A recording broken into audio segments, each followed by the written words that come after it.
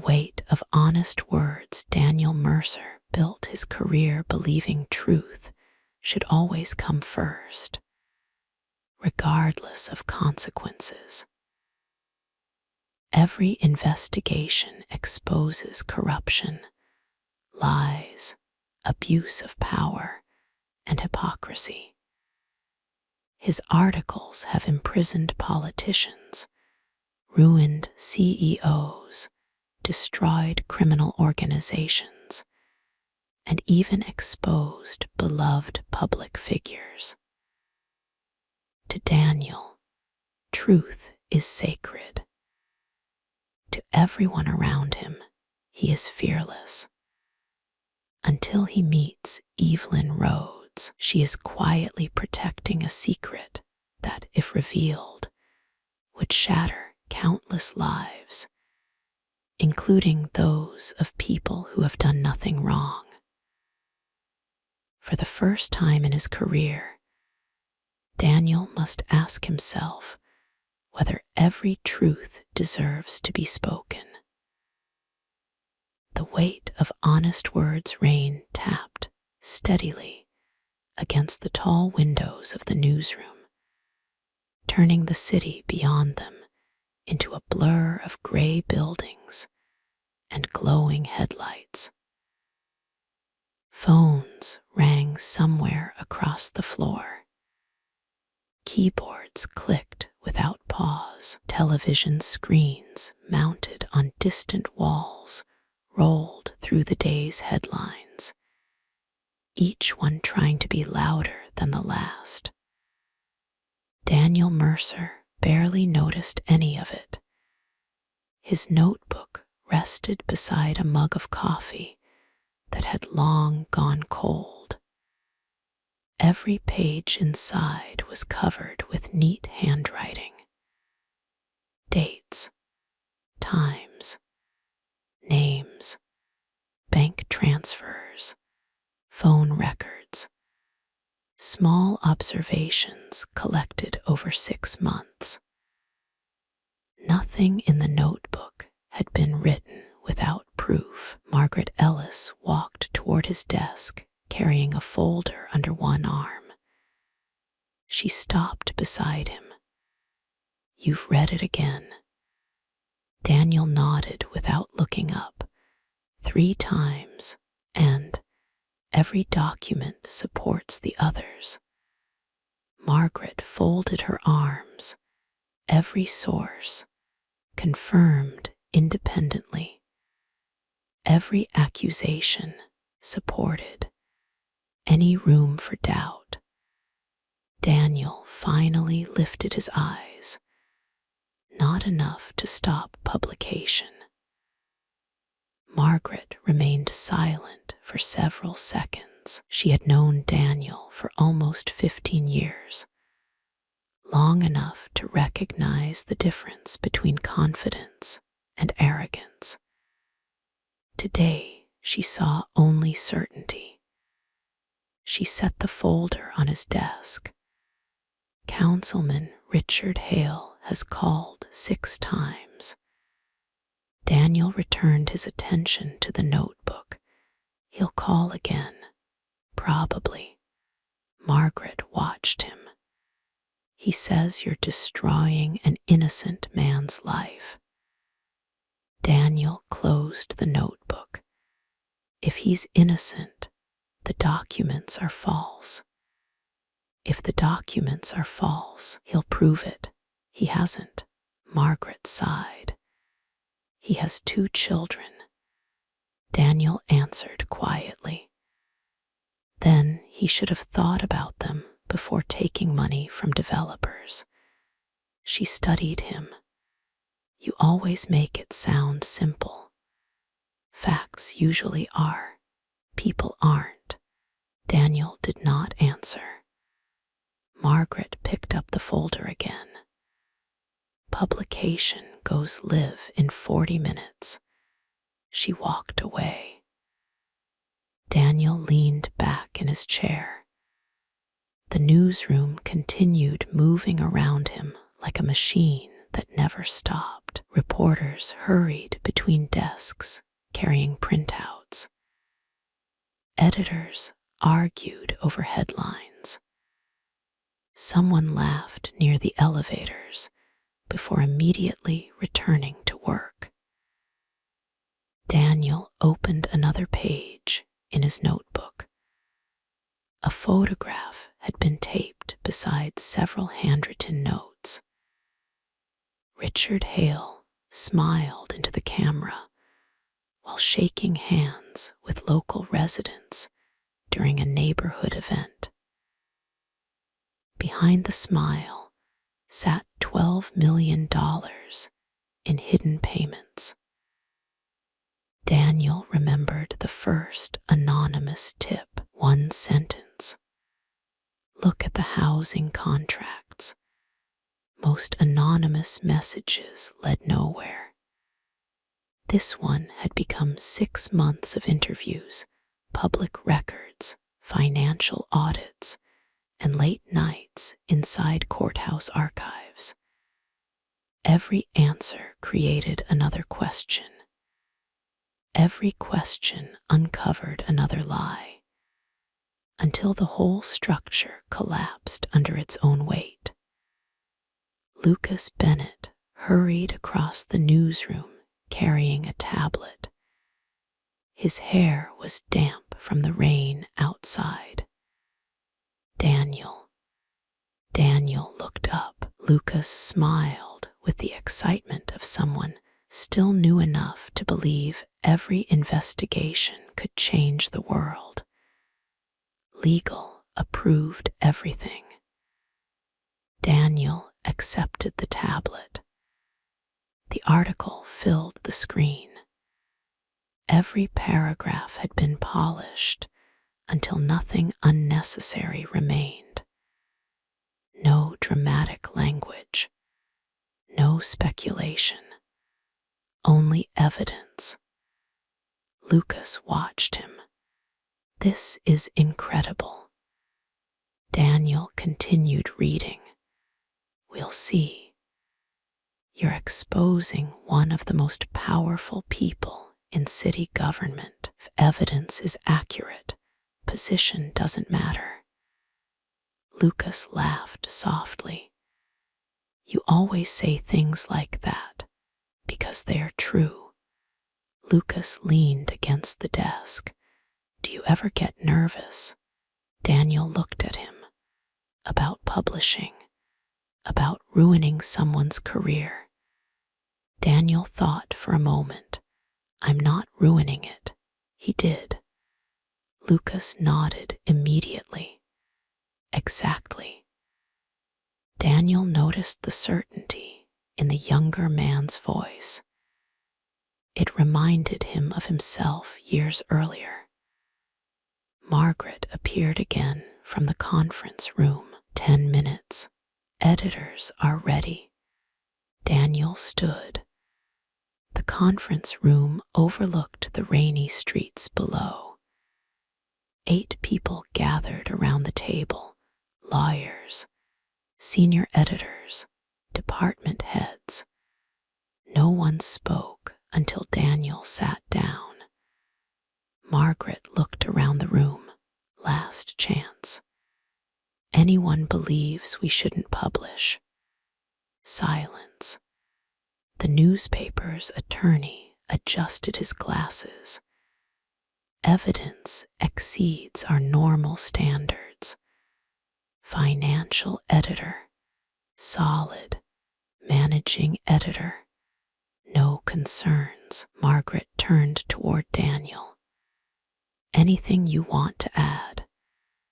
Daniel looked at the printed copies spread across the table. Only this. Truth doesn't become less true because someone powerful dislikes it. Several heads nodded. Margaret remained expressionless. Meeting adjourned. Publication in 5 minutes. The room emptied. Only Margaret and Daniel remained. She closed the door. Sit down. Daniel obeyed. Margaret remained standing beside the window. You know why I keep asking the same questions every investigation? Because you're thorough. She smiled faintly. No, because every story has consequences beyond facts. Daniel waited. She continued. You've exposed corrupt judges, violent gangs, fraud, human trafficking. Every one of those stories deserved daylight. She looked out across the city. But every investigation leaves people behind. Spouses, children, parents, employees, neighbors. People who never chose any of it. Daniel answered carefully. That doesn't make publication wrong. No, it doesn't. She faced him again. But remembering them keeps us human. Daniel held her gaze. If we stop reporting because innocent people might get hurt, we become accomplices. Margaret nodded slowly. True. She walked toward the door. Just promise me something. What? Never become so committed to truth that you stop seeing people. She left before he could answer. Daniel remained alone. He wasn't offended. Margaret always challenged him before important publications. It had become a tradition neither of them mentioned. 5 minutes later, the article went live. Across the newsroom, phones began ringing almost immediately. One editor raised a hand. Traffic's exploding. Another called across the room. Television stations already picked it up. Someone else shouted. The mayor's office released a statement. Lucas hurried toward Daniel again. It's everywhere. Daniel watched the article appear on monitors around the office. His byline sat beneath the headline. Councilman Richard Hale accepted millions in hidden development payments. No excitement rose inside him, only relief. Months of uncertainty had ended. Facts no longer belonged only to him. Now they belonged to everyone. His office phone rang. Reception transferred the call before he could refuse it. Daniel Mercer. A man's breathing filled the line. Then came a controlled voice. You've made a terrible mistake. Richard Hale. Daniel recognized him immediately. If there's an error, there isn't. You think you know everything. I know what's supported by evidence. You're proud of this. Daniel looked across the newsroom. Reporters were already writing follow-up articles. If the evidence is wrong, I'll correct it publicly. If it's right, you don't understand what you've done. Daniel remained calm. Help me understand. Silence. Then Hale spoke more quietly. My daughter has school tomorrow. Daniel closed his eyes for a brief moment. I'm sorry for her. That doesn't change the story. The line went dead. Daniel slowly lowered the receiver. Lucas approached again. Was that him? Daniel nodded. How'd he take it? About as expected. Lucas shook his head. People always blame reporters. Daniel said nothing. Outside, rain continued falling across the city. By evening, every major news station carried the investigation. Commentators debated ethics. Politicians denied involvement. Developers canceled interviews. Financial investigators announced formal inquiries. Social media exploded with outrage.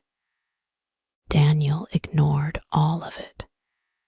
He packed his notebook into his worn leather satchel, pulled on his coat, left through the front doors of the newspaper building. Cold air met him immediately. Downtown streets reflected red brake lights across wet pavement. People hurried beneath umbrellas without looking at one another. Daniel walked several blocks before stopping at a small neighborhood cafe. The owner greeted him with a familiar nod. Usual, please. He chose the same table near the window. The coffee arrived a minute later. He opened his notebook again, not to admire finished work, to prepare for whatever came next. That was his habit.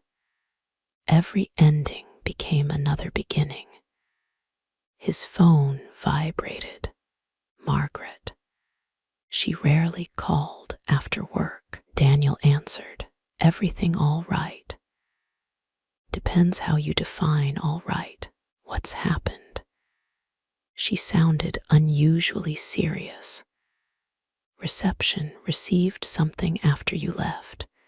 An envelope, no return address." Daniel listened. Inside, photographs.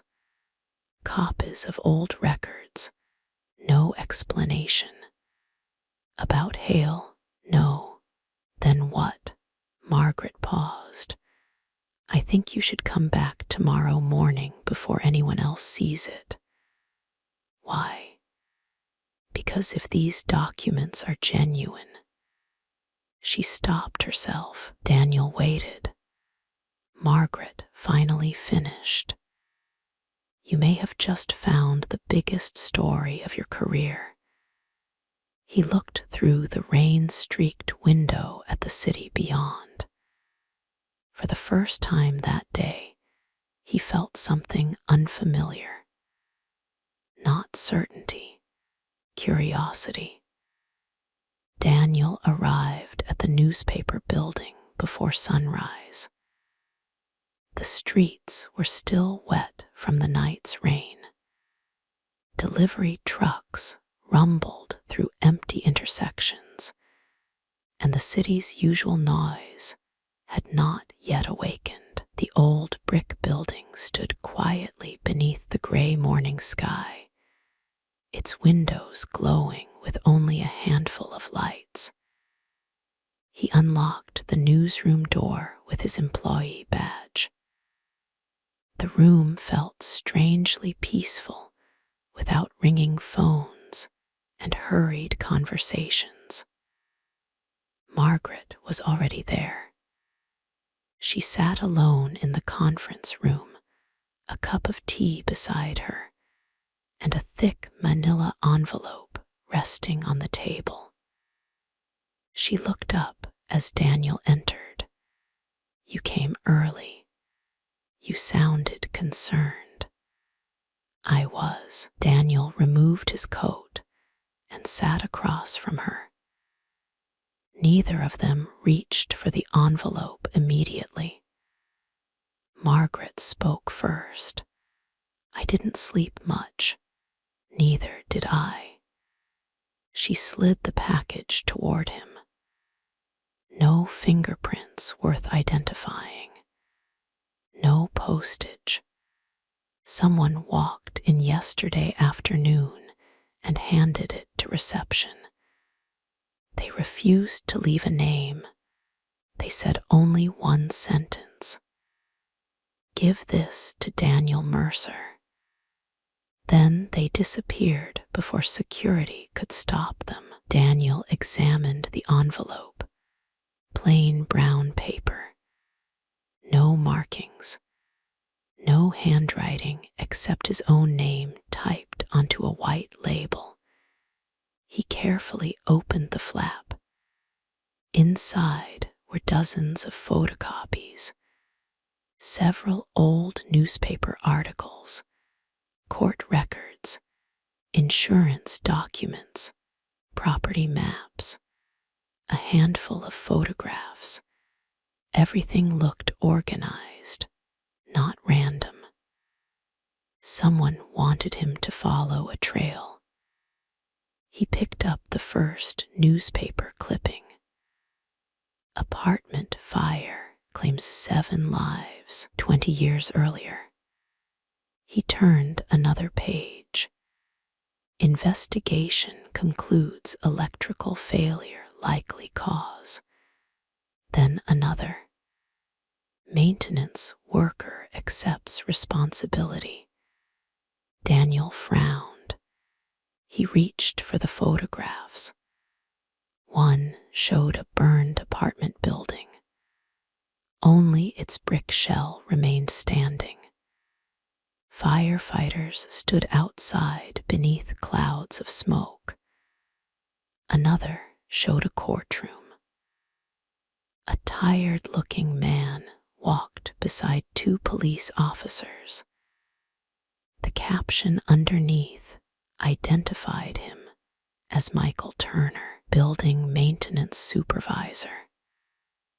Daniel continued reading.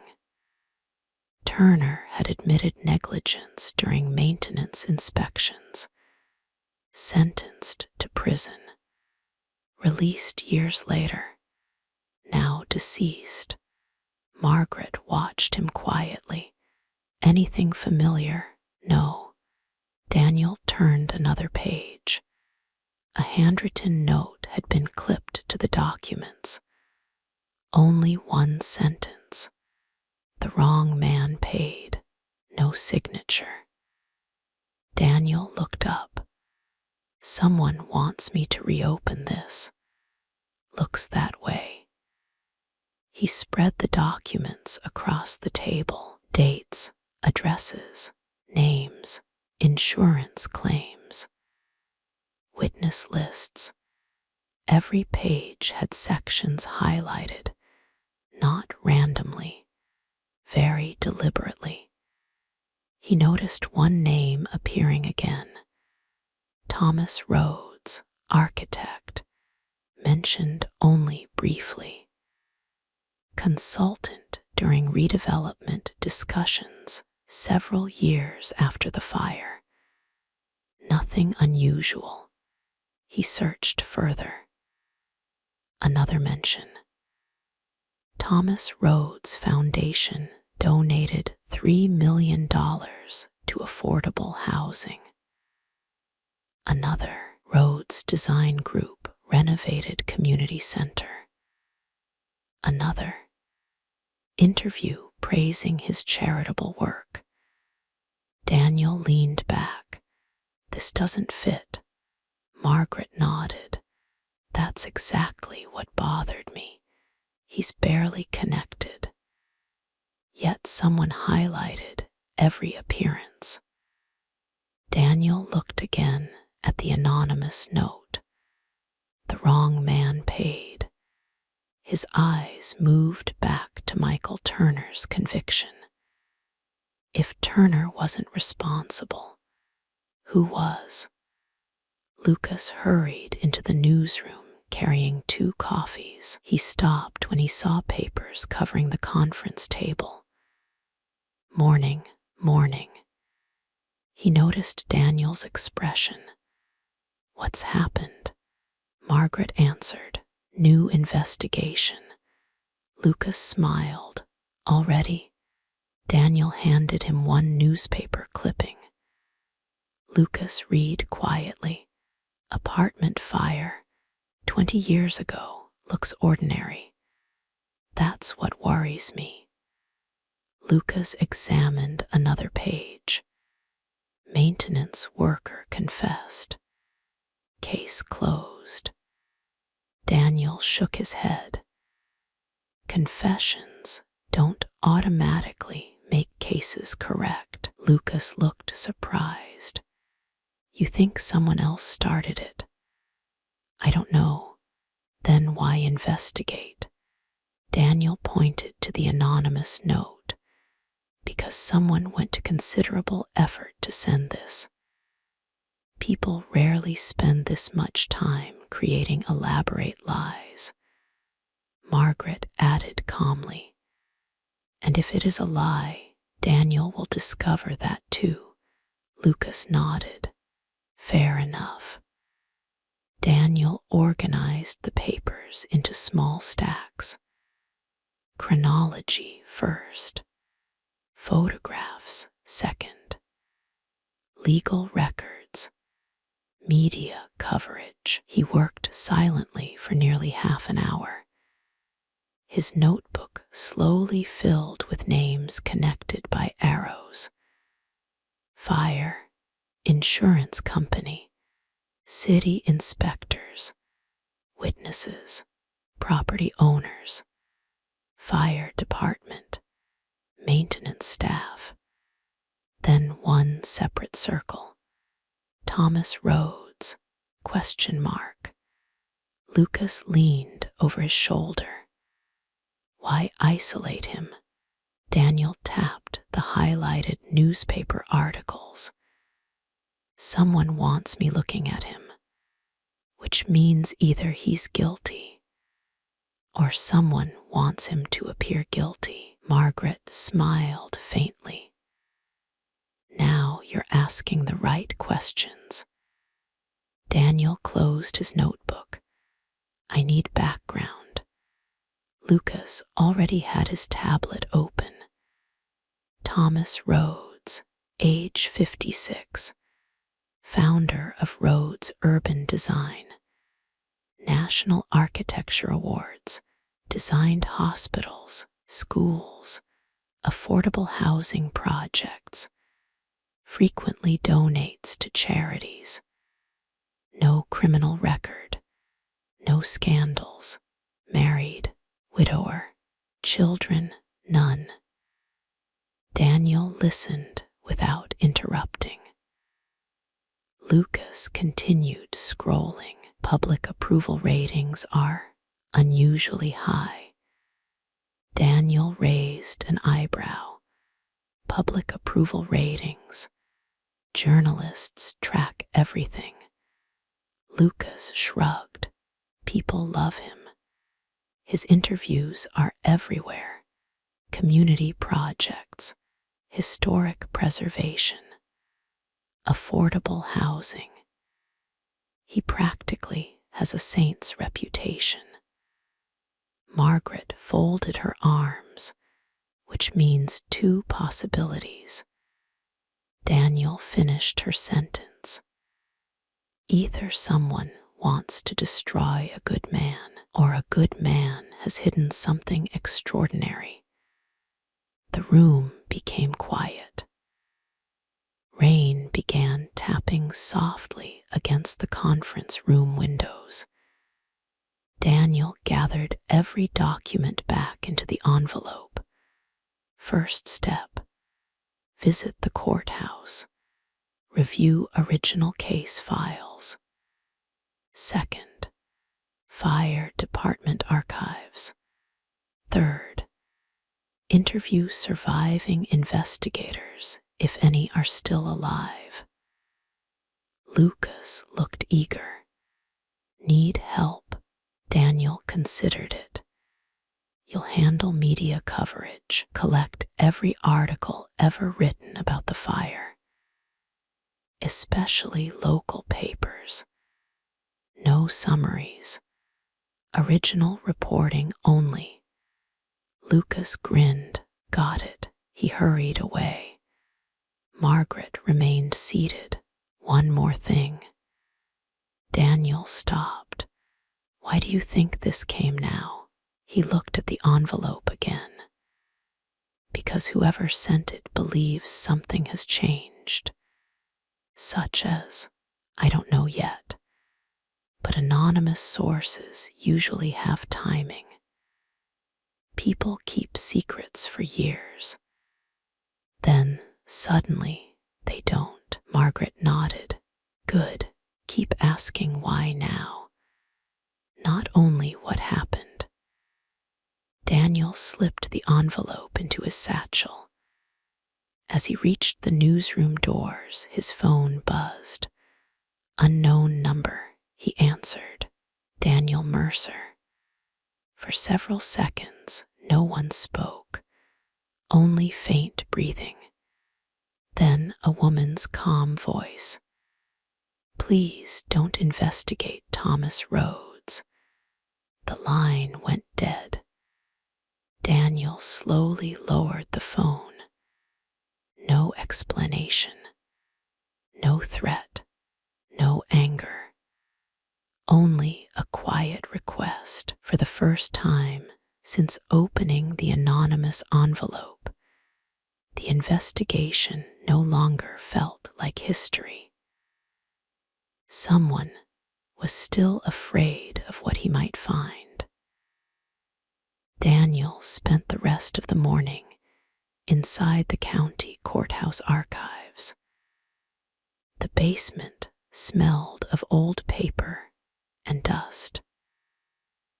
Metal shelves stretched across the room, each lined with gray storage boxes labeled by year.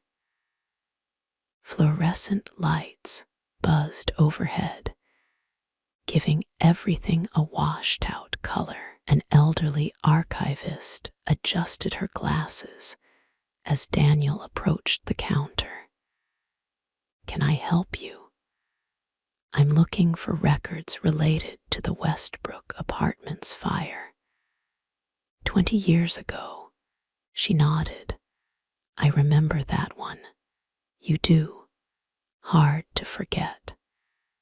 Biggest residential fire I'd seen while working here. She disappeared into the rows of shelves. Daniel opened his notebook while he waited.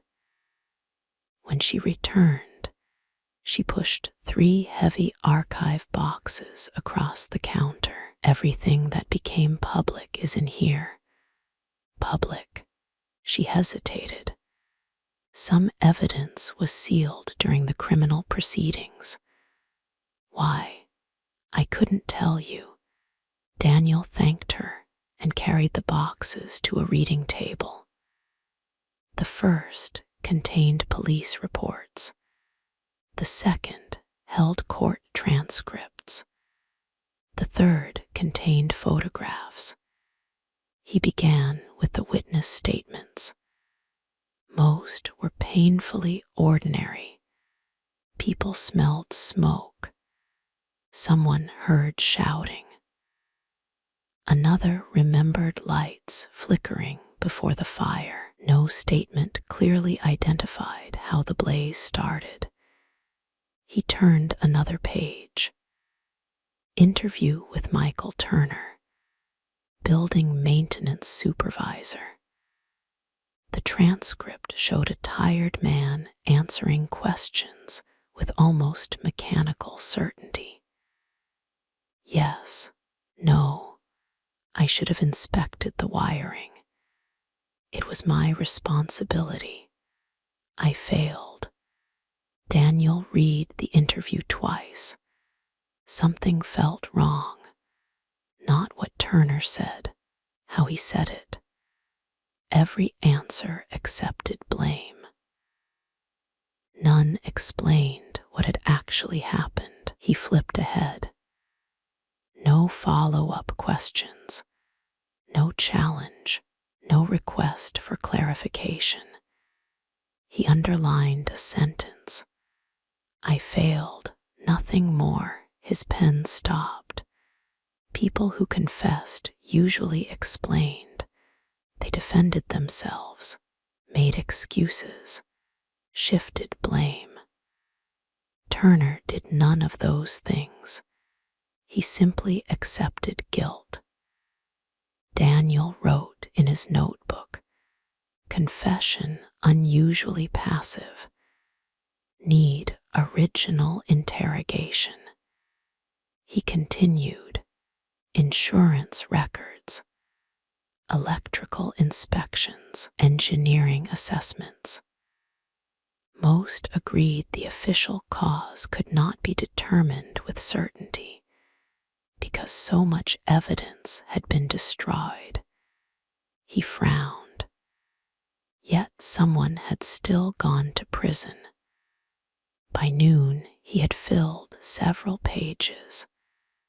The evidence did not prove Turner was innocent, but it no longer convinced him he was guilty. His phone buzzed. "Lucas, find anything?" Daniel closed one folder. More questions than answers. "Same here." Lucas sounded frustrated. Every newspaper article after the trial repeats exactly the same story. Turner accepted responsibility. Case closed. Nothing about Thomas. Almost nothing. He donated to rebuild a community center nearby 10 years later. That's it. Daniel thanked him and ended the call. He stared at the old courtroom photograph again. Michael Turner looked exhausted, not defeated, not angry, just tired. Daniel packed the files and signed them back into the archive. Outside, the rain had returned. He walked several blocks beneath his umbrella before stopping outside the city fire department headquarters. The receptionist directed him downstairs. Captain Harold Simmons had retired 5 years earlier, still consulted occasionally. Fortunately, he happened to be visiting. The retired captain welcomed Daniel into a small office. His white hair contrasted sharply against his navy jacket. "You're Mercer." Daniel nodded. "You've made some enemies over the years. Occupational hazard." Simmons smiled. "Fair enough. What can I do for you?" "I'm reviewing the Westbrook Apartments fire." The smile faded. "That's old history." "History sometimes deserves another look." Simmons leaned back. "Not that one." "Why?" "Because there wasn't much left to learn." Daniel opened his notebook. "Do you believe Michael Turner caused it?" The old captain remained silent. Finally, he answered, "I believe the court reached its decision." "That's not what I asked." "No, it isn't." Daniel waited. Simmons looked toward the rain outside the window. "Fire destroys evidence. People hate uncertainty. Courts don't. They need answers. Did you ever find one?" The captain rubbed his jaw. "Not one I was comfortable signing my name to." Daniel's pen stopped moving. "Then why didn't you object?" "I did, officially." Nothing changed. Daniel studied the older man's face. "You think Turner confessed to something he didn't do?" "I didn't say that." "You almost did." Simmons stood. "Interview's over." Daniel recognized the moment. Pressing harder would accomplish nothing. He thanked the captain and left. Outside, rainwater streamed along the sidewalks. His notebook now held something more valuable than evidence. doubt. By late afternoon, he arrived at Rhodes Urban Design. The office occupied the renovated upper floors of an old warehouse overlooking the river. Large windows filled the building with soft, natural light. Despite the cloudy sky, plants stood beside polished wooden furniture. Architectural models lined shelves across the reception area. Nothing felt extravagant. Everything felt carefully designed. The receptionist smiled warmly. "May I help you? I'd like to speak with Thomas Rhodes. Do you have an appointment?" "No, I'm Daniel Mercer." Recognition appeared immediately. One moment. She disappeared through a hallway. Several employees quietly glanced toward him. Some whispered his reputation often arrived before he did. The receptionist returned. "I'm sorry, Mr. Rhodes is unavailable today. Could I schedule another time?" "Certainly." She reached for a calendar.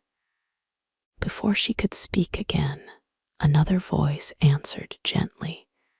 "He's at the hospice." Daniel turned. A woman stood near the hallway entrance, mid-30s. Brown hair pulled loosely behind her shoulders. Simple navy coat, tired eyes, calm expression. She carried herself with the quiet confidence of someone accustomed to comforting strangers. The receptionist looked surprised. "MS. Rhodes, it's all right." She stepped forward. "I'm Evelyn. Thomas is my brother." Daniel nodded politely. "Daniel Mercer." "I know." She offered a small, restrained smile. "Your articles have helped many people." That wasn't the response he expected. "Thank you." She glanced briefly toward the reception desk. "Would you mind walking with me?" Daniel agreed. They stepped outside beneath the gray afternoon sky. Rain had weakened into a light mist. For several moments, neither of them spoke. Finally, Evelyn broke the silence. "You're investigating my brother." Daniel chose honesty. "Yes. May I ask why?" "Not yet." "Because you don't know." "Because I don't have enough evidence." She nodded slowly. That answer seemed to relieve her slightly. They continued walking beside the river. The water reflected steel-colored clouds overhead. Daniel studied her carefully. She appeared composed, but her hands remained tightly clasped together inside her coat pockets, a small sign of nervousness. "Do you believe Thomas has committed a crime?" Daniel answered carefully. "I don't know." "Then why investigate him?" "Someone wants me to." She looked down. "Anonymous source." "Yes." She closed her eyes for a brief moment, almost as if she had expected that answer. When she opened them again, her voice remained calm. "My brother has spent his entire life trying to help people. People often have more than one life." She accepted that without arguing. Then she asked quietly, "If you discover something painful, will you publish it?" Daniel answered without hesitation, If it's true, she stopped walking. Rain collected on the shoulders of her coat. Please don't. Daniel looked at her. She did not appear angry or defensive. She looked afraid, not for herself, for someone else. I can't promise that. I know. Her voice remained gentle. I'm asking anyway. Daniel searched her expression. Most people he investigated denied everything. Threatened lawsuits, demanded meetings, insisted they were innocent. Evelyn did none of those things. She simply looked exhausted. May I ask one question, of course? Is your brother dangerous? She answered immediately, no. Has he ever hurt you? Never. Has he ever asked you to lie for him? A flicker crossed her face. Barely noticeable. Then she replied, no. Daniel noticed the hesitation. Only half a second. Enough to remember. Enough to write down later. She looked toward the river again. There are truths that don't make the world better. Daniel responded almost automatically. If they are true, people deserve them. Do they? She turned toward him. Even if innocent lives break because of them. Daniel didn't answer immediately. Margaret's words returned to him. Remember the people behind the headlines. He pushed the thought aside.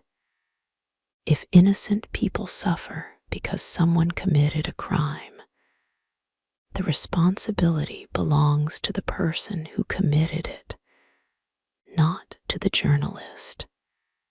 Evelyn listened quietly, perhaps. Then she smiled sadly. I hope you're right. A phone vibrated inside her pocket. She glanced at the screen. I have to go. My patients are waiting. Patients. I'm a hospice nurse. Daniel nodded. That explained the exhaustion. The patience. The calm voice. She took a few steps away before stopping. Mr. Mercer. Yes, whatever you're looking for, please understand all of it before deciding what it means. She walked toward a nearby parking lot without looking back. Daniel remained beside the river. He opened his notebook. Instead of writing immediately, he watched her leave. When she disappeared around the corner, he finally wrote, Evelyn Rhodes, hospice nurse. Protective. Fear genuine. Not protecting herself, protecting someone else. Possible deception during questioning. Find hospice. Find Thomas. Determine reason for warning. As he closed the notebook, another realization settled into his mind. The anonymous caller from yesterday had spoken with the same calm, gentle voice. He could not prove it, but he was suddenly almost certain he had already spoken to Evelyn once before. Daniel arrived at the hospice just after 8 the next morning. The rain had finally stopped. Moisture still clung to the trees lining the entrance, and the flower beds glistened beneath the pale autumn light. Unlike the courthouse or the newspaper office, the building was quiet. Conversations never rose above a gentle murmur. A receptionist smiled as he entered. "Good morning. Good morning. I'm looking for Thomas Rhodes. Do you have an appointment?" "No." She checked her computer. "I'm sorry, Mr. Rhodes left about 20 minutes ago." Daniel nodded. "Does he come here often?" "Every week." The receptionist immediately caught herself. "I'm sorry. I shouldn't discuss our visitors." "That's all right." As he turned to leave, another voice spoke from the hallway. "Mr. Mercer." Daniel recognized it before he turned around. Evelyn approached wearing pale blue scrubs beneath a dark sweater. The exhaustion he had noticed yesterday remained in her eyes, though she greeted him politely. "I thought you might come. I hope to speak with your brother." "He's already gone." Daniel glanced toward the hallway. "Does he volunteer here?" Evelyn considered the question. Sometimes he visits people who don't have family." Daniel wrote nothing. He simply remembered the answer. Evelyn noticed. "You memorize conversations. Usually, that must be exhausting." Daniel almost smiled. "Sometimes." She motioned toward a side door. "Would you like some coffee?" He hesitated. "I'm not trying to stop your investigation," she answered the unspoken concern. "I'm only offering coffee." Daniel accepted. The hospice cafe was little more than a small room with 6 tables overlooking a modest garden. The flowers had begun to fade with the season. Several elderly patients sat quietly with visitors. Nobody seemed in a hurry. Evelyn returned, carrying 2 paper cups. She sat across from him. Neither spoke for a while. Daniel looked through the window. People here measure time differently. Evelyn followed his gaze. "They have to." Daniel turned back toward her. "You said Thomas sometimes visits people without families." "Yes." "Why?" "Because nobody should die alone." Daniel waited.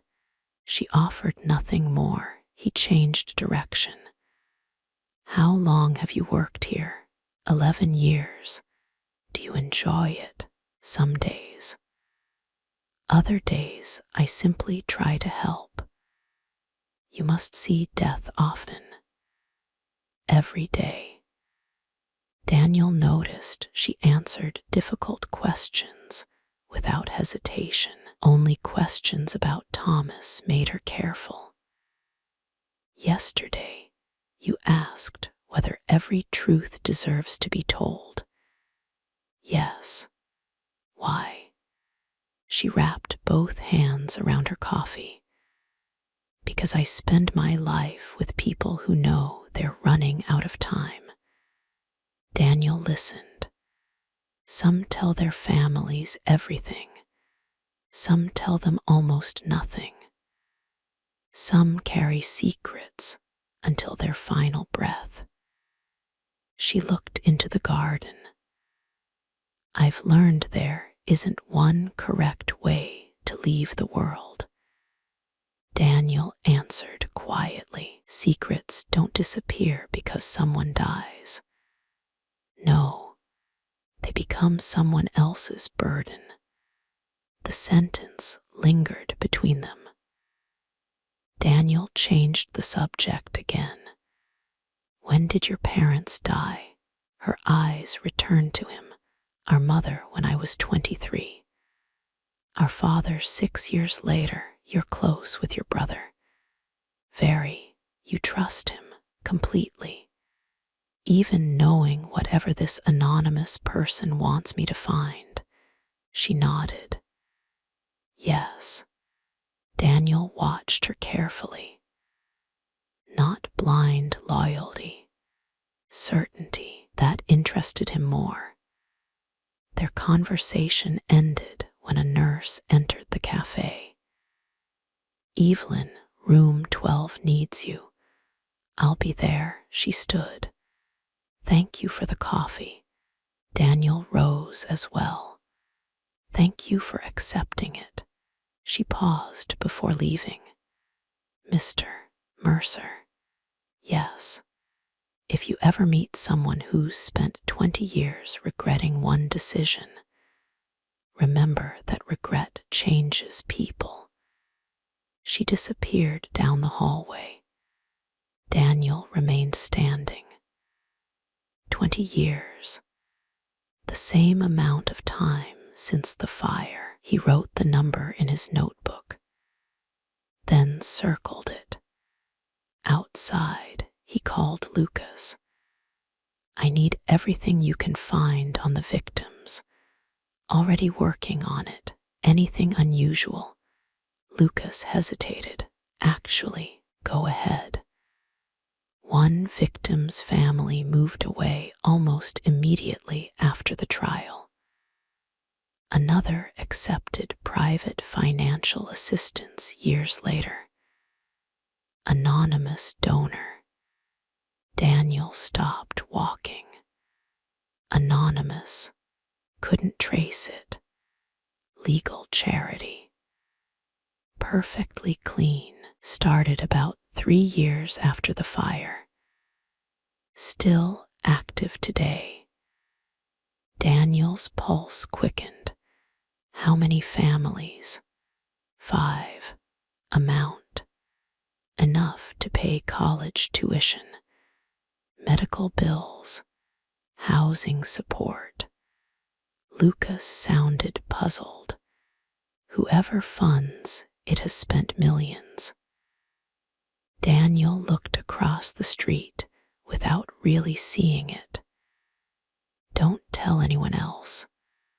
Already figured you wouldn't want me to. I'll send everything. 20 minutes later, Daniel sat inside the public library reading, scanned financial reports. The charitable foundation had no obvious connection to Thomas Rhodes. No board membership. No public donations under his name. Everything ended in another foundation. Then another. Then another. The trail vanished, almost professionally.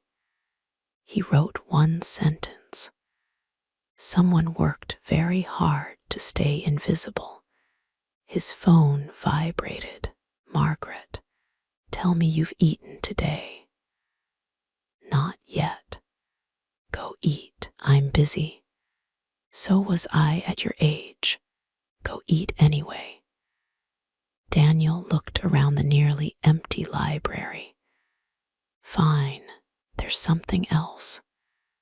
Margaret continued. I asked legal about the sealed evidence, and court order. Only reopened under extraordinary circumstances. Can we request access? Yes. Will we receive it? Probably not. Daniel thanked her. One more closed door. By late afternoon, he visited the neighborhood where Westbrook Apartments had once stood. The original building was gone. A small park occupied the property now.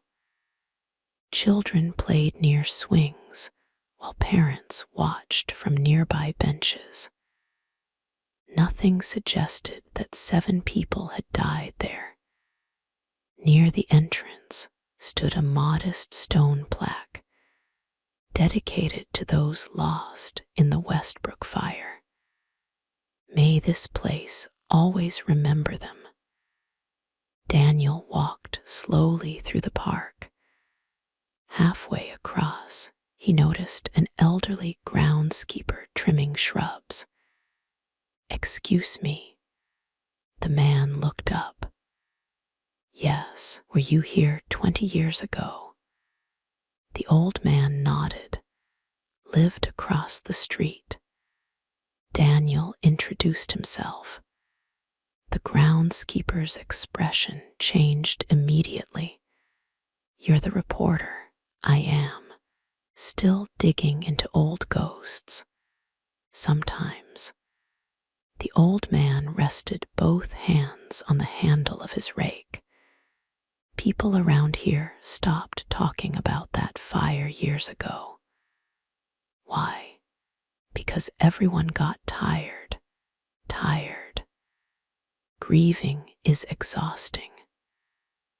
Especially when nobody knows what would make it end." Daniel looked toward the plaque. "Do people still visit?" "Every year, families, old neighbors, sometimes strangers, sometimes," he stopped. "Sometimes what?" The old man pointed toward a weathered oak tree near the center of the park. "There's a man comes every October, always alone. Leaves flowers. Sits there for about an hour. Never speaks. Then leaves." Daniel already knew the answer before asking. "Thomas Rhodes." The groundskeeper looked surprised. "You know him?" "Only his name." "Kind fellow. Never causes trouble.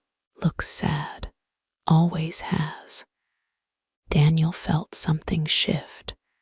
Anonymous charity, hospice visits. Flowers every year. None of it matched the image of a powerful man hiding corruption. Yet none of it explained the anonymous envelope either. His phone buzzed again. "Lucas, I found something else." "What?" "Old property ownership records. Thomas Rhodes lived in Westbrook Apartments." Daniel froze. "Before the fire?" "Yes." "Apartment 4C. He moved out." Lucas paused while checking another document. 3 days before the fire." Daniel stared silently at the memorial plaque. 3 days. Not 3 years. Not 3 months. 3 days. Everything he believed he understood about the case suddenly rearranged itself. Instead of answering one question, the evidence had just created 10 more. Daniel lowered the phone slowly. 3 days. He repeated the number quietly to himself. Not because he doubted Lucas, because his mind refused to accept how neatly it fit beside everything else. The park suddenly felt different. Children laughed near the swings. A dog chased a ball across the wet grass. 2 elderly women talked beneath umbrellas. Life had continued.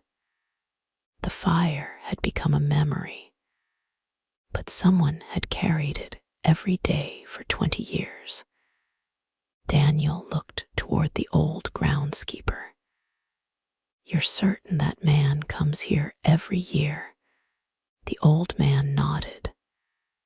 "Never misses. Always near the anniversary. Always the same flowers." "What kind?" "White lilies." "Does he ever speak to anyone?" "No. He just sits there, looks at nothing. Or maybe something only he can see." Daniel thanked him and walked toward the oak tree. The ground beneath it was damp with fallen leaves. He crouched beside the trunk. There were no fresh flowers, only old stems long since removed. No messages, no names, nothing. Yet the place felt deliberate, as though someone had chosen it years ago and never stopped returning. He opened his notebook. Westbrook Apartments. Thomas lived there, moved out 3 days before fire. Returns every anniversary. Visits hospice regularly. Anonymous charitable support to victims. No public connection. Question witness, survivor, responsible. The final word lingered beneath his pen.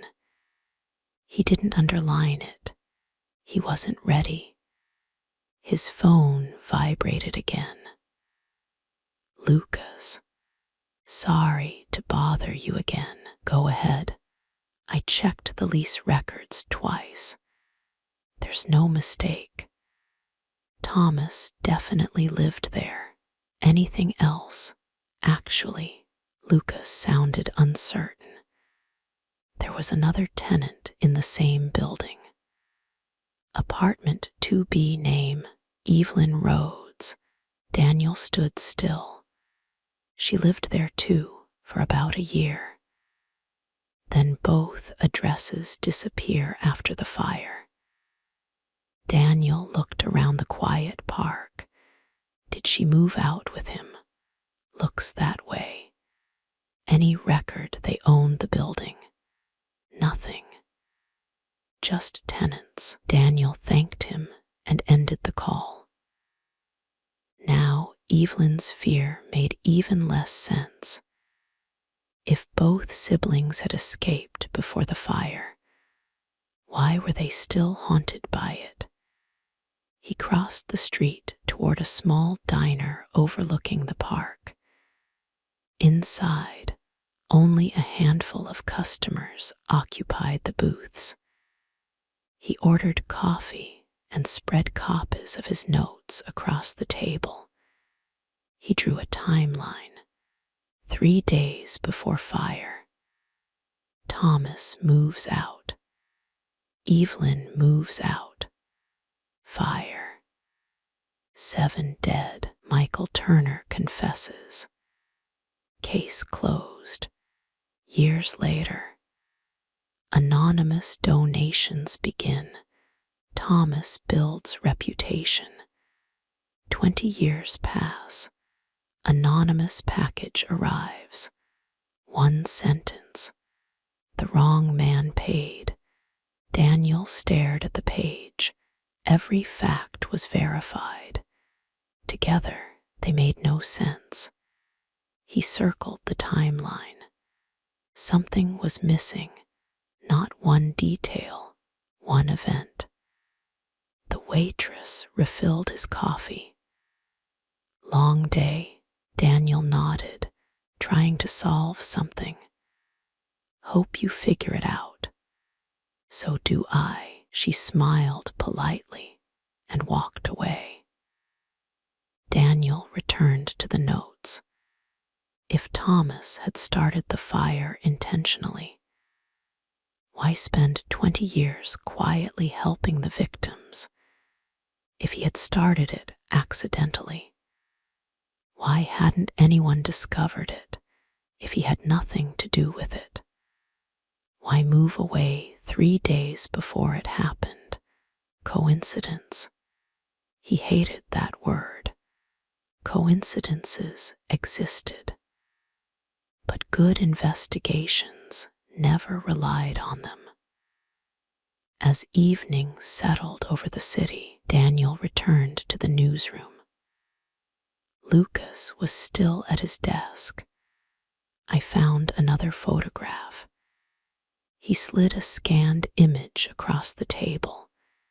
It showed residents gathered outside Westbrook Apartments during a neighborhood barbecue several weeks before the fire. Families smiled toward the camera. Children sat on bicycles. Neighbors held paper plates. Daniel examined every face. There, Thomas, much younger, laughing with several neighbors. Beside him stood a young woman, Evelyn, almost unrecognizable without the years of quiet exhaustion. She was smiling. Between them stood a little girl, perhaps 8 years old, holding both of their hands. Daniel frowned. Who's the child? Lucas checked the back of the scanned photograph. No identification. Just the date. Daniel looked closer. Everyone in the picture seemed comfortable around Thomas. No one avoided him. No one feared him if he had secretly been dangerous. He hid it extraordinarily well. Or Daniel looked again at the child. He wasn't dangerous at all. Lucas leaned forward. What are you thinking? Daniel answered honestly. I'm thinking every answer creates a contradiction. He tapped the photograph. People don't usually smile like this around monsters. Lucas hesitated. Maybe they didn't know. Maybe. Daniel wasn't convinced. He placed the photograph beside the timeline. The pieces were beginning to form a picture. Just not the one he had expected. His office phone rang. Neither man recognized the number. Daniel answered. Daniel Mercer. Several seconds passed. Then the same calm female voice spoke. You found out they lived there. Daniel's eyes narrowed. Who is this? Please. Her breathing trembled for the first time. Stop before you hurt people who have already suffered enough. Were you the one who sent the envelope? Silence. Did Thomas start the fire? Another silence. Then she spoke so quietly, he almost missed it. You're asking the wrong question. The line disconnected. Daniel continued holding the receiver. Lucas watched him. Same woman. Daniel nodded. What did she say?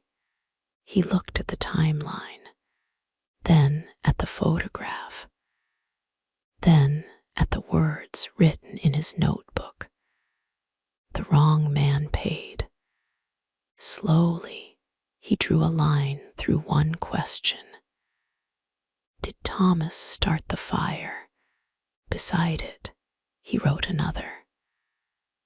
Why does everyone seem more afraid of the truth than of the crime itself? For the first time since opening the anonymous envelope, Daniel realized he might not be investigating a criminal.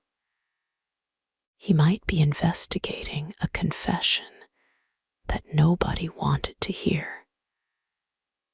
Daniel spent most of the next morning standing across the street from Rhodes Urban Design. He had learned long ago that interviews often began before anyone spoke. Employees arrived carrying coffee and blueprints. They greeted one another by name. Delivery drivers waved as they unloaded materials. Construction managers stopped for brief conversations before continuing to job sites. No one appeared tense. No one seemed afraid. At 8:15, A dark gray sedan pulled quietly into the reserved parking space. Thomas Rhodes stepped out carrying a worn leather briefcase. He looked nothing like the public image Daniel had seen online. There was no expensive suit, no security, no display of wealth. His gray coat had been repaired at one elbow. His shoes were polished but old. He paused at the sidewalk to hold the building's front door open for two interns balancing large architectural models. "Morning, Mr. Rhodes. Morning. How's your daughter doing?" "Much better. Fever finally broke. I'm glad to hear it." Thomas smiled warmly before disappearing inside. Daniel watched the exchange. Natural, not rehearsed. He crossed the street. The receptionist recognized him immediately. "Mr. Mercer, I'd still like to speak with Mr. Rhodes." She hesitated. "I'll ask." Several minutes later, she returned. "Mr. Rhodes has 15 minutes. Daniel followed her through a quiet hallway lined with photographs of schools, libraries, hospitals, and affordable housing projects. Every wall displayed buildings, not awards. Thomas stood as Daniel entered. "Mr. Mercer, thank you for seeing me. Please sit down." The office surprised Daniel. Large windows overlooked the river, but the room itself was modest. A drafting table, bookshelves, family photographs, a wooden pencil holder worn smooth from years of use. No trophies, no framed magazine covers, no signs of prestige. Thomas noticed Daniel looking around. "I've never liked collecting awards. They gather dust." Daniel sat. Thomas poured 2 glasses of water. "What can I do for you?" "I'm investigating the Westbrook Apartments fire." Thomas's hand stopped for the briefest moment. Then he finished pouring the water. "I see. You lived there." "Yes. You moved out 3 days before the fire." "I did. Why?" "My lease ended." "Simple as that." "Yes." Daniel opened his notebook. "Did you know Michael Turner?" Thomas nodded. Everyone knew everyone. Small building. "Did you believe he caused the fire?" Thomas looked toward the window. "I believed he accepted responsibility." "That's different." "Yes, it is." Daniel noticed the answer. Careful, accurate, incomplete. "Did you ever doubt the investigation?" Thomas remained silent for several seconds. "I doubted many things after that fire." "Could you be more specific?" "No." Daniel waited. Thomas did not elaborate. Daniel changed direction. "You visit the memorial every year?" "Yes." "You volunteer at the hospice?" "Yes." Anonymous donations have supported several victims' families for years. Thomas met Daniel's eyes. "Have they?" Daniel watched for surprise. There was none. Interesting response. Not denial, not confirmation. Simply a question returned as a statement. "You're well informed." It's my job.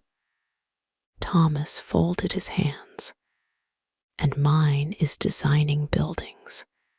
Neither of us should guess beyond what we know. Daniel closed the notebook. Then help me know.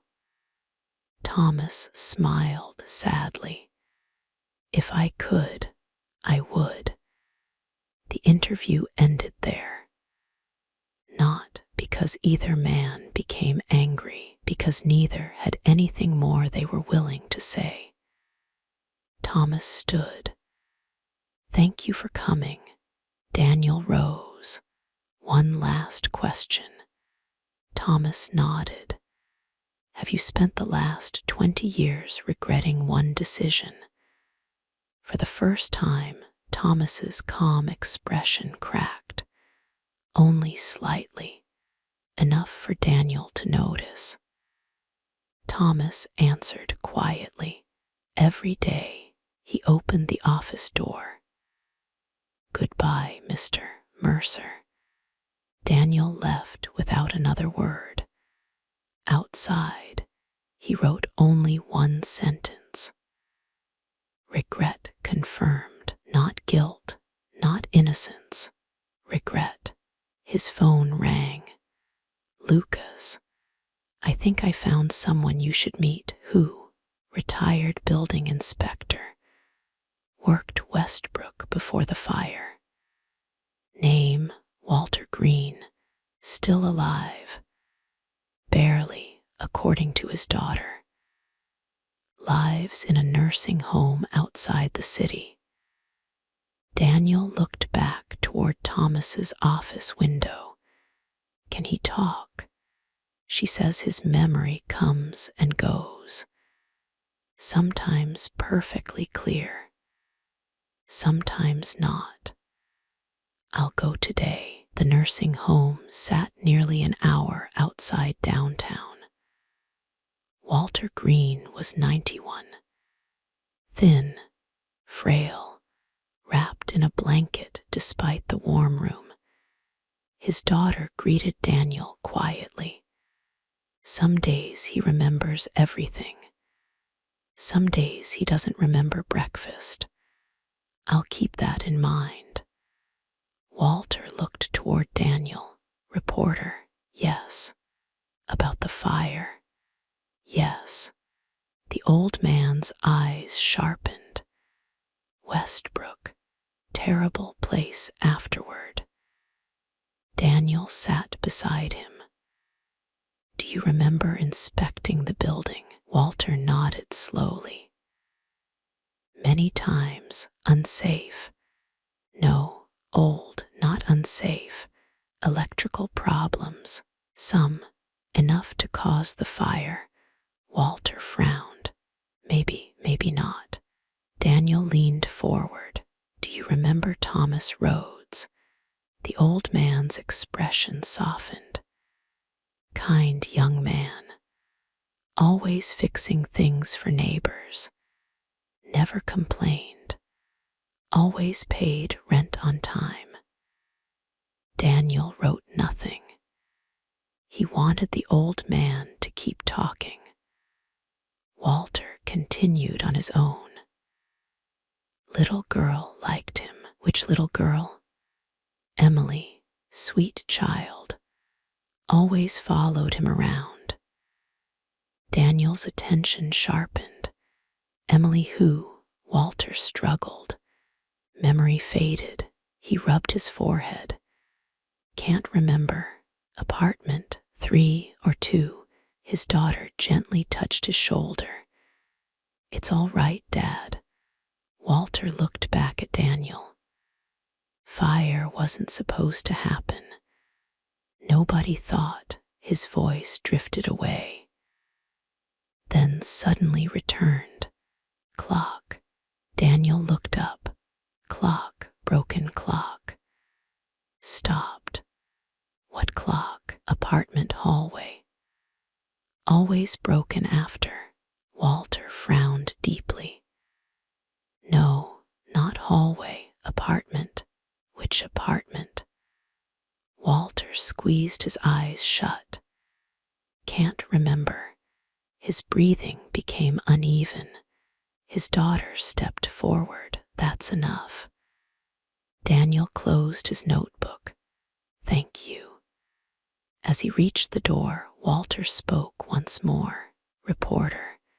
Daniel turned. Don't punish wrong man.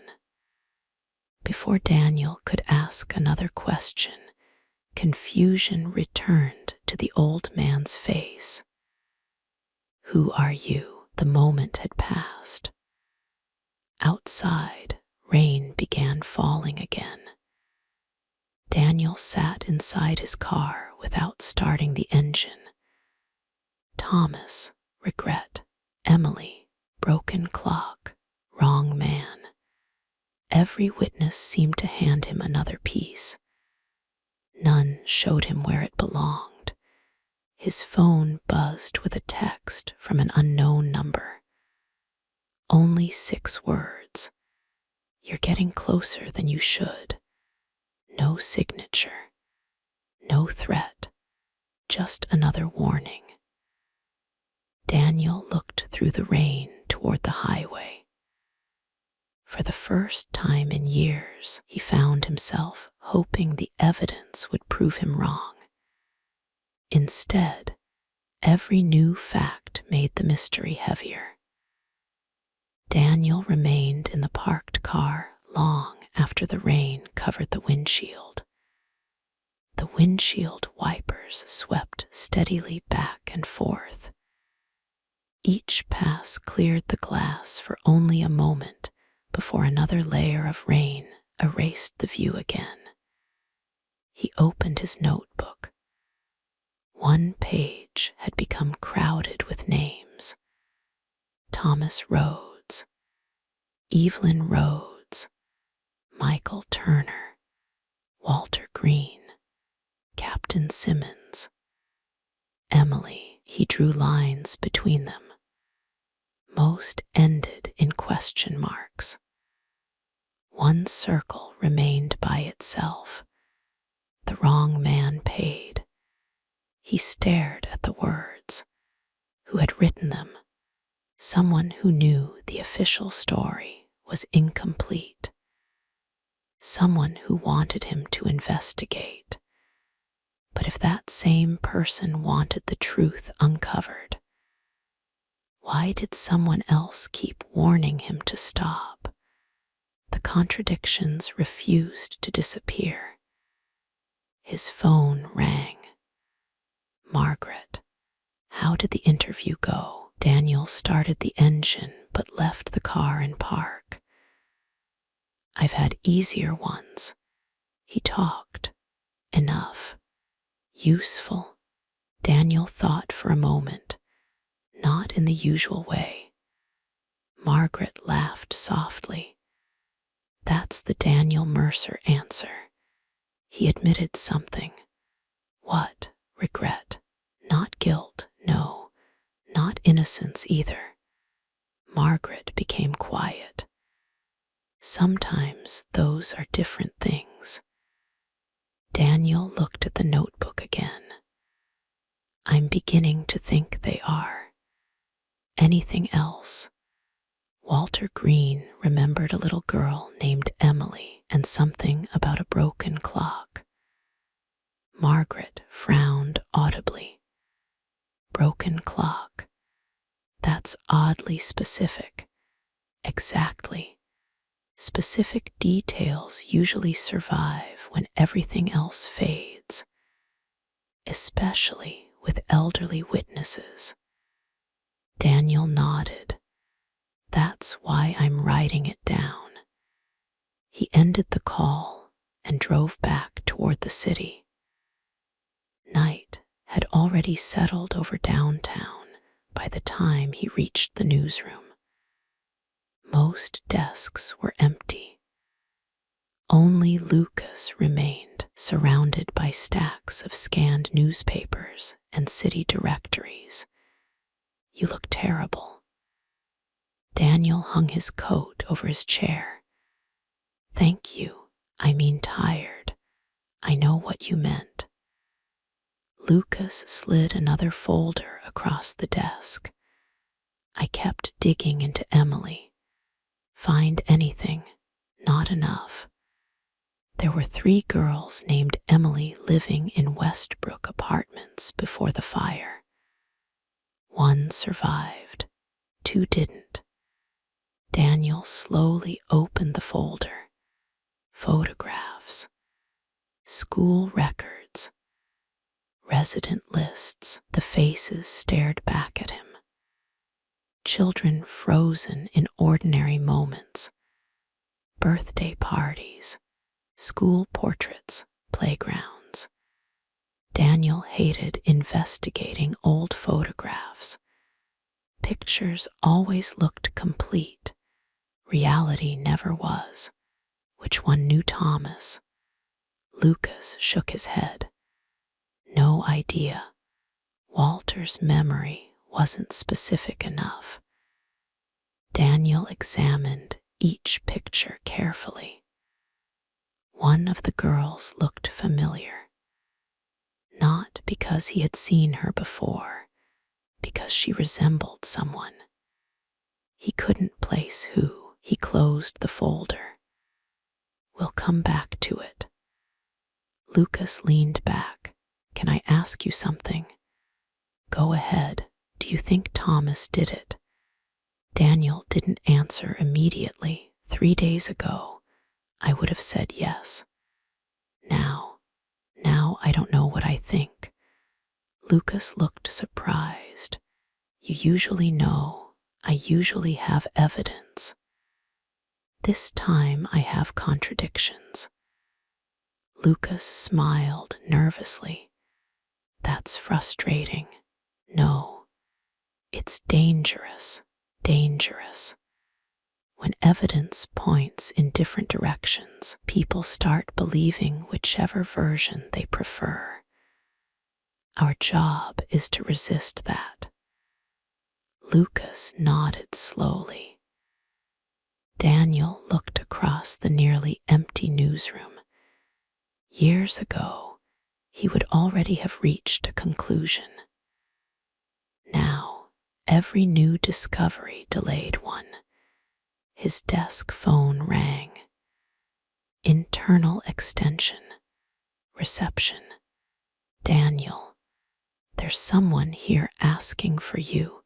Who? She wouldn't give a name. Daniel stood. I'll come down. The lobby was almost empty. A young woman stood near the entrance wearing a dark raincoat. She held a sealed envelope. When Daniel approached, she looked relieved. Mr. Mercer? Yes. She handed him the envelope. I was asked to give you this. By whom? I don't know. A man paid me this morning. Asked me to deliver it tonight. Did you see his face? Not clearly. He wore a cap. Anything else? She shook her head. He only said one thing. What? Tell him to stop looking at the wrong answers. Daniel looked down at the envelope. No name, no address, just his own typed neatly across the front. When he looked up again, the woman had already walked into the rain. He returned upstairs without opening it. Lucas watched him. Another anonymous package. Looks like it. You going to open it? Daniel placed it on his desk. Not yet. Why not? Because whoever sent this expects me to react immediately. Lucas frowned, and I'd rather think first. He stared at the envelope for nearly a minute. It was thinner than the first one, only a few sheets inside. Finally, he broke the seal. A single black and white photograph slid onto the desk. Nothing else. No note, no explanation. The picture showed the entrance to Westbrook Apartments. The date was printed in one corner. 3 days before the fire. Several residents stood outside carrying moving boxes. Near the center of the image was Thomas Rhodes. Beside him stood Evelyn. They were loading furniture into a truck. Daniel's eyes moved to the background, high on the 4th floor. Someone stood in a window. The image was grainy, the face impossible to identify. But one detail was unmistakable: the apartment number beneath the window. 4C, Thomas's apartment. Daniel leaned closer. If Thomas and Evelyn were moving out, who was standing inside their apartment watching them leave? He turned the photograph over. One sentence had been written by hand. "You're still missing the person who never left." Daniel looked back at the window in the photograph. For the first time, the mystery was no longer about why Thomas had moved away. It was about who had remained behind. Daniel did not sleep. The photograph remained on his desk long after everyone else had gone home. He had enlarged the 4th floor window until the image became little more than blurred shapes.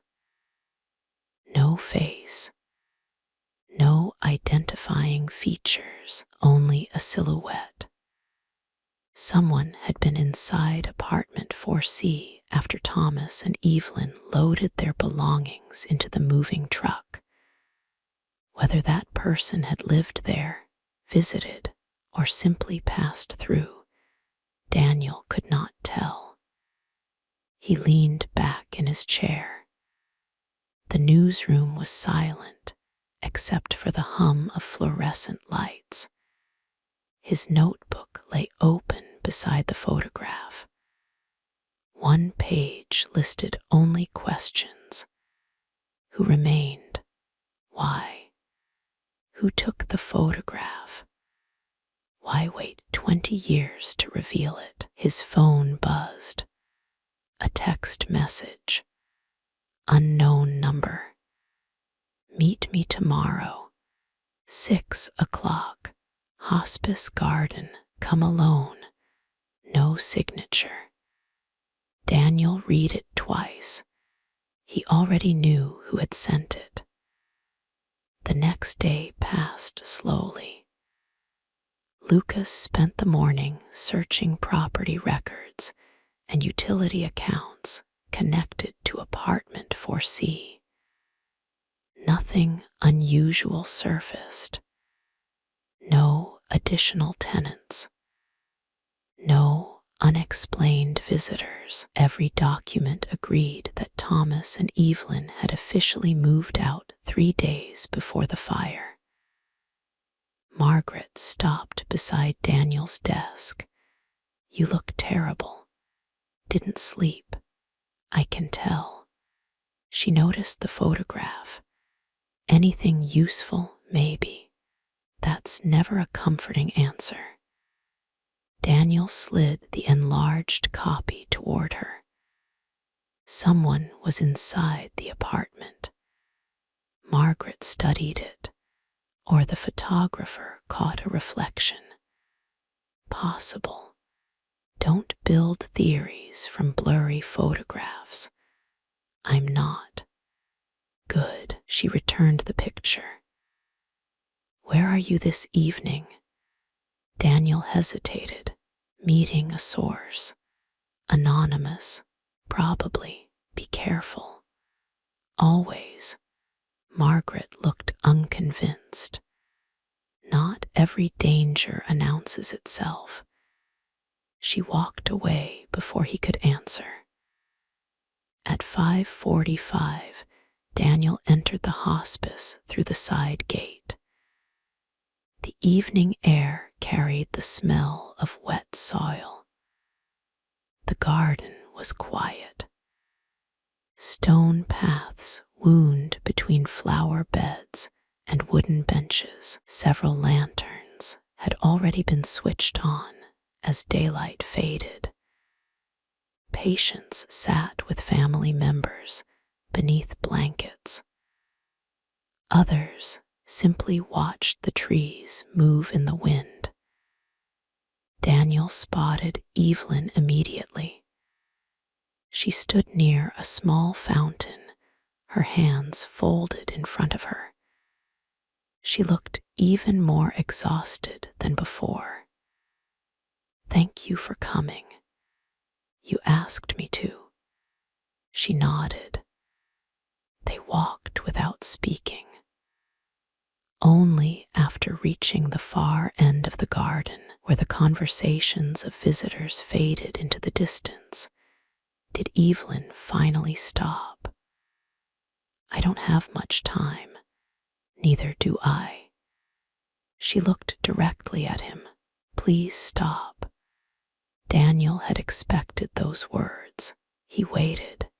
She continued, "I'm asking you as one human being to another, not as Thomas's sister, not as a nurse, just." She searched for the right words. "Someone who knows what happens if you don't." Daniel remained calm. "Help me understand." "I can't." "Why not?" "Because explaining would only make you ask more questions. That's my job." "I know." She smiled sadly. "That's exactly why." Daniel studied her face. There were dark circles beneath her eyes, not from one sleepless night, from years of them. "You haven't asked to meet me because you think I'll listen." "No." "Then why?" "Because I needed to know whether you were the kind of man who could walk away." Daniel answered honestly, "I don't know. Neither do I." She looked toward the hospice building. "Every day I watch families say goodbye. Some leave with peace. Some leave carrying anger they'll never put down. Some spend years wishing they had never learned certain things." Daniel folded his arms. "Truth doesn't create suffering. It reveals it. Sometimes." She met his eyes again. "Sometimes it creates new suffering too." Daniel did not respond. She took a folded photograph from her pocket. For a moment, he thought she was finally going to hand him evidence. Instead, she held it tightly. "This was taken the week before the fire. Would you like to see it?" "Yes." She looked down at the photograph, then quietly slipped it back into her pocket. "I can't." Daniel frowned. "Why show me something you won't let me see?" "Because I wanted you to understand how difficult this is." He took a slow breath. "You know exactly what happened 20 years ago." She closed her eyes. "Yes." "Did Thomas start the fire?" Silence. "Did Michael Turner confess to protect someone?" Silence. "Was the investigation wrong?" Silence. Daniel waited. The fountain continued trickling behind them. Leaves drifted across the stone path. Finally, Evelyn spoke. "You're asking questions that deserve answers. Then answer them." "I can't." "Why?" "Because they don't belong to me." Daniel stared at her. sentence unsettled him more than another refusal would have. Not belong to you. The truth belongs to the people who have to live with it. He remembered Margaret saying newspapers report on people, not headlines. The thought irritated him. Facts didn't belong to anyone, did they? Evelyn stepped closer. Mr. Mercer. Daniel, she nodded. Daniel, have you ever regretted telling the truth? He answered immediately, no. Not once, no. She searched his face. I don't believe you. Daniel blinked. Why? Because anyone who's lived long enough has said something true they wished they had said differently. He had no answer. She wasn't accusing him. She sounded disappointed. She continued quietly. Truth isn't only about whether words are accurate. It's also about when they're spoken, who hears them, and who carries them afterward. Daniel looked away. The garden had grown darker. Lights glowed from patient rooms inside the hospice. Some windows showed families gathered around beds. Others showed only empty chairs. Evelyn followed his gaze. Do you know why I became a hospice nurse? No, because dying people rarely ask whether they won arguments. They ask whether they loved enough, whether they forgave enough, whether they were forgiven. Daniel answered softly. That doesn't erase responsibility. No, it doesn't. Neither of them spoke for nearly a minute. Finally, Daniel broke the silence. If Thomas committed a crime, shouldn't the families know? Evelyn's voice almost broke. Which families? Daniel looked back at her. The question caught him off guard. She continued, the families who lost someone, or the families that exist today because people somehow kept living afterward. Daniel opened his mouth. Nothing came out. She had not answered his question. She had made it larger. A nurse appeared at the garden entrance. Evelyn, he's asking for you. I'll be right there. She looked at Daniel one last time. Promise me one thing. I can't promise to stop. That's not what I'm asking. He waited. If you discover the truth, don't decide what it means until you've heard every voice. She hurried back toward the building. Daniel remained beside the fountain. The conversation had produced almost no new facts. No names, no evidence, no confession. Yet he left feeling less certain than when he arrived. As he reached the garden gate, someone called his name. Mr. Mercer. He turned. An elderly man sat alone on a nearby bench, wrapped in a blanket. His face was pale, his breathing shallow. Daniel approached. Do I know you? The man smiled weakly. No, but he coughed. I know Thomas. Daniel sat beside him. The old man looked toward the hospice building. Best man I've ever known.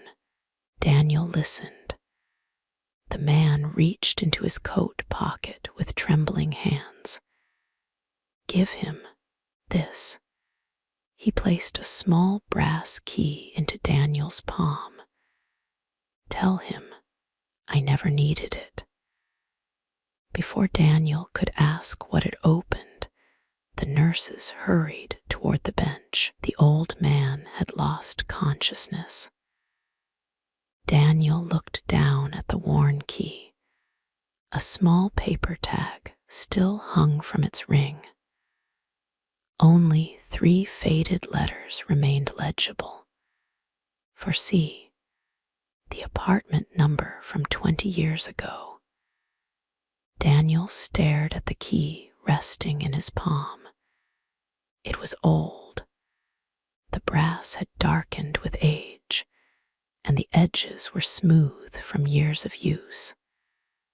The paper tag looked as though it could fall apart if handled too roughly.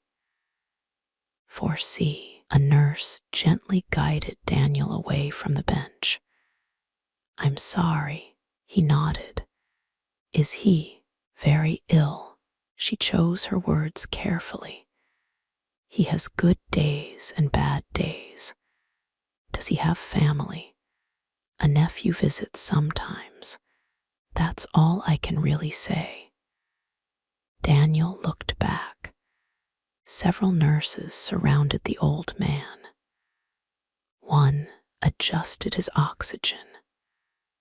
Another spoke softly into his ear. No panic, only practiced compassion.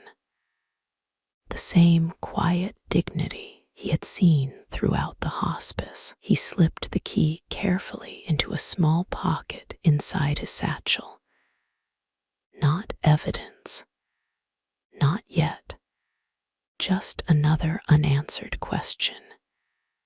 As he walked toward the parking lot, his phone rang. "Lucas, you busy?" "Always. I think I found the old tenant list for Westbrook." Daniel stopped beside his car. "Go on." Apartment 4C officially lists only Thomas Rhodes. No Evelyn. Daniel frowned. "That's impossible." "She told me they lived there. She never actually said apartment 4C.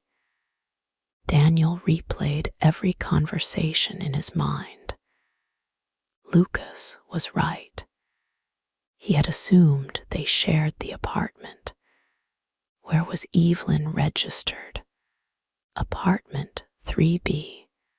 Daniel stood silently. Different apartment, same building, same moving date. Daniel looked back toward the hospice. Another assumption gone. Anything else, actually? Lucas sounded uncertain. "There's another name connected to 4C. Temporary occupant. No lease, just an emergency contact filed with the building manager. Name, records are damaged. Only first name survived, Emily." Daniel closed his eyes. The little girl, maybe no surname, nothing readable. "I'll keep digging." Daniel ended the call. The pieces shifted again. Thomas lived alone. Evelyn lived downstairs. Emily somehow belonged to apartment 4C. Yet nobody had mentioned her except Walter Green, and the anonymous photograph showed someone still inside the apartment after Thomas moved away. He drove without turning on the radio. Rain returned before he reached downtown. His thoughts kept circling Evelyn's words. The truth belongs to the people who have to live with it. He disagreed, didn't he? By the time he reached his apartment, it was nearly 10 o'clock. He rarely brought work home. Tonight he carried everything upstairs. Photographs, court records, maps. His notebook, he spread them across the kitchen table, then added one more item. The key. He placed it beside the photograph of apartment 4C. His apartment was silent. No television, no music, only rain striking the windows. He studied the blurred figure in the fourth floor window. Then the key. Then Thomas's interview every day. Those words echoed inside his mind every day, not occasionally, not sometimes, every day. Daniel reached for a blank page. Instead of writing facts, he wrote names. Thomas, Evelyn, Michael, Emily, Walter, Captain Simmons, Margaret. Below them he wrote a single sentence. Everyone protects someone. He stared at it, then slowly crossed out one name. Margaret, no. She wasn't protecting anyone. She was protecting him. The realization lingered. His phone vibrated. Another unknown number. He answered immediately. Daniel Mercer. No one spoke. Then Evelyn's voice. I heard about Mr. Collins, the patient. Yes. Thank you for staying with him. Daniel looked at the key. He gave me something, I know. Silence settled between them. Do you know what this key opens? Yes. Then tell me I can't. Daniel sighed. Evelyn, please. Just this once. Explain something. Her breathing trembled. If I explain one thing, everything else follows. Maybe it should, not tonight. Her voice cracked for the first time since they had met. Please don't make me be the one who starts this. Daniel heard someone call her name in the background. She whispered one final sentence. Thomas has been waiting 20 years for someone else to speak first. The line disconnected. Daniel remained frozen. Someone else. Not Thomas. Not Evelyn. Someone else. He looked at the key again. Then at the blurred figure in the apartment window. Then at Emily's name. For the first time, he considered a possibility that had never crossed his mind. What if the most important witness had never testified? He opened his notebook and wrote one final objective beneath every other question. Find Emily. Everything else could wait. Daniel unlocked the newspaper archive before sunrise. The building was silent except for the distant rumble of the printing presses below. He spread everything across the largest conference table. The official investigation, witness statements, court transcripts, building inspections, insurance reports, photographs, the anonymous packages, the brass key, his notebook. For the first time since receiving the envelope, Daniel stopped searching for individual clues. He began rebuilding the entire day. October 18. Thomas moved out. October 19. Moving truck returned to collect remaining furniture. October 20. Nothing recorded. October 21. The fire. He drew a long horizontal line across a blank page. Every verified event went onto the timeline. Nothing speculative, nothing anonymous unless clearly marked. 3 hours passed. Lucas arrived carrying breakfast. "You've been here all night, almost." Lucas looked over the table. It resembled a map more than an investigation. Colored tabs connected dates. Photographs pointed toward witness statements. Court records overlapped engineering reports. "You finally found something." Daniel shook his head. "I found gaps." He pointed to the timeline. "Look." Lucas leaned closer. "Thomas moves. Evelyn moves. Fire. Turner confesses. Exactly what's missing." Lucas frowned. "The fire itself." Daniel nodded. "Everything after the fire is documented. Everything before the fire is documented. Almost nothing describes what actually happened during those 3 hours." Lucas looked confused. There were witness statements about smoke, sirens, people running, not one reliable timeline inside the building. Daniel tapped another report. "Because nobody survived from the 4th floor except..." He stopped. "Except who?" Daniel turned another page. "No one." Lucas blinked. "Then who lived in apartment 4C after Thomas moved out?" Daniel looked at the blurred photograph. "That's exactly the question." He picked up the official fire department report. Time of emergency call: 9:42 p.m. First engine arrived, 9:48. Roof collapse, 10:16. Fire contained, 11:31. Fatalities confirmed the following morning.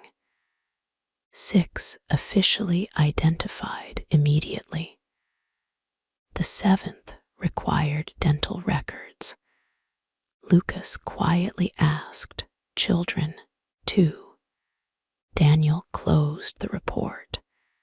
Neither spoke for several moments. Lucas finally broke the silence. "I always forget investigations are about real people until..." He looked at the photographs. Daniel understood. Paper made tragedy feel distant. Faces never did. He gathered only the photographs and left. "Where are you going?" "Westbrook." "Again." "I need to stop reading. I need to see." The memorial park stood nearly empty beneath gray skies.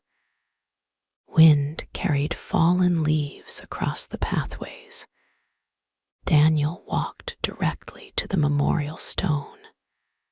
7 names, 4 adults, 2 children, 1 elderly resident.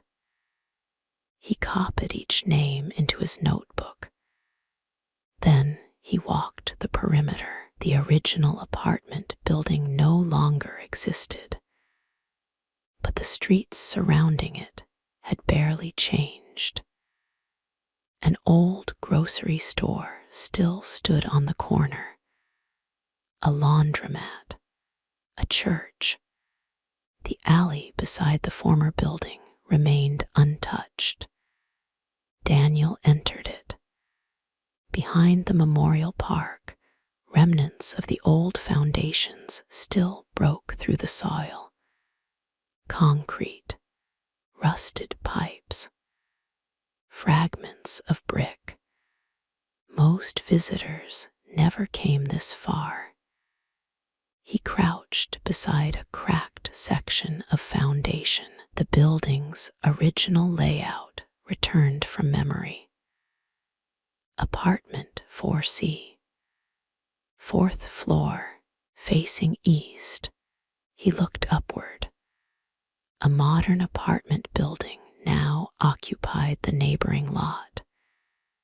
Its windows reflected the cloudy sky. 20 years earlier, those same windows would have reflected flames. A voice interrupted his thoughts. Looking for ghosts, Daniel turned. The elderly groundskeeper stood behind him holding a rake. Sometimes. The old man nodded. You journalists always come after something happens. Daniel smiled faintly. Usually. The groundskeeper rested the rake against a tree. I remember that night. Daniel waited, not because I saw the fire, because I heard it. He frowned. Heard it. People screaming. Not many. Just enough. Daniel took out his notebook. Do you remember anything else? The old man closed his eyes. One man kept trying to go back inside. Firefighters wouldn't let him. Who? Don't know. Young fellow, covered in soot, cried the whole time. Daniel's pulse quickened. Thomas. Maybe, didn't know his name. Kept shouting. Shouting what? The old man struggled. Something about girl. Daniel looked up. Emily. The groundskeeper's eyes widened slightly. Yes, that sounds right. Daniel stopped writing. The old man continued quietly. Thought he'd lose his mind. Firefighters held him down. Said roof was coming down. He kept trying anyway. Daniel asked softly, did he get back inside? No, nobody did. Silence settled between them. Daniel finally asked, why didn't you ever tell investigators? The groundskeeper looked genuinely surprised. Nobody asked. Daniel stared at him. For 20 years, no one had ever asked. He shook his head. Everybody wanted to know how fire started. Nobody cared what happened afterward. Daniel thanked him. As he walked away, those words refused to leave his mind. Nobody cared what happened afterward. By afternoon, Daniel sat inside the public library, studying microfilm copies of local television coverage. Most reports focused on damaged buildings, investigation, arrests, political reaction. One station included amateur camcorder footage. The quality was terrible. Smoke covered nearly everything. But Daniel noticed a figure restrained by firefighters. The footage lasted only seconds. The man's face was impossible to identify, yet he fought desperately to reach the entrance. Daniel replayed the clip 6 times, then froze the final frame. His heart slowed. The man wasn't looking at the building. He was looking upward, toward the 4th floor, toward apartment 4C. Lucas called, "You're not going to believe this. Try me." I found the original emergency dispatcher logs. Anything useful? One line was never included in the public report. Daniel stopped the video. Read it. Lucas hesitated. First caller reported hearing someone trapped on the 4th floor, calling for Emily. Daniel closed his eyes. Everything became quiet. Not because the mystery was solved, because it had just become personal. Someone inside that building hadn't been trying to escape. They had been trying to find a little girl. Daniel remained seated in front of the library computer. The dispatcher log stayed open on the screen. First caller reported hearing someone trapped on the 4th floor calling for Emily. He read the sentence again, then again. No mention of who had shouted. No mention of whether the voice belonged to a resident, a firefighter, or someone outside the building. Only one name, Emily. He printed the log, folded it carefully, placed it inside his notebook. Not proof, but no longer coincidence. His phone vibrated. Margaret, you sound different. Daniel hadn't spoken yet. How can you tell? You've been quiet for 5 seconds. That only happens when something surprises you. Daniel looked back at the dispatcher report. I found Emily again. Margaret waited. Dispatcher logs. Someone was calling her name from the 4th floor. She remained silent for a moment. Children change investigations. Daniel understood exactly what she meant. People could debate motives, negligence, responsibility, not children. He looked out through the library windows. Rain had begun again. I'm starting to think this case isn't about proving who caused the fire. Then, what is it about? Daniel answered slowly. Figuring out who everyone has been trying to save. He left the library before she could respond. The city streets were nearly empty.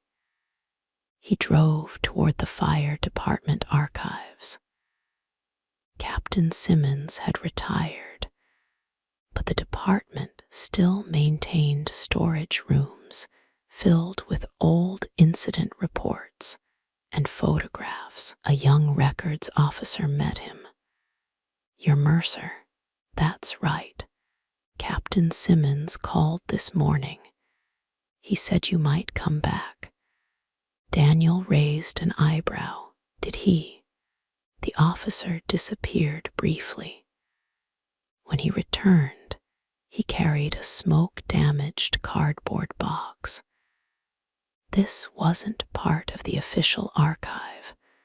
What's in it? Things investigators kept. Personal notes.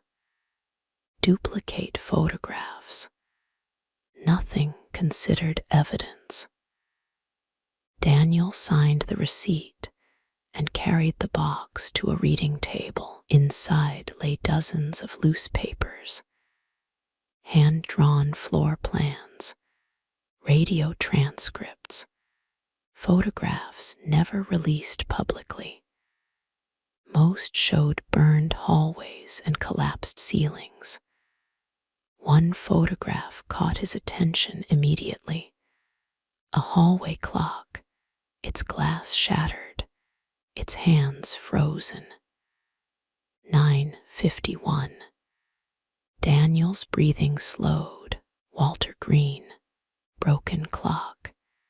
He turned the photograph over, recovered outside apartment 4C. Daniel stared at the words. Outside, not inside, another assumption corrected. He wrote carefully. Clock recovered outside 4C. Stopped 9:51. Engine arrived 9:48. Roof collapsed 10:16.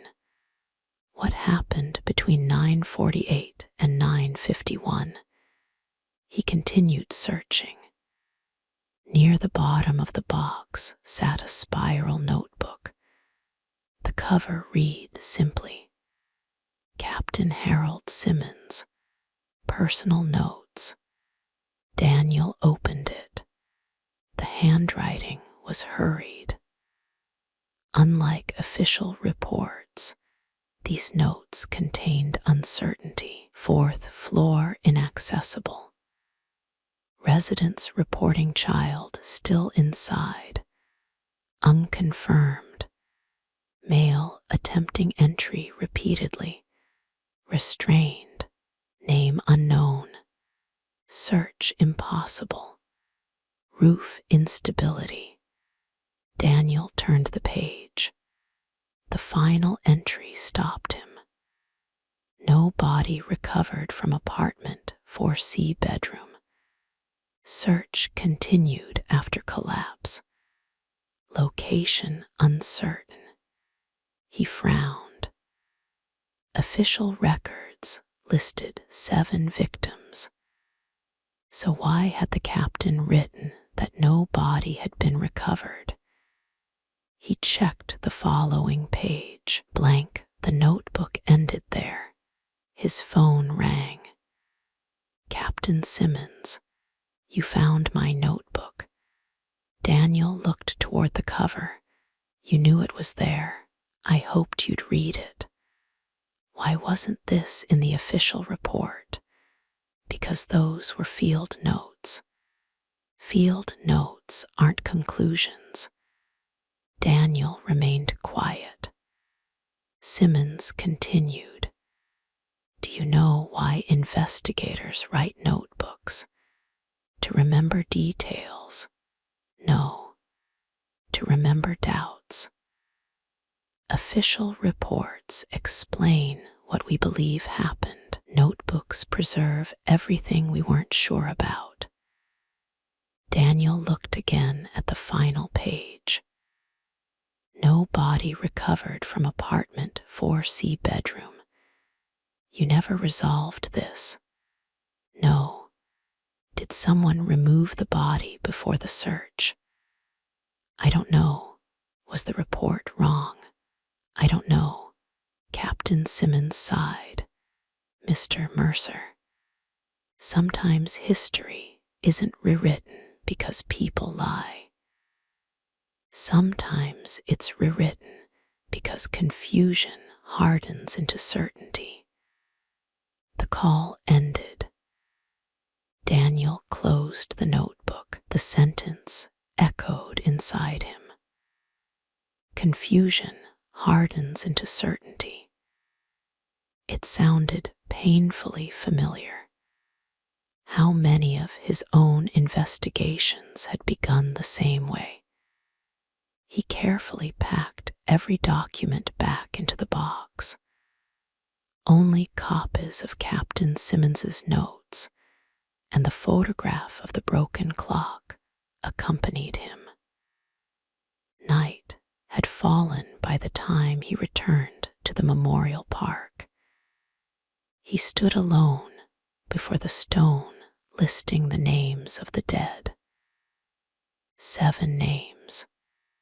He read each one slowly, then looked toward where apartment 4C had once stood. He imagined smoke filling the hallway. Firefighters climbing stairs. Residents screaming. Someone desperately calling for Emily. Someone else trying to force their way back inside. A broken clock stopping forever at 9:51. For 20 years, Every conversation had centered on one question: who caused the fire? Daniel looked down at his notebook. He crossed the question out. Beneath it, he wrote another: who was everyone trying to save? The investigation had changed, not because the evidence answered anything, because it finally revealed the question nobody had been asking. Morning light filtered through the newsroom windows as Daniel pinned Captain Simmons's field notes beside the official fire report. The two documents described the same night, yet they felt like accounts of different disasters. The official report was clean, organized, confident. The notebook was filled with crossed-out words, arrows, uncertain names, and questions left unanswered. Daniel preferred the notebook, not because it was more accurate, because it admitted what it did not know. Lucas arrived carrying 2 cardboard archive boxes, found something strange. Daniel looked up. Michael Turner's case file. Already read it, not all of it. Lucas placed a thin folder on the desk. These weren't included with the court transcript. Where did they come from? Public Defender's Archive. They donated old records to the university years ago. Daniel carefully opened the folder. Inside were handwritten interview notes from Michael Turner's attorney. The first page immediately caught his attention. Client repeatedly changes wording, never changes conclusion. Daniel turned another page. Question: did you start the fire? Answer: I am responsible. Question: did you personally ignite the fire? Long pause. I am responsible. Daniel read the exchange again. Different question. Same answer. Not the same meaning. He looked at Lucas. Did investigators notice this? No record that they did. Daniel continued reading. Another interview. Question: were you alone? Answer: this is my fault. Question: who else was present? Answer: refused. Question: why refuse? Because enough people have suffered. Daniel slowly lowered the pages. Lucas spoke first. That's not a confession. Daniel nodded. That's someone choosing his words very carefully. Another page. Psychological evaluation. Subject demonstrates extreme survivor's guilt. Frequently accepts blame beyond direct responsibility. Daniel underlined the sentence, beyond direct responsibility. Margaret approached quietly. You both look like you've seen a ghost. Daniel handed her the interview. She read it without speaking. Finally, she looked up. He never actually admits causing the fire. Exactly, he accepts responsibility, not necessarily guilt. Margaret folded her arms. Lawyers should have caught this. Maybe they did. Maybe they didn't care. Silence settled over the newsroom. Daniel gathered his coat. Where are you going, Michael Turner's widow? Lucas looked surprised. I thought she died years ago. No, she disappeared. There's a difference. Lucas frowned. How do you disappear? Margaret answered. By wanting to. 3 hours later, Daniel stood outside a small house on the edge of the city. Fresh paint, well-kept garden, no mailbox displaying a family name. Privacy seemed intentional. He knocked. An elderly woman opened the door, Mrs. Turner. I haven't used that name in many years. Daniel introduced himself. She looked tired before he had spoken a single question. You're investigating Westbrook. Yes. She stepped aside. Come in. The living room was simple. Books, plants, family photographs turned slightly away from visitors. She noticed him looking. Some memories are private. Daniel nodded. She poured tea. You want to know whether Michael started the fire. I want the truth. She smiled sadly. Everyone says that. Neither spoke until the tea had cooled. Finally, Daniel asked, Did your husband cause the fire? She looked directly at him. No. Daniel felt no triumph, only silence. She continued. He believed he did. That's different. Explain. She shook her head. I can't explain everything. Can you explain that? Michael was the maintenance supervisor. When something broke, he blamed himself. Even if he hadn't touched it, even if someone else had. She looked down at her hands. After the fire, he couldn't separate responsibility from guilt anymore. Daniel remembered the psychological evaluation. Beyond direct responsibility. Did he confess to protect someone? Her eyes filled with tears. He confessed because he believed someone had to. Daniel remained perfectly still. Someone had to. The city demanded answers. Families demanded answers. Reporters demanded answers. Everyone wanted a name. Michael gave them one, his own. Daniel's notebook remained closed. He wanted no interruption. Mrs. Turner continued quietly. He kept saying the same thing. If people need someone to blame, let it be me. Daniel finally spoke. Why? Because he believed the dead deserved peace, and the living deserved to stop searching.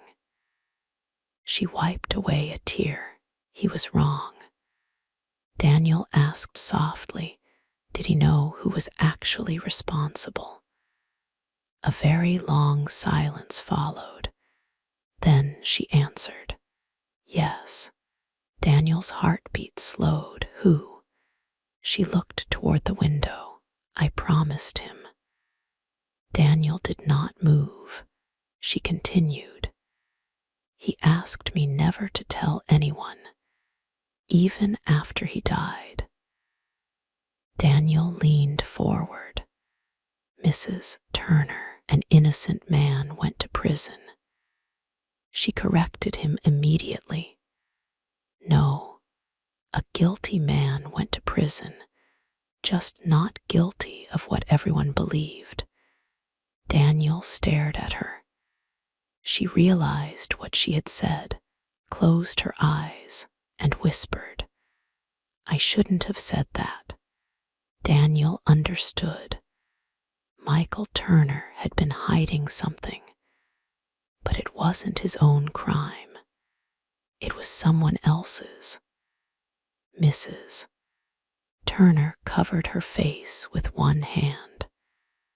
For several seconds, neither of them spoke. Daniel did not press her. He had learned that silence often revealed more than interruption. Finally, she lowered her hand. Michael wasn't a perfect man. I never believed he was. He made mistakes. He drank too much after long shifts, missed birthdays, forgot anniversaries. He could be stubborn, but he wasn't cruel. She looked toward an old bookshelf. He couldn't live with the idea that children died under his care. Daniel quietly asked, even if he didn't start the fire. Especially then, she stood and walked to the shelf. From a wooden box, she removed a folded letter. The paper had yellowed with age. She held it for a long moment before handing it to Daniel. He wrote this before sentencing. Daniel unfolded it carefully. The handwriting was steady. If you're reading this, then I couldn't carry this weight any longer. Please don't spend your life defending me. I made my choice because someone had to end the anger. Maybe I'm wrong. Maybe truth should have mattered more, but I couldn't watch another family disappear while everyone searched for someone to hate. I don't expect forgiveness, only peace. Take care of yourself, Michael. Daniel read the letter twice. It never mentioned innocence. It never admitted guilt, only sacrifice. Mrs. Turner watched him. He believed prison would end the story. Instead, she looked around the quiet room. It never ended. Daniel folded the letter. Did investigators ever see this? No. Why not? Because Michael asked me to burn it. You didn't. She shook her head. Some promises become too heavy. Daniel returned the letter. Thank you. She accepted it without another word. As Daniel reached the front door, she spoke again. Mr. Mercer, he turned. If you find the truth, don't let people use it as another excuse to hate someone. He nodded once. Outside, the afternoon rain had stopped. Clouds drifted apart just enough to let pale sunlight reach the street. His phone buzzed. Lucas, I found Emily. Daniel stopped walking. Alive, no, school records, family records, photographs. Emily Carter, 8 years old, lived in apartment 4C. Daniel frowned. Apartment 4C with Thomas. Officially listed as his emergency contact. No parents. Lucas hesitated. Both parents died before she moved in. Daniel's mind raced. Who was raising her? That's the strange part. There are no guardianship records. Nothing legal. It's as if Lucas stopped. As if what? As if someone was taking care of her without the system knowing. Daniel looked back toward Mrs. Turner's house. The little girl in the neighborhood photograph. Thomas holding her hand. Walter saying she followed Thomas everywhere. Someone calling for Emily during the fire. the emergency contact, apartment 4C. Everything pointed toward one conclusion. Thomas hadn't simply known Emily, he had loved her. Lucas continued, "There's something else. Go ahead." Hospital records show Emily was treated twice for asthma during the year before the fire. Daniel remembered the dispatcher log. Someone trapped on the 4th floor. Smoke, asthma. His stomach tightened. "Thank you." He ended the call. Back inside his car, Daniel opened his notebook. Under Emily Carter, he wrote, "Orphan, lived with Thomas, unconfirmed, asthma, age 8. He stared at the page. The image of Thomas forcing his way toward the burning building became painfully clear. Not chasing guilt, trying to save a child. His phone rang again. "Captain Simmons, I heard you visited Mrs. Turner. News travels fast. Small city." Daniel looked through the windshield. "She told me Michael knew the truth." The captain remained silent. "You already knew that, didn't you?" Another silence. Finally, Simmons answered, "I suspected." "Why didn't you investigate further?" "Because I had no evidence. Only instincts." Daniel gripped the steering wheel. If Michael wasn't protecting himself, who was he protecting? Simmons answered with complete honesty, "That's the one question I could never answer." The call ended. Daniel drove without deciding where he was going. Instinct eventually carried him back to the memorial park. The names carved into the stone no longer looked like victims. They looked like pieces of an unfinished conversation. He stopped in front of one name. Emily Carter, 8 years old. He reached into his satchel and removed the photograph of the neighborhood barbecue. Thomas smiled beside Evelyn. Between them stood Emily. She held Thomas's hand, not awkwardly, not timidly, comfortably, like she belonged there. Daniel suddenly noticed something he had missed before.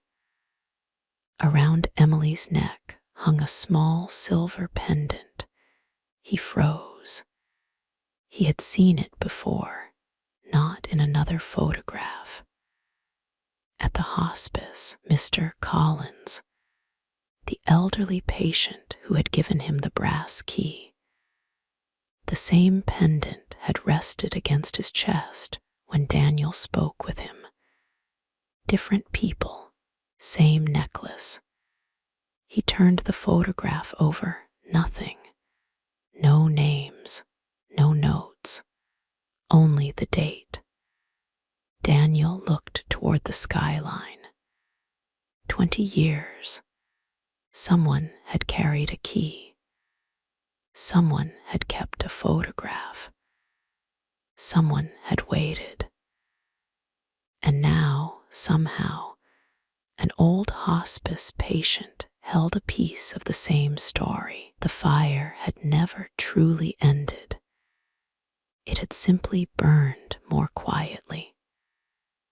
Daniel arrived at the newspaper before dawn with one question occupying every page of his notebook.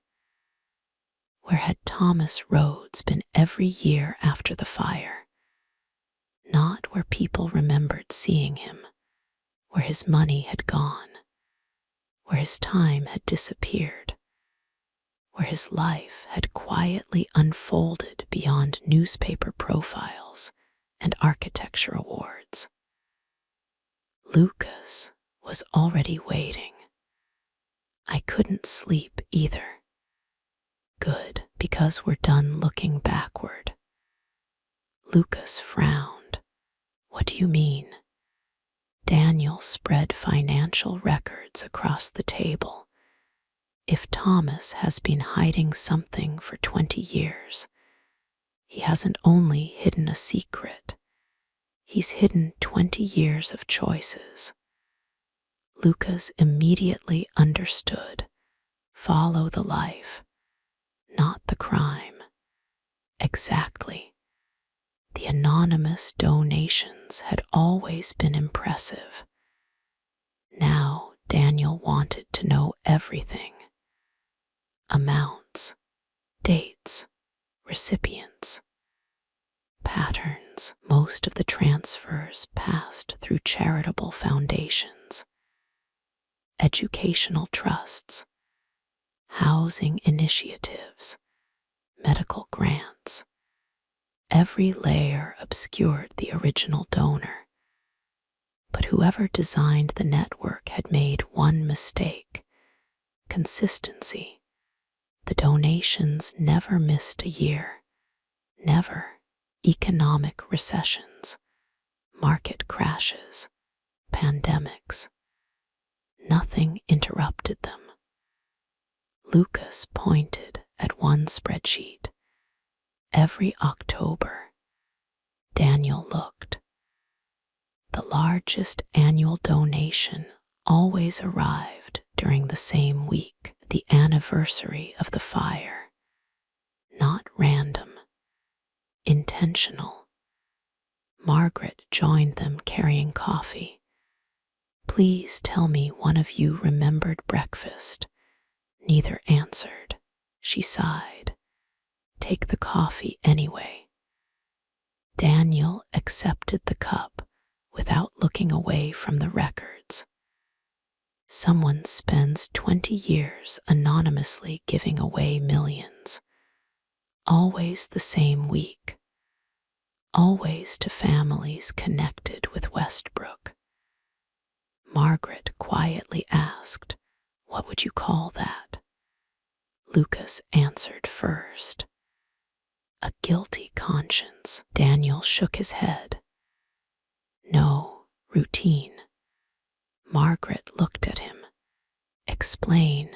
Guilt fades, habits don't. This wasn't someone reacting emotionally every year. This was someone who built an entire life around remembering.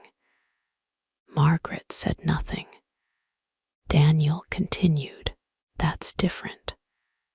Lucas leaned over another folder. The money wasn't only for victims. Daniel looked up. Who else? Neighborhood organizations, scholarships, community gardens, public libraries, low-income housing. Daniel frowned. Not random charity. Investment. Lucas nodded. Everything stayed within 3 miles of Westbrook. Daniel circled the area on a city map. He wasn't trying to escape the fire. He stayed beside it. The realization lingered. Most guilty people fled reminders. Thomas had built his life around one. By noon, they had identified nearly 40 separate charitable organizations. Different names, different directors, different paperwork. One accountant appeared repeatedly, Grace Holloway. Daniel wrote the name down, retired, lives nearby. An hour later, they sat inside a modest accounting office converted into a home.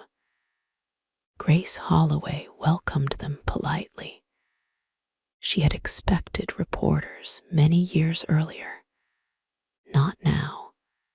20 years is a long time. Daniel placed several financial statements on the table. You prepared these. She adjusted her glasses. Yes. Who was your client? Confidential. Even after retirement. Especially after retirement. Daniel remained calm.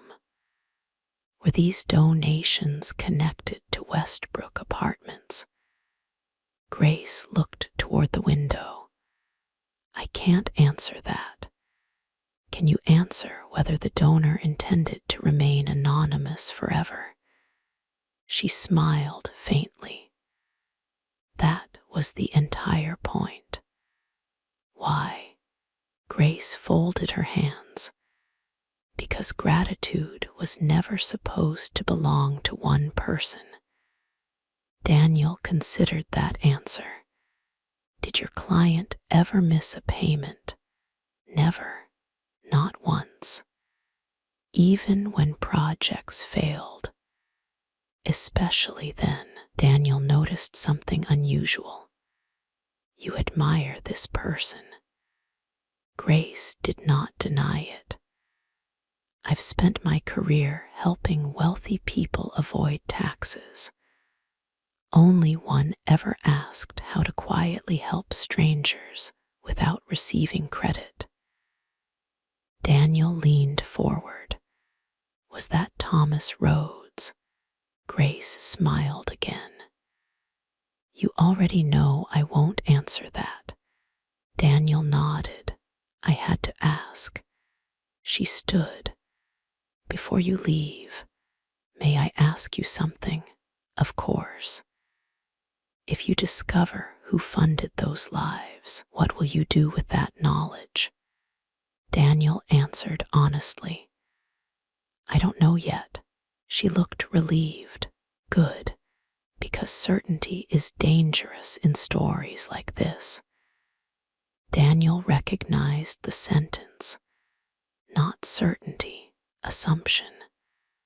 That had become the enemy. Back at the newsroom, Lucas had another surprise waiting. I traced several scholarship recipients. Anything interesting? One became a teacher. Another opened a medical clinic. One became a firefighter. Daniel slowly looked up. Firefighter, Lucas nodded. His parents died at Westbrook. Daniel stared at the list. The money hadn't simply helped people survive. It had changed lives.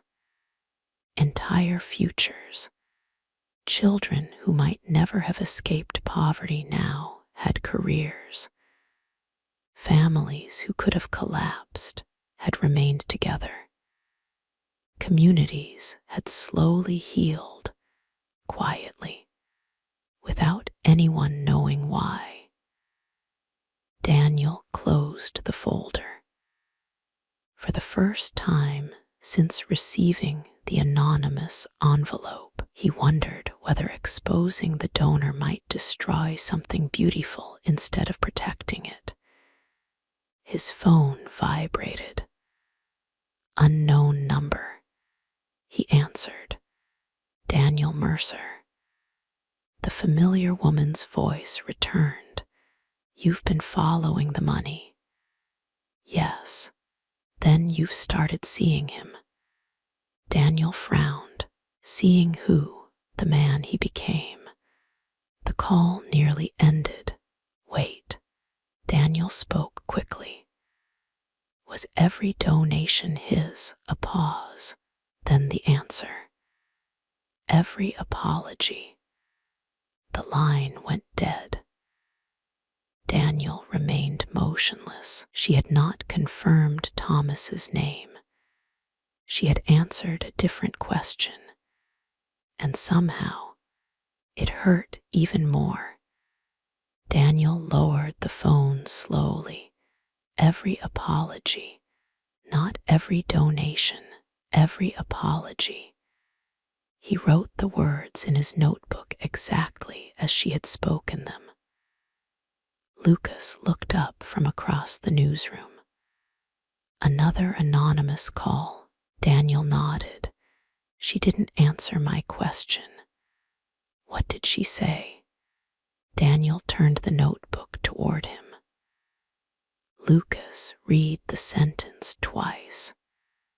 That's not an answer. No, it's a confession without a confession. Margaret arrived moments later. She noticed both men staring at the page. Something happened. Daniel explained the conversation. She listened without interrupting.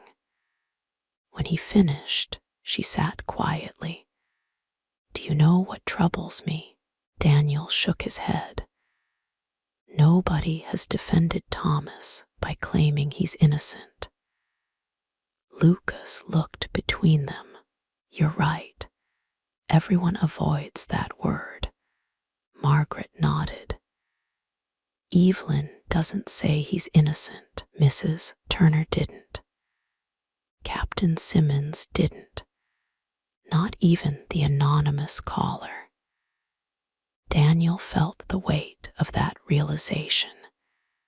Every person who knew the truth refused to erase Thomas's responsibility. Yet none of them wanted him condemned either. It was as though everyone had independently reached the same impossible conclusion. Lucas broke the silence. Can someone deserve blame and forgiveness? No one answered. Daniel looked back at the financial records. Grace Holloway had unknowingly given him something more valuable than a name. Perspective. He spent the afternoon visiting addresses connected to the anonymous charities. A neighborhood library. Children filled the reading room after school. An elderly volunteer greeted him. Beautiful place. It wasn't always. Daniel introduced himself. The woman smiled.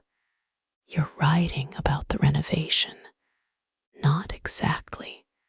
Who funded it? She laughed. Anonymous donor. Best kind. Why? Because children don't care whose name is on the wall. They only care the roof doesn't leak. Daniel walked through the building. Fresh shelves, new computers, comfortable chairs, nothing extravagant, only useful. He imagined the building before the renovation. Old, neglected, forgotten. Outside, he crossed the street to another address. Affordable housing. Families sat on balconies while children rode bicycles through the courtyard. A maintenance worker recognized him. Reporter. Yes, if you're here about the donor, good luck. Nobody knows. Do people ask? Not anymore. Why not? The worker shrugged. After 20 years, Anonymous starts feeling normal. Daniel thanked him. His final stop was a small community clinic. Photographs covered one hallway. Children, parents, doctors, volunteers. One framed picture caught his attention. The ribbon-cutting ceremony from 15 years earlier. No donor stood at the front. Instead, dozens of neighborhood residents held the ribbon together. A nurse noticed him studying it. That's my favorite picture. Why? Because whoever paid for this wanted all of us to share the credit. Daniel looked at the photograph again. No speeches, no spotlight, no applause. Only a community reclaiming something it had lost. He returned to his car as evening settled across the city. His notebook remained closed on the passenger seat. For once, facts alone felt inadequate. Thought about Thomas. Every October, every donation, every hospice visit, every white lily left beneath the memorial tree, every apology. His phone buzzed. Lucas, one more thing, go ahead. I finally identified Mr. Collins. Daniel straightened. The hospice patient. His full name is Arthur Collins, retired carpenter. Lived across the hall from Thomas. Apartment 4B. Daniel's pulse quickened. Neighbor, yes. Anything else? Lucas hesitated. Arthur never married, no children, but what? He was listed as Emily Carter's emergency contact before Thomas. Daniel gripped the steering wheel before Thomas. 6 months before. Daniel closed his eyes. Emily had not simply appeared in Thomas's life. Someone had entrusted her to him. Lucas continued. Arthur disappeared from public records for almost 10 years after the fire. Hospital stays, psychiatric treatment, long-term care. Daniel remembered the pendant, the key, the tears in Arthur's eyes. Tell him I never needed it. He suddenly understood. The key had never been meant for Daniel. It had been meant for Thomas, 20 years late. Daniel started the engine. Where are you going? The hospice. Why? Because Arthur tried to give something back before he died. I think. Daniel looked toward the darkening skyline. He's finally ready to tell someone why. As the rain began once more, Daniel drove through the city with a growing certainty that frightened him. The truth had never been hidden because it was difficult to discover. It had been hidden because every person who carried it had believed someone else deserved to speak first. And after 20 years of waiting, there might not be much time left. Daniel reached the hospice just after sunset. The reception desk was quieter than usual. Only a single volunteer remained, organizing paperwork beneath a warm lamp. Daniel approached Arthur Collins. The volunteer's expression softened. You're too late. Daniel felt his stomach tighten. He passed away an hour ago.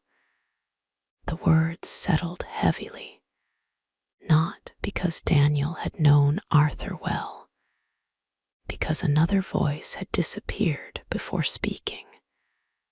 The volunteer continued gently. He wasn't alone. Someone stayed with him. Thomas.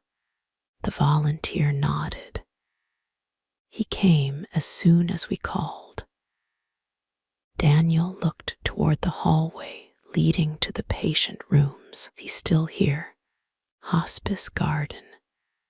Daniel thanked her and walked outside. Rain had finally stopped. The garden glistened beneath the lights. Thomas sat alone on the same bench where Arthur had given Daniel the brass key. His hands rested quietly on a folded blanket. He didn't look surprised when Daniel approached. Arthur died peacefully. Daniel nodded. "I'm sorry." Thomas smiled faintly. "So am I." For a while, neither man spoke. The silence felt respectful rather than uncomfortable. Finally, Daniel reached into his satchel. "Arthur gave me this." He placed the brass key on the bench between them. Thomas stared at it. 20 years. His voice was almost a whisper. I wondered where it had gone. "Do you know what it opens?" Thomas nodded. "Apartment 4C." Daniel waited. Thomas picked up the key carefully, running his thumb across the worn metal. "Arthur always said he'd return it. Looks like he finally did." Daniel looked directly at him. "He wanted to tell me something." Thomas closed his hand around the key. "I know. Did he ever tell you?" "No." The answer surprised Daniel. Thomas continued. "Arthur spent 20 years believing he didn't deserve to speak." Daniel remembered Evelyn's words, everyone waiting for someone else. Thomas looked toward the flower beds. He was wrong. Daniel asked quietly, "Then why didn't you speak?" Thomas closed his eyes. "Because I promised." "Promised who?" He did not answer. Instead he asked, "Have you ever broken a promise, Mr. Mercer?" Daniel thought, no. Thomas smiled sadly. "I have more than one, not that one." Daniel remained silent. Thomas continued. "Some promises become heavier than truth." Daniel immediately replied, "Truth shouldn't depend on promises." "No," Thomas agreed, "but people do." Before Daniel could respond, Evelyn quietly entered the garden. She had clearly been searching for them. "Arthur asked for you before he lost consciousness." Thomas nodded. "I know. Did he say anything?" "Only that he was tired." Thomas looked at the key again. He carried far too much. Evelyn noticed Daniel watching them. "There's something both of you deserve to know." Daniel felt his pulse quicken. She looked at Thomas. "May I?" Thomas nodded once. 20 years ago, Thomas tried to confess. Daniel froze. Confess. The morning after the fire. He walked into the police station. Daniel slowly looked toward Thomas. He said nothing. Evelyn continued. He intended to tell them everything he believed had happened, everything he thought was his fault. Daniel whispered what stopped him. Thomas answered this time. "Michael Turner." Daniel stared. Thomas looked at the ground. He was already there, already confessing. Daniel felt the world narrow. "You let him know." Thomas's voice cracked. "I tried to stop him." Evelyn quietly continued. "Michael refused. He told Thomas to go home." Thomas shook his head. "I refused. We argued for hours." Daniel listened without moving.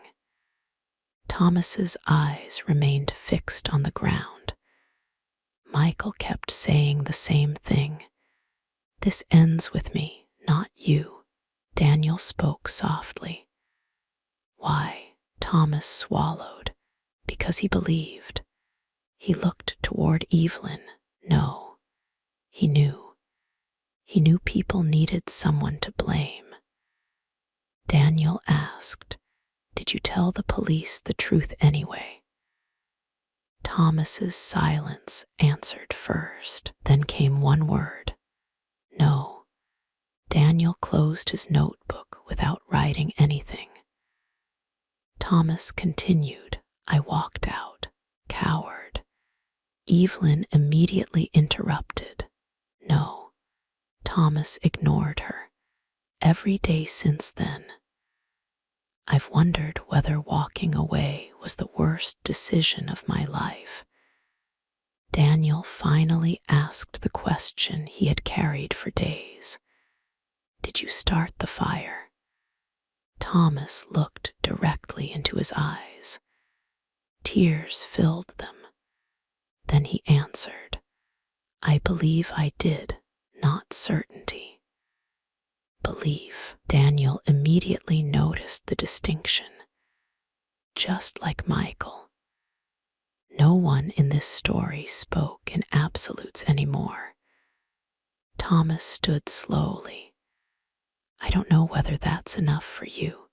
He walked toward the hospice entrance. Daniel remained seated beside Evelyn. Neither of them moved for several minutes. Finally, Daniel spoke.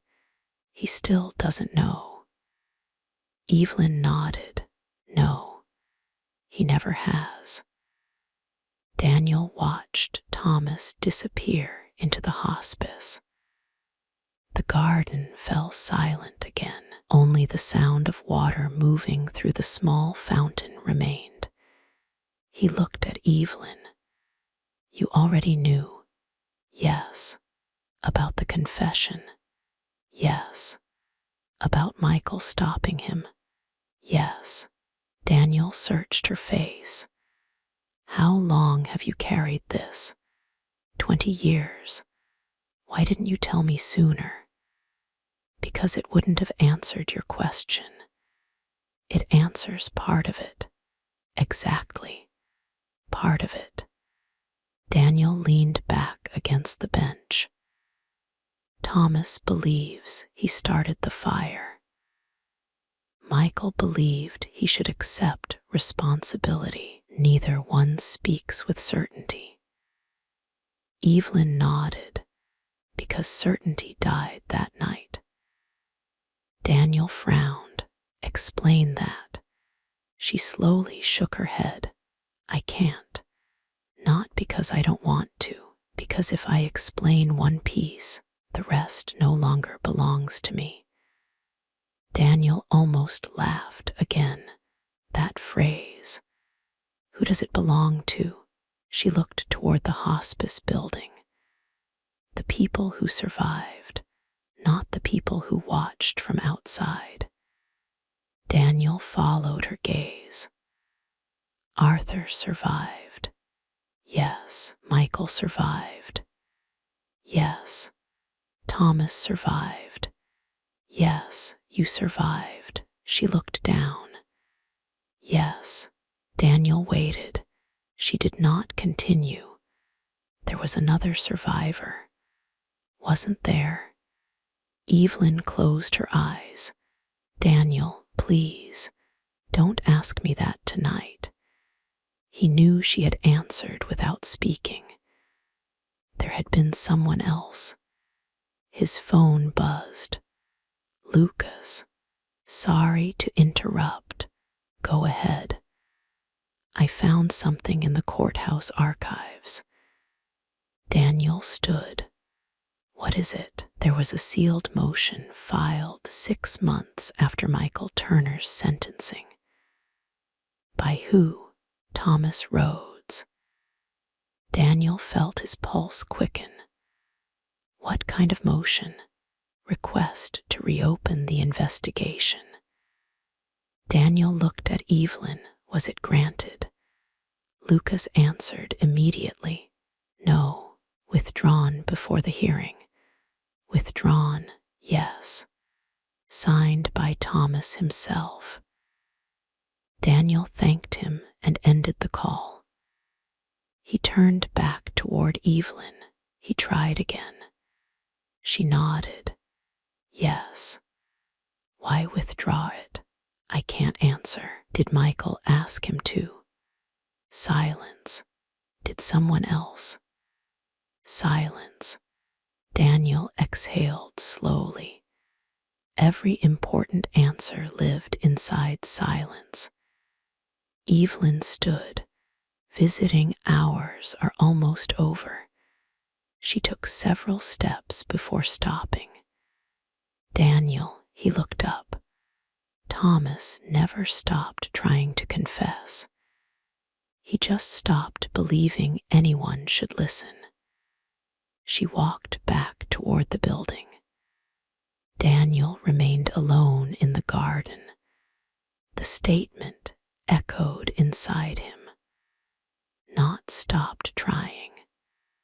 Stopped believing. There was a difference. A profound one. The next morning, Daniel arrived at the courthouse archives before opening hours. A clerk recognized him. "Mr. Mercer, you called yesterday." "I did."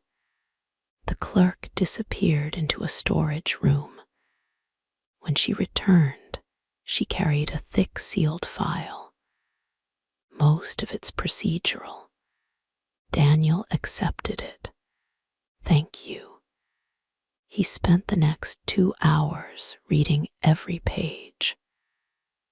Thomas's attorney had prepared an extraordinary petition. The filing requested that Michael Turner's conviction be vacated, and that the investigation into Westbrook Apartments be reopened, because newly available testimony fundamentally challenged the original findings. Daniel's eyes moved rapidly across each page. The petition never identified the new witness, never identified the new testimony. Instead, it repeatedly stated that an individual with direct knowledge wished to correct the historical record. Attached to the filing was a handwritten letter from Thomas. He requested permission to speak under oath. He accepted whatever legal consequences might follow. He asked only that Michael Turner no longer carry responsibility for something that belonged elsewhere. Daniel read the final paragraph 3 times. "I cannot continue living while another man bears a burden that should at least be shared. If the law determines I deserve punishment, I will accept it without appeal. I ask only that the truth be heard completely." Daniel slowly lowered the page. He had expected self-defense. Instead, he found surrender. He continued reading.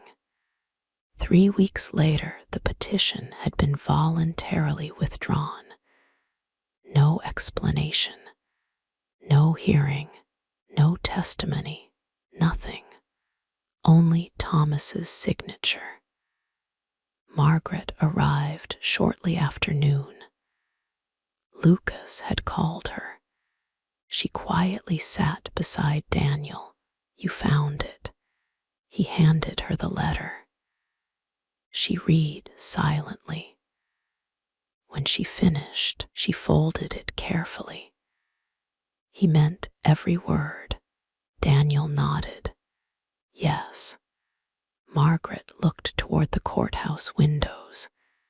People don't usually spend 20 years hiding after writing something like this. No, something changed. Daniel stared at the withdrawal notice, or someone changed it. He turned the page over. A single handwritten note had been added in different ink. No signature, only one sentence. Some truths arrive too late to heal. Daniel immediately compared the handwriting. Not Thomas, not the attorney. Someone else had written it. Someone who had seen the file before it disappeared into storage. His phone vibrated. Unknown number, he answered. Daniel Mercer. The familiar woman's voice spoke almost in a whisper. You found the petition? Yes. Why was it withdrawn? A long silence followed. Then she answered, because another innocent family was about to lose everything. The line disconnected. Daniel remained perfectly still. Another innocent family, not the victims, not Michael Turner's. Someone else's. He looked down at Thomas's letter. For 20 years, he had believed the investigation centered on one impossible choice: publish or stay silent. Now, he realized the real choice had been made decades earlier. Someone had already decided that revealing the complete truth would create more victims than it would save. And Daniel was getting dangerously close to discovering why. Daniel carried Thomas's letter back to the newsroom without reading it again. He already knew every sentence, not because he had memorized the words, because he had begun carrying their weight. The newsroom buzzed with its usual energy. Phones rang. Editors argued over headlines. Televisions replayed political scandals. A young reporter celebrated landing an exclusive interview. Life continued. Margaret noticed Daniel standing motionless beside his desk. Bad day. Daniel placed the letter in front of her. Read the last paragraph again. She did. When she finished, she looked up. You're not thinking about Thomas. You're thinking about yourself. Daniel didn't answer. That was answer enough. Lucas hurried over. I found another article. Daniel barely looked up. Which one? One of yours. Published 17 years ago. Daniel frowned. Why? Lucas laid an old newspaper on the desk. Front page. City Council corruption. Daniel remembered it immediately. Councilman Richard Hale. Bribes, kickbacks, public contracts. He had exposed everything. Hale resigned, went to prison. Daniel had won his first National Journalism Award. Lucas quietly asked, Do you remember what happened afterward? Daniel answered automatically. His conviction was upheld, not Hale, his family. Daniel looked at him. Lucas continued carefully. His wife lost her job. His son dropped out of college. His daughter changed schools after harassment. Daniel stared at the faded newspaper. He had never followed the story beyond the conviction. Margaret folded the paper. Do you regret publishing it? Daniel answered immediately. No, neither do I, she paused. But justice isn't free. The words settled heavily. Daniel walked to the archive room. Thousands of newspapers surrounded him. Entire decades of headlines. Every edition had once felt like a victory. Every truth uncovered, every lie exposed. He slowly removed several bound volumes. Stories he had written, corporate fraud, political bribery, medical corruption, environmental crimes, human trafficking. Most had unquestionably improved lives. Some had imprisoned dangerous people. Some had saved lives.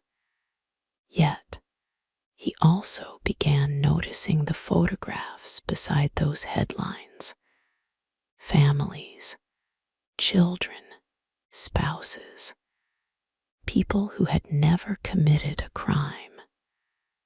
Collateral damage. He had rarely wondered what happened to them afterward.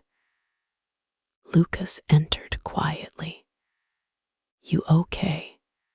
Daniel remained looking at the shelves. How many people have I hurt? Lucas frowned. The guilty ones. No, the innocent ones. Lucas had no answer. Neither did Daniel. Later that afternoon, Daniel visited Richard Hale. The former councilman now worked in a warehouse outside the city. Older, gray-haired, thinner. He immediately recognized Daniel. Didn't think I'd ever see you again. Daniel nodded. Neither did I. Richard set down a heavy box. Come to write another story? No, to ask one question.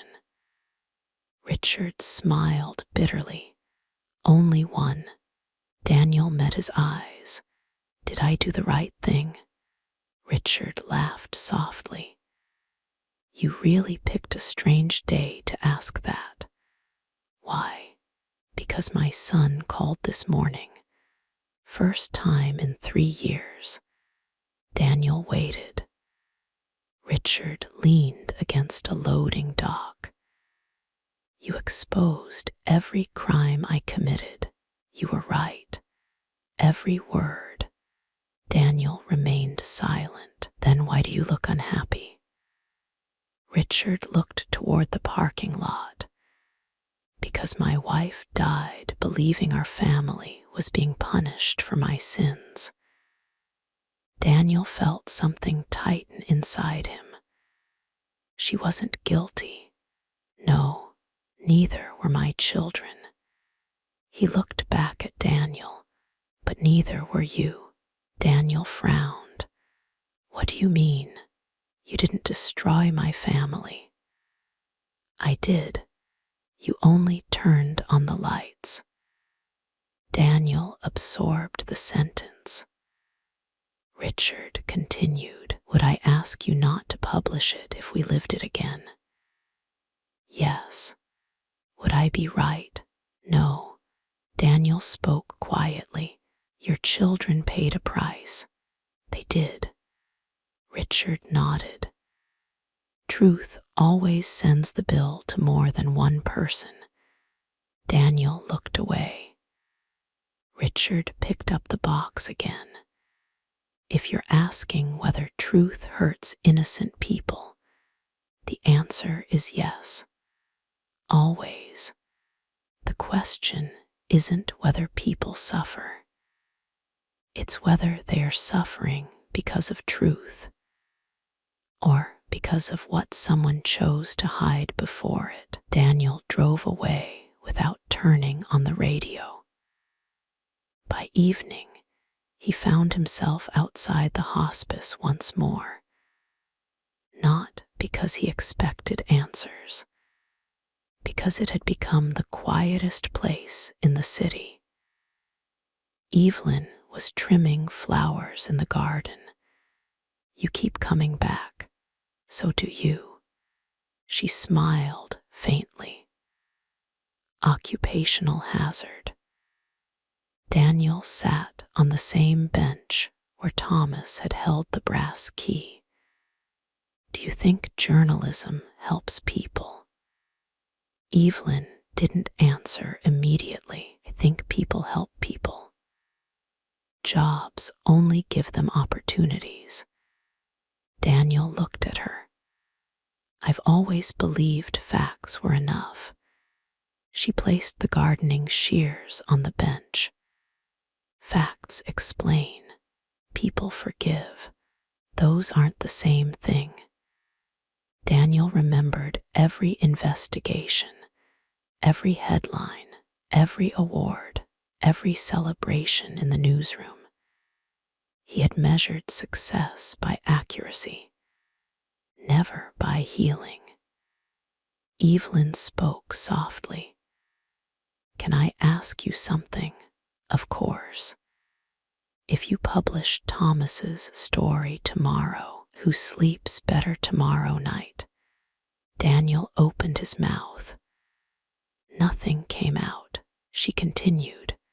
Who heals? Who becomes whole? Who finds peace? Daniel searched for an answer. He couldn't find one. Only another question. Then why does the truth matter? Evelyn looked toward the flower beds Arthur had loved. Because someday the right people need it. Not always everyone. Daniel sat there long after she returned inside. Rain began falling again. He didn't move for the first time since becoming a journalist. He realized he had spent 20 years asking whether a story was true. He had almost never asked who it was truly for. When he finally returned to the newsroom, Margaret was waiting. She held a thin folder. This arrived after you left. No return address. Daniel opened it. Inside was a single photograph. Thomas, much younger, standing beside Michael Turner. The two men were shaking hands. Neither smiled. Written on the back in careful handwriting were 6 words. The day we chose silence together. Daniel stared at the photograph. Until that moment, he had believed Michael chose for Thomas. Now he understood something far more painful. Thomas had chosen too, and that choice had shaped every life that followed. The photograph remained on Daniel's desk overnight. Thomas, Michael, a handshake, 6 words. The day we chose silence together. By morning, the image had stopped looking like evidence. It looked like a promise. Daniel arrived before anyone else. He unlocked the archive room. Instead of researching Thomas, he searched journalism itself. Old ethics manuals, editorial policies, historic front pages. Margaret found him sitting on the floor surrounded by books, planning to rewrite the profession. Daniel looked up. Maybe. She sat beside him. What's bothering you? I've spent my career asking whether people deserve the truth. She waited. Now I'm wondering whether that's even the right question. Margaret smiled sadly. Good. Daniel frowned. Good. Most journalists never reach that question. She picked up one of the ethics books. When I started, my editor gave me one piece of advice. What was it? He said people confuse two very different things every day. Daniel waited. Public interest, public hunger. Daniel repeated the words. What's the difference? Margaret closed the book. Public interest is information people need in order to make decisions. Public hunger is information people desperately want because it satisfies curiosity. Daniel remained silent. She continued, sometimes they are the same. Sometimes they're worlds apart. She stood. Come with me. They left the newspaper building together. Margaret drove without explaining where they were going. Half an hour later, they stopped outside a small apartment building. Ordinary, quiet, children's bicycles leaned against the entrance. Who lives here? Richard Hale's daughter. Daniel slowly looked at her. You knew where she lived. I checked on her years ago. Why? Because your story changed her life too. Daniel felt uncomfortable before they even entered. A young woman opened the door. She immediately recognized Margaret. Good to see you again. Margaret smiled warmly. This is Daniel Mercer. The woman's smile disappeared. For a brief moment, nobody spoke. Then she stepped aside. Come in. Her apartment was modest but welcoming. Children's drawings covered one wall. A little boy played quietly with toy trains on the floor. My son. Daniel nodded politely. The woman poured coffee. I wondered whether we'd ever meet. Daniel answered honestly. I didn't think I deserved to. She appreciated the answer. Your article was true. Daniel looked at her. Every word, then. Why are you here? Because I don't know whether truth was enough. She looked toward her son. When I was 16, everyone at school knew my last name. Teachers looked at me differently. Parents stopped inviting me over. My friends disappeared. Daniel listened without defending himself. She continued, I hated you for years. He accepted that. Then I hated my father longer. She smiled faintly. Eventually, I hated nobody. Daniel quietly asked, do you wish I hadn't published the story? She looked directly into his eyes. No, he blinked. My father broke the law. People deserved to know. Daniel felt both relief and sorrow. She continued, but nobody deserved what happened afterward. What do you mean? News vans stayed outside our house for weeks. Photographers followed my little brother to school. Strangers shouted at my mother in grocery stores. None of us had done anything. Daniel lowered his eyes. The woman leaned forward. Mr. Mercer, your article served the public interest. Everything after publication served public hunger. Daniel looked up. She continued, people already knew enough. They simply wanted more interviews, more photographs, more suffering.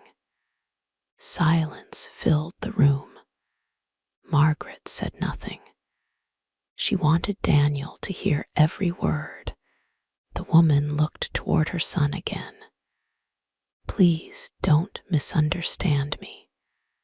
I'm grateful corruption was exposed, but curiosity became entertainment.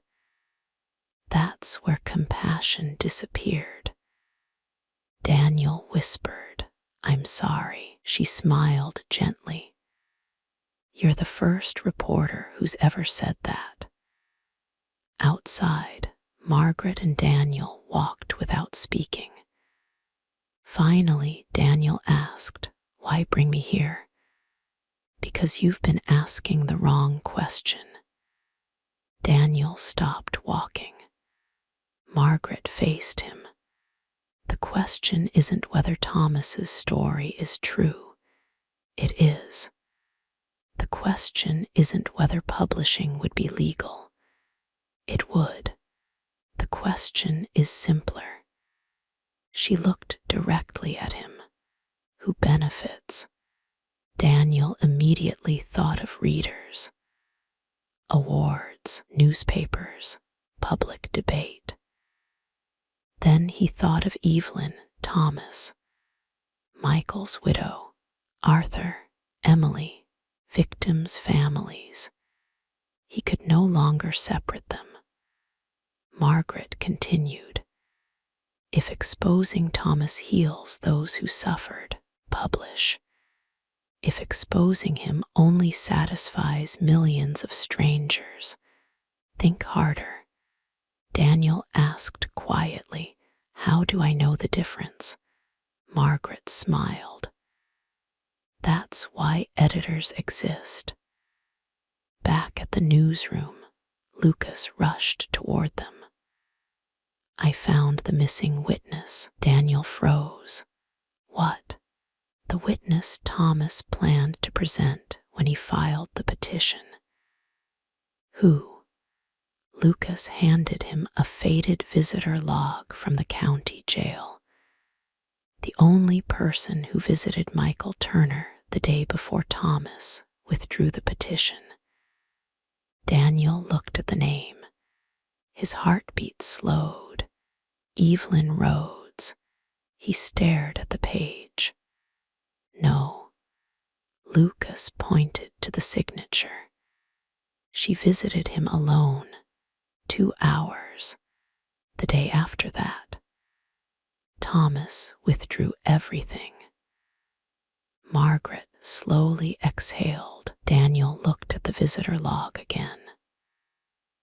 Until now, he had believed Evelyn had only protected Thomas after the decision had already been made. The record suggested something very different. She had been part of the decision itself. His phone vibrated. A text message from an unknown number. 1 sentence. She never asked him to stay silent. She asked him to choose carefully. Daniel looked from the message to the visitor log. Someone knew exactly what he had just discovered, and they were still watching every step he took. Daniel read the message 3 more times.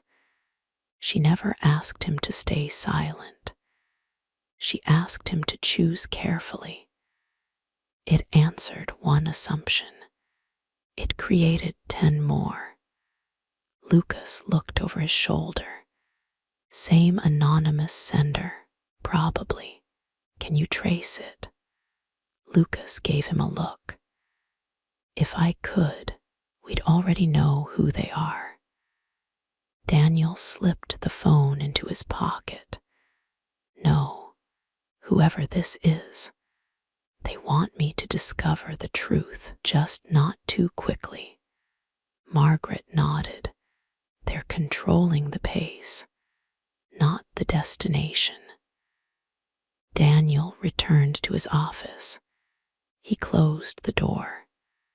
For the first time in years, he ignored every assignment waiting on his desk. Instead, He pulled a blank sheet of paper from his drawer. Across the top, he wrote 2 columns: public interest, public hunger. He began listing everything he knew. Thomas caused the fire, public interest.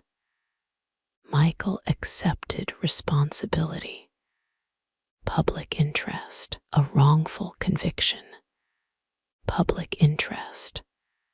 Anonymous donations, possibly public interest. Thomas's private guilt. He stopped writing. Which column did that belong in? He couldn't answer. Thomas's medical records, public hunger. Thomas's conversations with Arthur, unknown. Emily's asthma, not public interest. Private. Michael's farewell letter. He stared at it. A confession or grief. He folded the page in half. For the first time in his career, the facts refused to organize themselves. There was no line separating what people needed to know from what they merely wanted to know. Only judgment. And judgment frightened him far more than evidence ever had. Late that afternoon, he left the office alone. The city moved around him as always. Trains rattled overhead. Office workers hurried home. Street musicians played beneath bridges. No one passing him knew he carried a story that could dominate every newspaper in the country. No one knew he no longer wanted that. His steps eventually carried him back to Westbrook Memorial Park. The rain had washed the stone clean. 7 names, 1 tree, white lilies rested beneath it, fresh ones. He looked around. The park was empty. Someone had been there only minutes earlier. He knelt beside the flowers. A folded envelope rested underneath them. No stamp, no name, only 1 word, Daniel. He carefully opened it. Inside was a handwritten note. You keep asking whether people deserve the truth. Arthur asked the same question. Michael asked it. Thomas asked it. You are asking the wrong one. There was no signature, only another photograph. It showed the old community center 5 years after the fire. Children laughed outside. Parents stood together. The building looked newly restored. Daniel immediately recognized several faces, former scholarship recipients, volunteers, families he had seen in the clinic photographs. Then his eyes stopped. Standing in the background, almost hidden behind a tree, were Thomas and Evelyn. Neither faced the camera. Neither appeared to know the photograph had been taken. Thomas was repairing a broken fence. Evelyn handed bottled water to volunteers. No speeches, no ceremony, no recognition, just work. Daniel turned the photograph over. 1 sentence. Ask who loses. He closed his eyes. Public interest, public hunger, who benefits? Now another question, who loses? Each question narrowed the path. Yet none gave him permission to publish. His phone rang. It was Evelyn. Her voice sounded calmer than usual. "Can we meet tonight?" "Yes." "Where?" "The old public library." After closing, Daniel frowned. "Why there?" "Because there's something I can finally show you." "Can finally?" She hesitated. Thomas agreed. Daniel stood immediately. Agreed to what? To let someone else carry part of the truth. The line ended. Daniel looked once more at the photograph. Thomas had finally made a decision. Not to confess. Not yet. But to stop carrying everything alone. As darkness settled over the city, Daniel walked toward the library with the strange feeling that every question he had asked since receiving the anonymous envelope had only been preparation. The investigation was no longer about uncovering hidden facts. It was about deciding whether knowing them would leave anyone's life better than before. And for the first time, someone was ready to trust him with the answer. Daniel reached the old public library just as the last lights inside were being switched off. The building stood between newer office towers, overlooked by most people walking past it. Inside, the air smelled of old paper and polished wood. Evelyn waited near a reading table.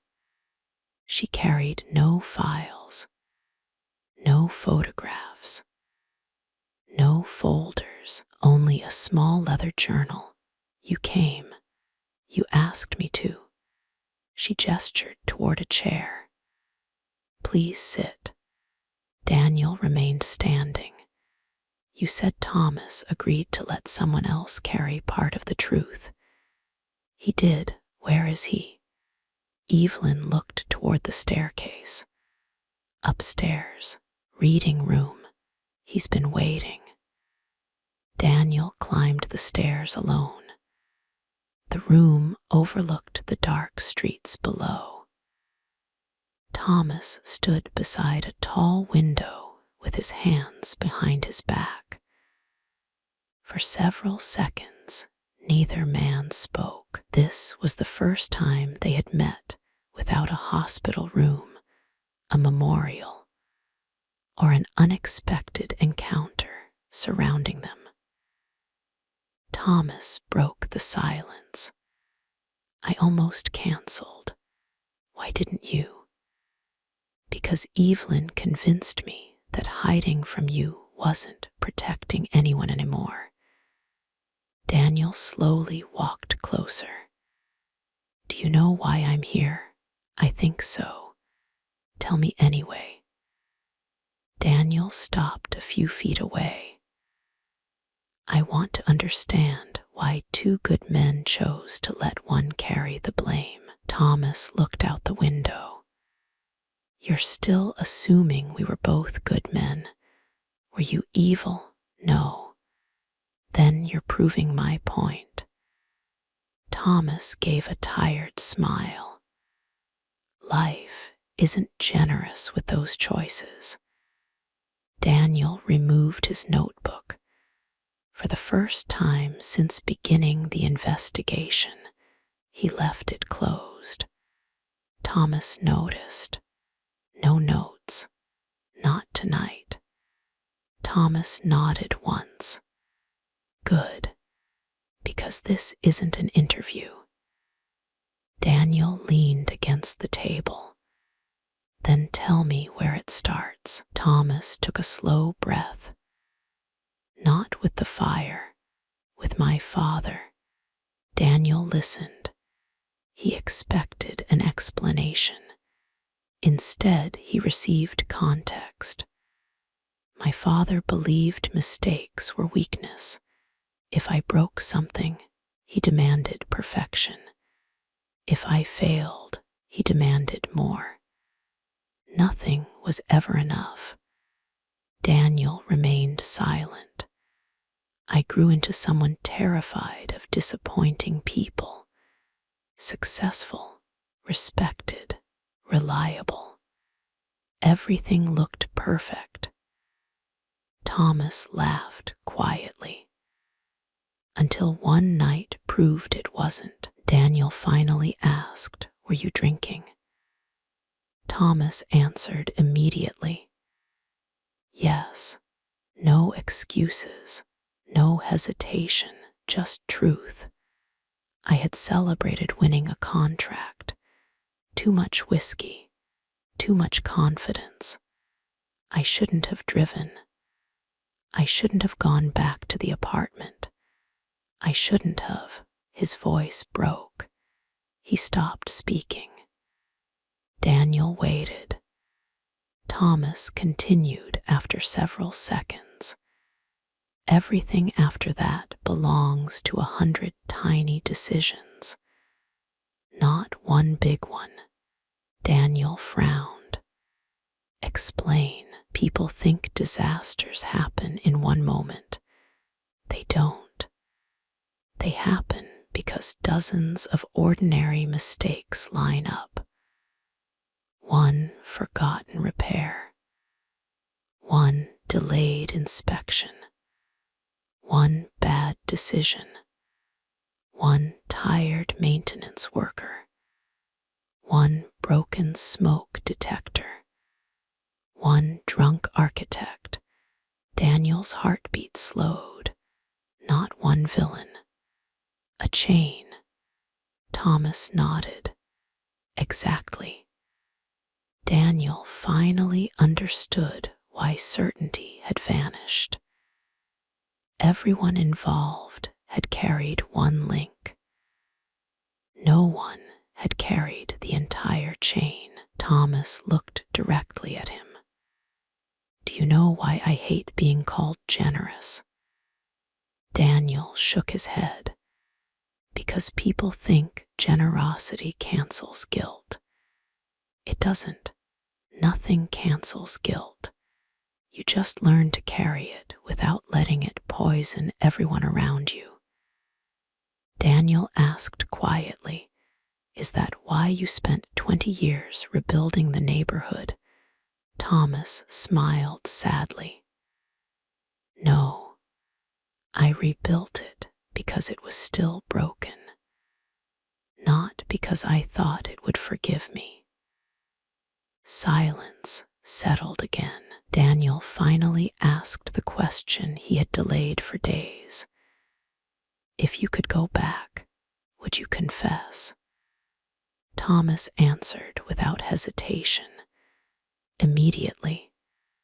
Then why didn't you 20 years ago? Thomas closed his eyes. Because someone showed me the cost. Daniel waited. Michael, no. Evelyn, no. Then who? Thomas looked toward the staircase. Emily. Daniel stared at him. Emily. She was 15. She had already lost her parents, already lost her home, already believed the world had abandoned her. Thomas's voice became quieter. She asked me one question. Daniel leaned forward. What did she ask? Thomas swallowed. If they take you away too, will everyone leave me? The room became completely silent. Daniel slowly lowered his head. Thomas continued. She didn't know the whole story. She only knew everyone she loved kept disappearing. Daniel whispered, "So you stayed." I stayed. Not because I wanted freedom, because I couldn't watch another child lose everything. Daniel looked toward the floor. For the first time, Thomas's silence felt less like cowardice.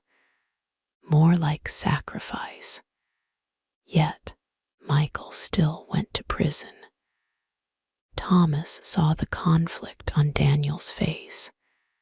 That's why there was never a right answer, only different people paying different prices. The door behind them opened quietly. Evelyn entered. Neither man noticed at first. She looked at Thomas. "It's time."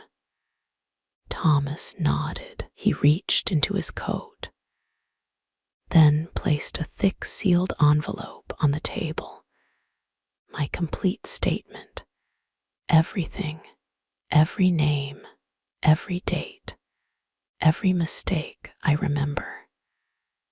Daniel looked at the envelope, but made no move to touch it. Thomas gently pushed it closer. "I've spent 20 years deciding whether the world deserves this. Tonight, I'm letting you decide." Daniel stared at the envelope. It felt impossibly heavy. Thomas placed one hand on it before Daniel could reach for it. "One condition." Daniel looked up. "Read it. Understand it. Then ask yourself one question before you publish anything." "What question?" Thomas met his eyes. "When justice is finally done, who will still be left to forgive?" Thomas removed his hand. Daniel slowly picked up the envelope. For the first time since receiving the anonymous package that began the investigation, the entire truth was finally within reach. And he had never wanted to open it less. Daniel held the envelope without breaking the seal. The room remained silent. Thomas made no effort to persuade him. Evelyn simply watched. Finally, Daniel asked, "Why me?" Thomas answered immediately, "Because you still haven't decided." Daniel frowned. "Decided what? Whether you're looking for truth or permission?" The words landed harder than any accusation. Daniel looked down at the envelope. "I've always believed they were the same thing. I know." Thomas nodded. "So did I." He walked toward one of the old bookshelves. Rows of worn biographies filled the shelves. Histories, wars, trials, presidents, judges, people remembered for impossible decisions. Thomas rested his fingers on the spine of one book. Every one of these people believed they were right. Some were, some weren't. Most never knew. Daniel remained quiet. Thomas continued, "You've spent your career proving facts. Now you're being asked to judge consequences. They're different skills." Daniel slowly nodded. "Yes." Thomas looked relieved. "That's all I wanted you to understand. Not that I'm innocent. Not that I deserve forgiveness. Only that whatever you choose, someone innocent will pay." Daniel felt those words settle inside him. For weeks he had searched for the guilty. Now Thomas was asking him to search for the innocent instead. Evelyn stepped beside the window. "Daniel, do you remember asking me who the truth belongs to?" "Yes." "I think I was wrong." Daniel looked at her. "Truth belongs to everyone touched by it. Not at the same time, not in the same way, but eventually everyone." Daniel considered her words. Then he looked at the sealed statement. "If I read this, there's no going back." Thomas nodded. "No, there isn't." Another long silence passed. Daniel finally slipped the envelope into his satchel. "I'm not opening it tonight." Thomas smiled for the first time. A small, tired smile. "Good." Daniel looked surprised. "Expected me to." "I hoped you wouldn't." "Why?" "Because curiosity opens envelopes. Responsibility waits until morning." Daniel let out a quiet breath. Margaret had spoken about public hunger. Thomas had just demonstrated the same lesson, without ever mentioning journalism. As they walked downstairs together, the library lights dimmed automatically. The building was closing. At the entrance, Thomas stopped. "Mr. Mercer," Daniel turned. "If you decide to publish everything, I won't stop you. If you decide not to, I won't thank you." Daniel frowned. "Why not?" "Because neither decision should belong to me anymore." He extended his hand. For the first time since the investigation began, Daniel accepted it. The handshake was firm, unremarkable, human. No photographers, no audience, no witnesses beyond Evelyn. Yet Daniel somehow knew it would become the most important handshake of his life. Thomas released his hand. "Good night." He and Evelyn walked into the rainy street together. Daniel remained beneath the library entrance, watching them disappear into the darkness. His phone buzzed. "Lucas, you need to come back." "What's happened?" "Someone broke into your office." Daniel's heartbeat quickened. "Was anything taken?" Lucas hesitated. "No, not taken. Left." Daniel immediately headed for the newsroom. Police officers were already inside. His office door hung open. Nothing appeared disturbed. His notebooks remained exactly where he had left them. His computer was untouched. Margaret stood beside his desk. They only touched one thing. She pointed. At the center of his desk sat an old newspaper, yellowed with age. Daniel recognized it instantly. The original front page edition covering the Westbrook fire. Across the headline, written in fresh black ink, were 6 words. "You still do not know everything." Daniel slowly turned the page. Inside, tucked between 2 articles, rested a folded sheet of paper. Unlike every anonymous note before it, this one was signed Michael Turner. Daniel's hands froze. Lucas stared over his shoulder. "That's impossible." Daniel carefully unfolded the page. The first line read, "If you are reading this, then Thomas finally found the courage I prayed he would." Daniel looked toward the sealed envelope inside his satchel.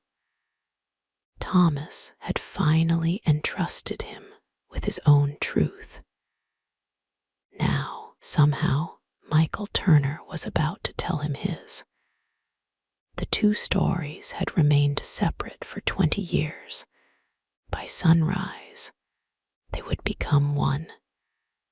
Daniel locked his office door. For several minutes he did nothing. Thomas's sealed statement rested beside Michael Turner's letter. 2 lives, 2 versions, 1 truth. He reached for Michael's letter first. The paper had yellowed with age. The handwriting was careful but uneven. If you are reading this, then Thomas finally found the courage I prayed he would. Please do not hate him more than he already hates himself. Daniel continued reading. I have watched one man sentence himself every day for 20 years. No judge could have punished him more severely. If you wish to understand what happened, begin with this.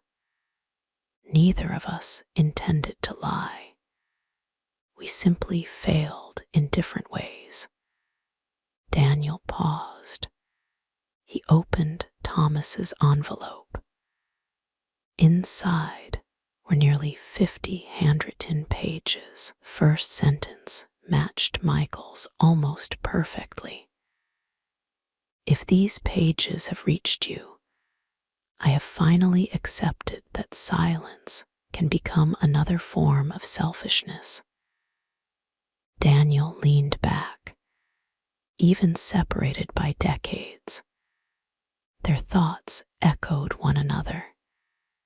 He read until sunrise. Page after page reconstructed the night of the fire. Thomas had returned to Westbrook shortly before midnight after celebrating the successful approval of a major architectural proposal. He had been drinking, not enough to lose consciousness, enough to make poor decisions feel reasonable. Rain had begun falling. The building's electrical system had experienced intermittent failures for months. Residents had complained repeatedly. Management delayed repairs to reduce costs. Thomas knew this. He had argued about it during previous renovation consultations. He should have pushed harder. He didn't. That failure stayed with him. The night he returned, he noticed lights flickering in the 4th floor hallway. Arthur Collins was replacing temporary wiring after another electrical failure. Michael Turner was checking a leaking pipe nearby. Thomas offered to help.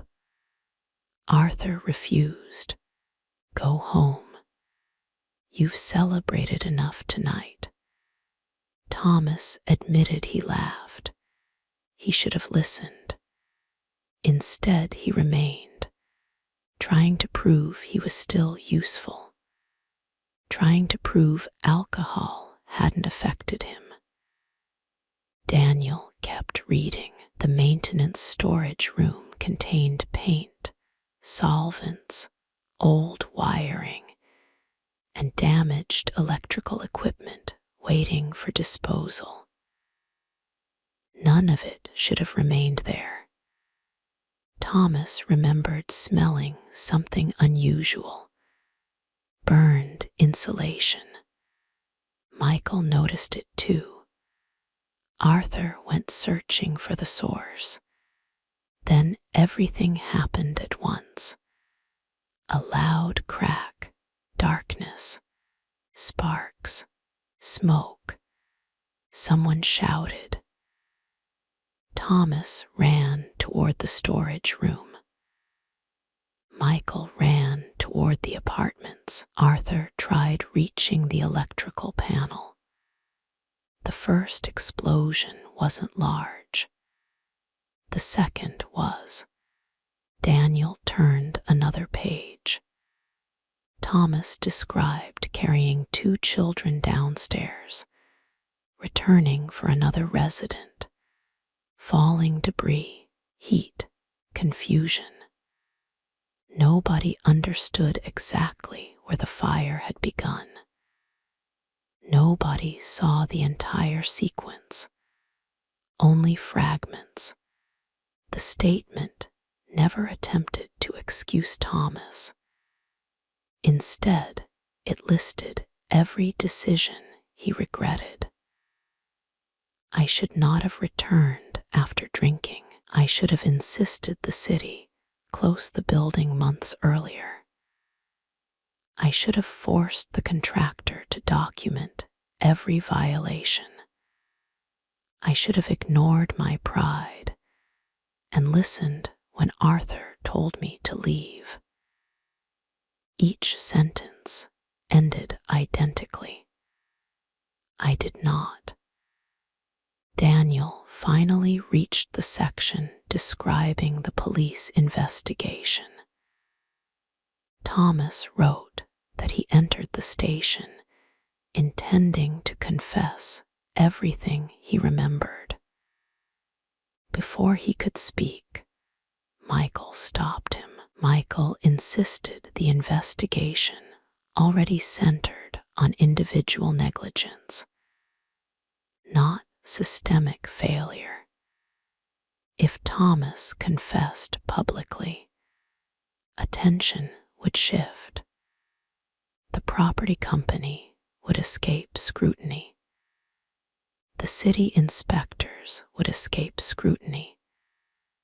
The manufacturers of defective equipment would escape scrutiny. Everything would become Thomas Rhodes versus the world. Daniel stopped reading. He unfolded Michael's letter again. The corresponding paragraph read, Thomas believed punishing himself would create justice. I knew it would create a scapegoat. Neither of us understood there could be another path. Daniel continued.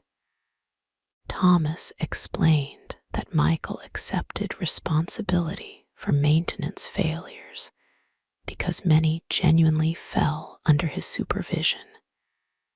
He had signed inspection reports, delayed replacement requests, approved temporary repairs. Those decisions were real. So were Thomas's, so were management's, so were the city's. Everyone owned part of the disaster. The legal system demanded one name.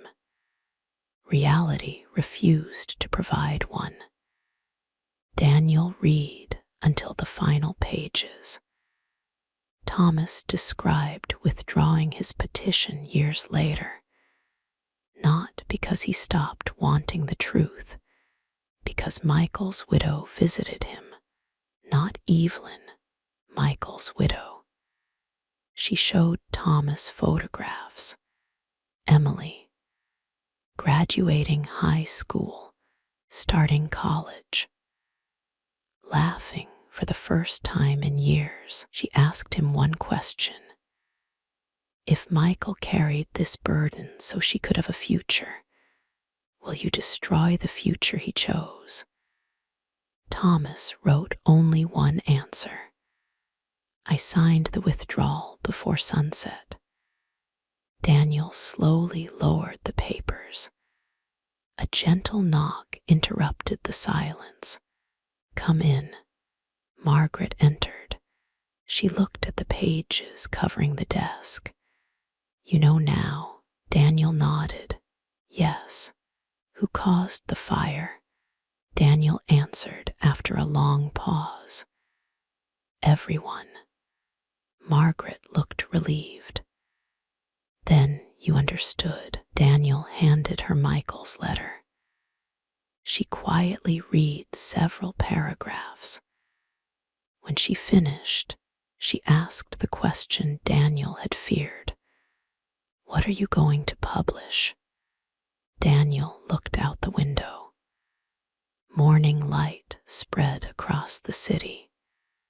People hurried to work, completely unaware that one decision inside a quiet newsroom could redefine 20 years of history. He finally spoke. "I still don't know." Another knock came at the door. Lucas entered. "Sorry to interrupt. Thomas Rhodes is downstairs." Daniel looked up. He said he'd wait as long as necessary. "He only asked me to tell you one thing." "What?" Lucas swallowed. "Whatever you decide, he won't appeal it." Thomas had already accepted the verdict. Now only Daniel's remained. Daniel left the papers exactly where they were. For the first time in his career, he refused to carry evidence into an interview. He already had enough. Thomas stood alone in the lobby. He had removed his coat despite the cold. His face looked more tired than Daniel had ever seen it. "You read everything?" "Yes." Thomas nodded. "Then there isn't much left to explain." Daniel disagreed. "There is one thing." They walked outside. Rain fell lightly over the empty sidewalk. Neither man seemed to notice. Daniel stopped beneath the awning. "Why didn't you leave?" Thomas looked confused. "After the fire." "You could have disappeared, started over somewhere else." "No one would have known." Thomas almost smiled. "I would have known." Daniel said nothing. Thomas continued. "People think punishment is prison. Sometimes it's waking up every morning remembering exactly who you used to be." Daniel looked at him carefully. "Do you forgive yourself?" Thomas answered without hesitation. "No, will you?" "I don't know." Thomas accepted that. "Neither do I." They began walking without choosing a direction. Daniel broke the silence. "Michael called himself a scapegoat. You called yourself a coward. Which one was true?" Thomas looked ahead. "Both." "Neither. Words become too small after enough years." Daniel thought about that. "You tried to confess twice." "Yes. Why not a third time?" Thomas stopped walking. "Because eventually, confession stopped being about courage. It became about ownership." Daniel frowned. "Explain." "If I confessed after Emily built a life, after Michael died, after Arthur spent decades blaming himself, who would I be helping?" Daniel answered honestly. "The public." Thomas nodded. "Maybe who else?" Daniel couldn't answer. Thomas looked toward the courthouse in the distance. "The law measures responsibility. Life measures consequences. Those aren't always the same thing." Daniel remembered every conversation. Margaret, Richard Hale, Evelyn, Arthur, Michael's letter. Each had pushed him toward the same place from a different direction. Thomas reached into his pocket.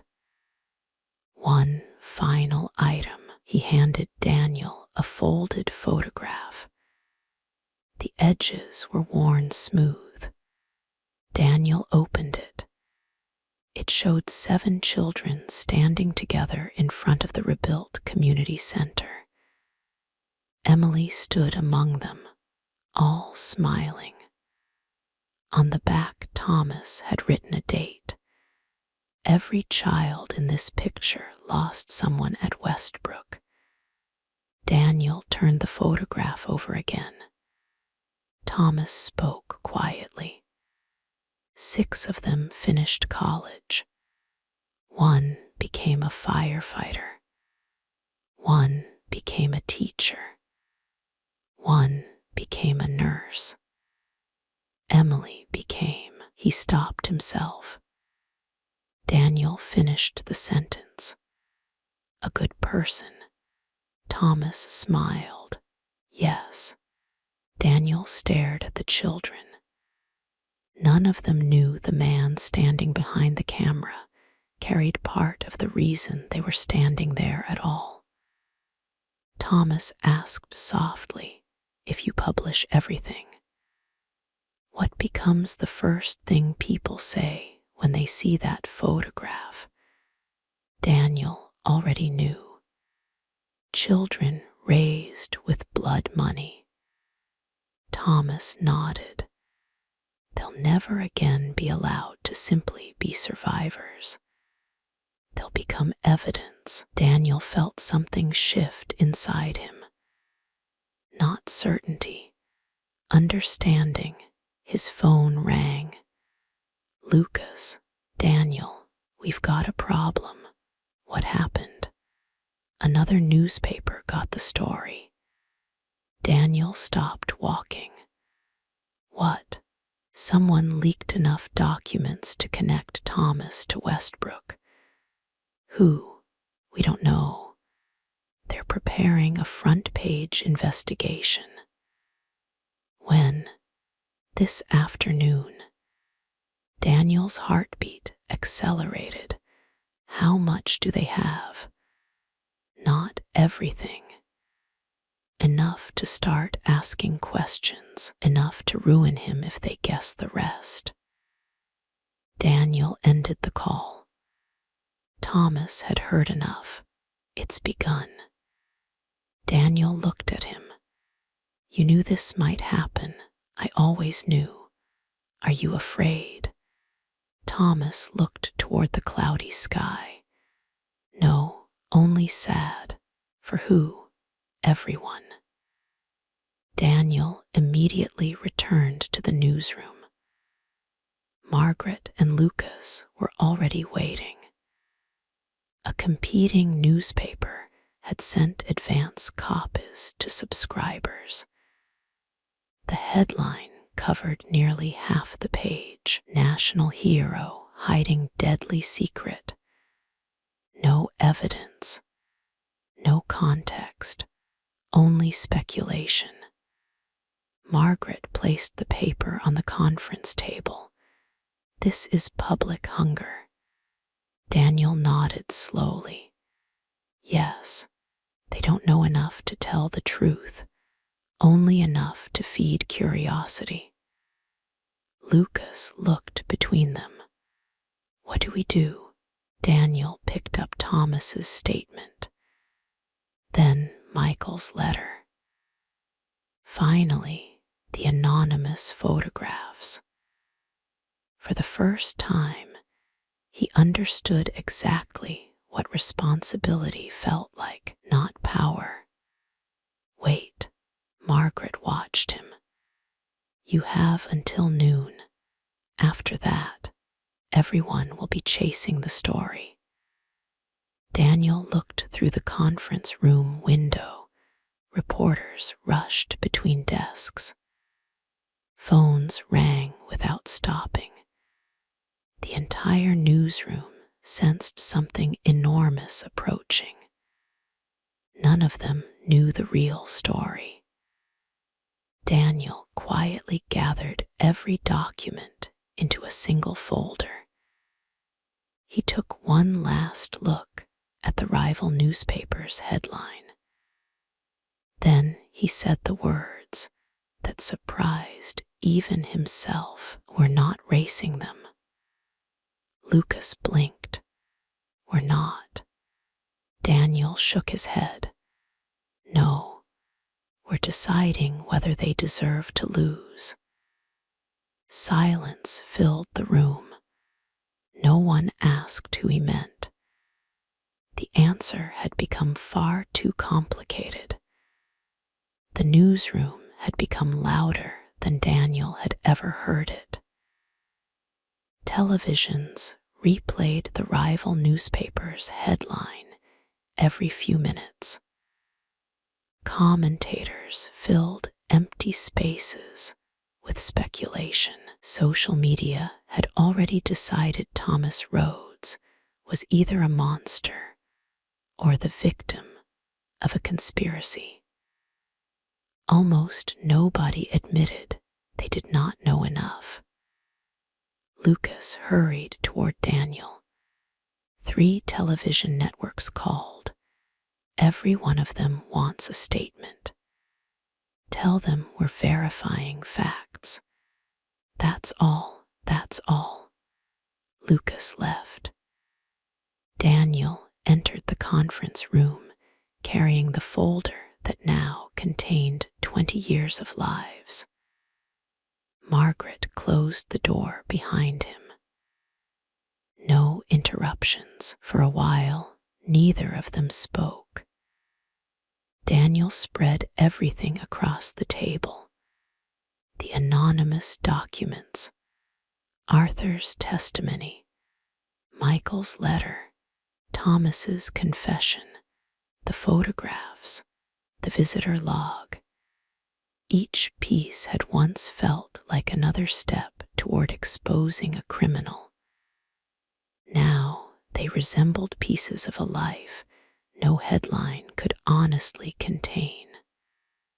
Margaret finally spoke. What story do we actually have? Daniel answered automatically. Thomas Rhodes caused. He stopped. No, he took a slow breath. Try again. Daniel looked at every document. A respected architect hid his role in a deadly fire. Margaret waited. Daniel frowned. Still incomplete. He tried once more. Several people shared responsibility for a tragedy.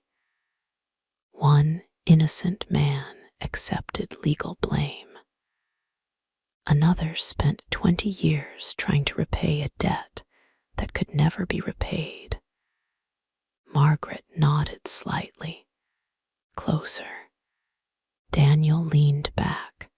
Still not enough.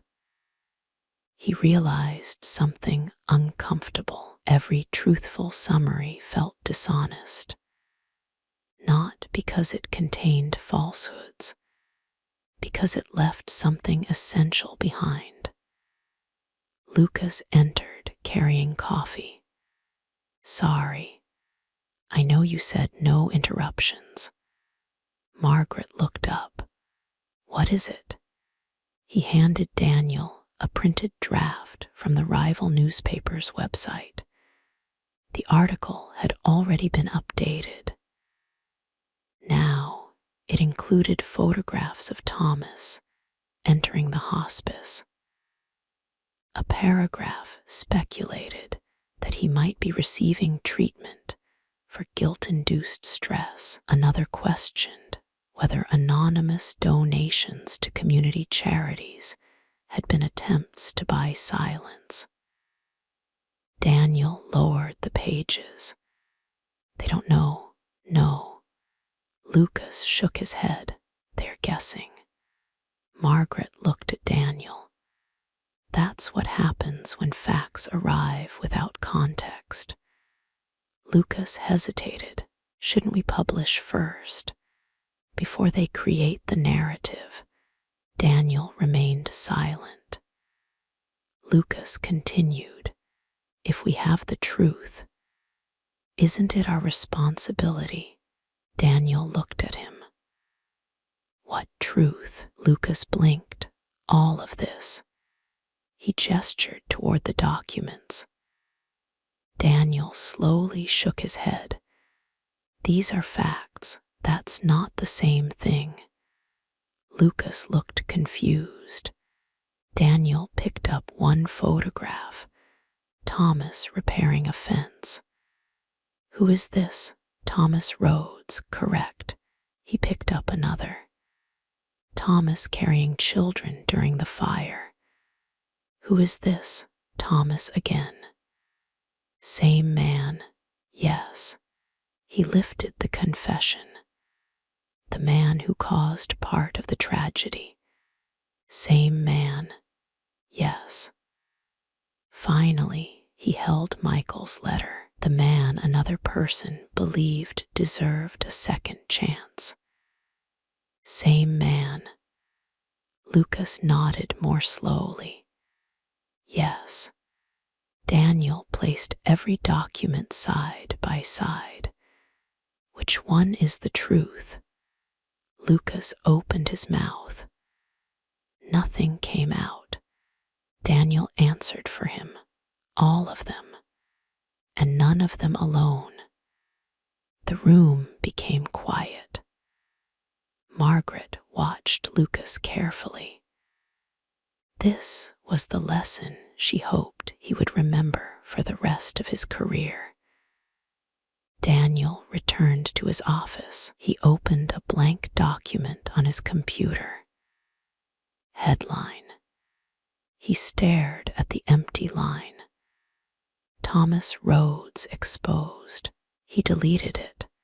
The secret behind Westbrook. Deleted. The man responsible. Deleted. 20 years of lies. Deleted. Each headline felt designed to make readers curious. Not wiser. He closed his eyes. His fingers rested on the keyboard. Slowly, he began typing. Not a headline. A question. What does society owe the truth when the truth has already punished everyone involved? He read the sentence several times. It sounded less like journalism, more like an essay. Margaret quietly entered. That's not a news article. I know. She looked at him. Maybe that's because this isn't a normal story. Daniel turned toward her. If I write everything, I'll destroy Thomas. Yes, if I write nothing. The rival paper controls the story. Yes. If I publish only part, people will accuse me of protecting him. Yes. Daniel laughed softly. You've become very economical with words. There are no economical answers. He rubbed his forehead. Tell me what to do. Margaret smiled sadly. No, why not? Because if I make this decision, you'll spend the rest of your life believing it was mine. Daniel knew she was right. His phone vibrated. Evelyn, he answered immediately. Are you all right? There was silence. Then Evelyn spoke quietly. Thomas collapsed. Daniel stood. What happened? He was talking with me. Then he couldn't breathe. The doctors are with him now. Daniel's heart sank. Is he? I don't know. Please come. The line ended. Daniel looked at the unfinished article. Then at Thomas's confession. Then at the rival newspaper's accusations spreading across every screen in the newsroom. Time had finally run out. He closed the laptop without saving a single word. For the first time in his professional life, the story could wait, the man could not. Daniel arrived at the hospice less than 15 minutes later. Rain covered the entrance steps. Several reporters already stood behind temporary barriers.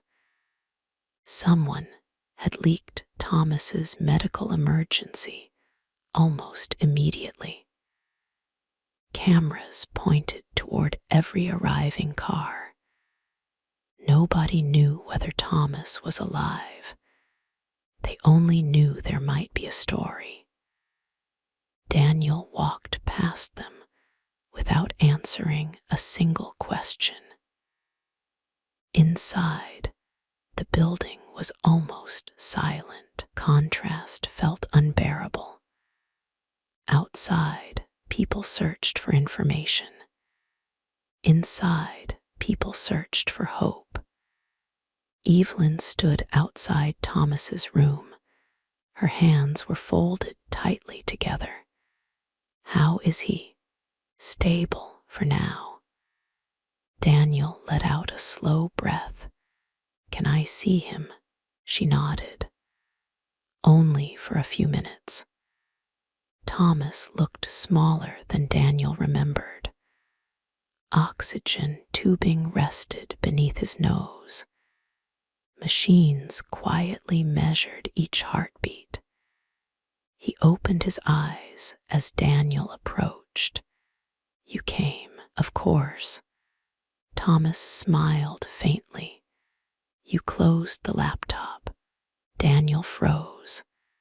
How did you? Evelyn tells me more than she should.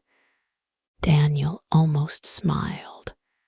Thomas's expression became serious.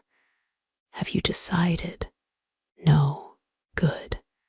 Daniel pulled a chair closer. I thought you wanted me to decide quickly. I wanted you to decide carefully. There's a difference. Daniel nodded. Thomas looked toward the window. Do you know what I regret most? Daniel expected another answer about the fire. Instead, Thomas said, time. Daniel waited. I spent 20 years believing I had more of it. More time to help. More time to confess. More time to become someone worthy of forgiveness. He looked back at Daniel. There never was more time, only today. Daniel felt every word. Thomas continued. Don't wait because you're afraid. Don't publish because you're afraid.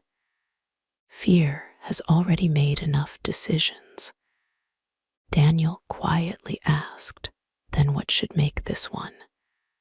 Thomas smiled weakly. Love. Daniel looked at him.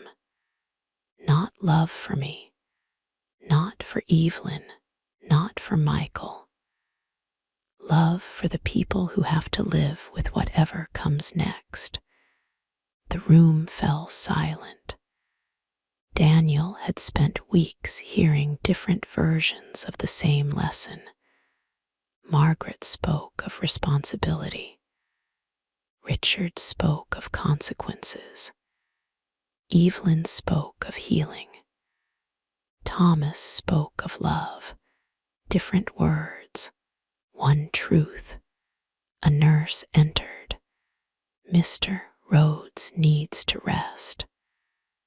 Thomas nodded. Before Daniel stood, Thomas reached for his wrist. One last request. Daniel leaned closer. When people read whatever you write, don't let them remember me. Remember Westbrook. Remember the families. Remember why buildings must be safe.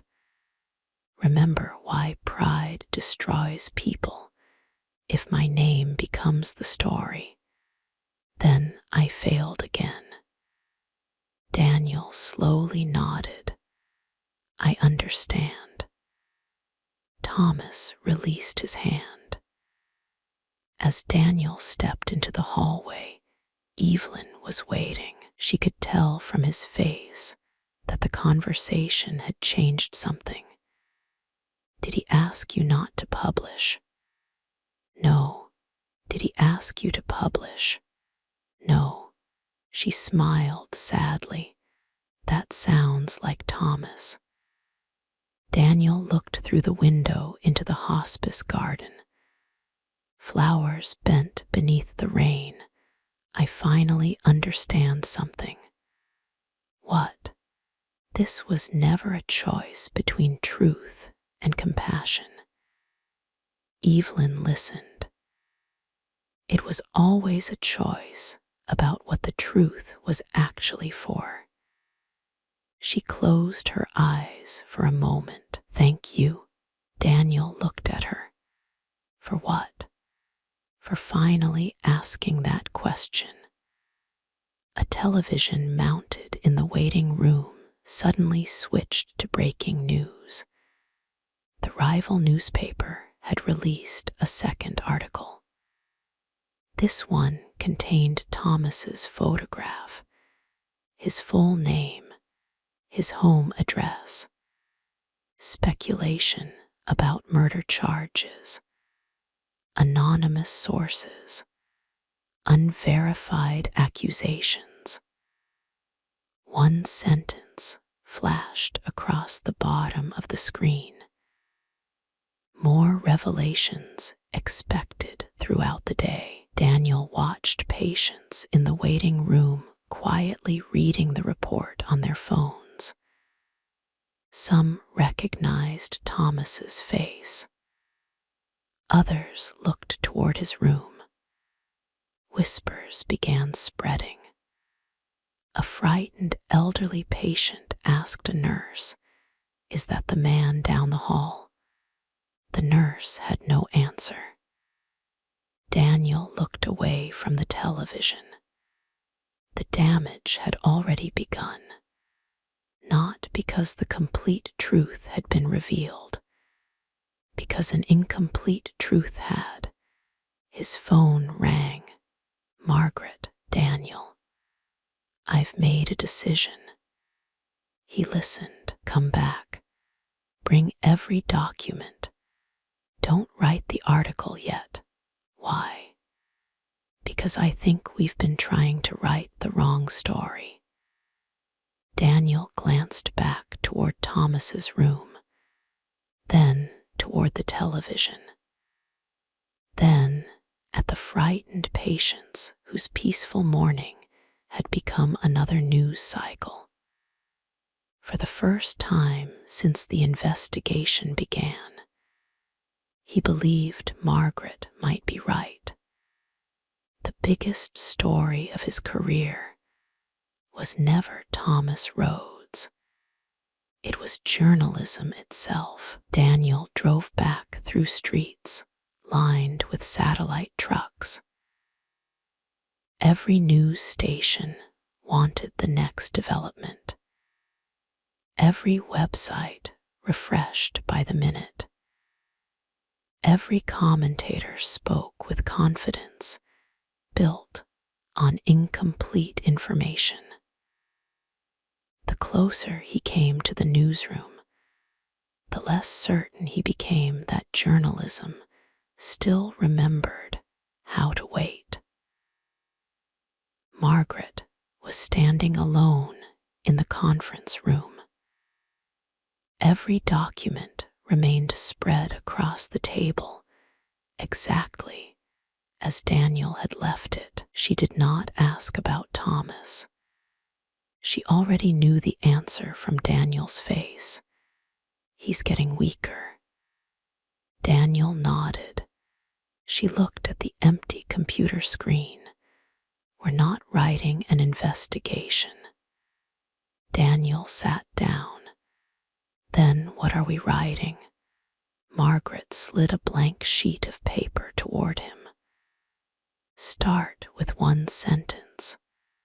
Not about Thomas. About what you've learned. Daniel stared at the page. His hand refused to move. Margaret waited. Minutes passed.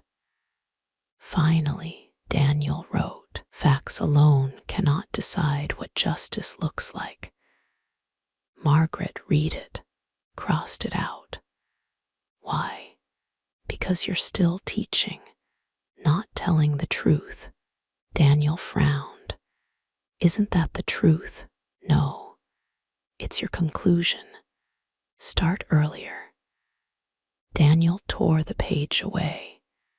He tried again. I have spent 20 years believing. He stopped. Margaret nodded. Now you're getting somewhere. Daniel continued writing.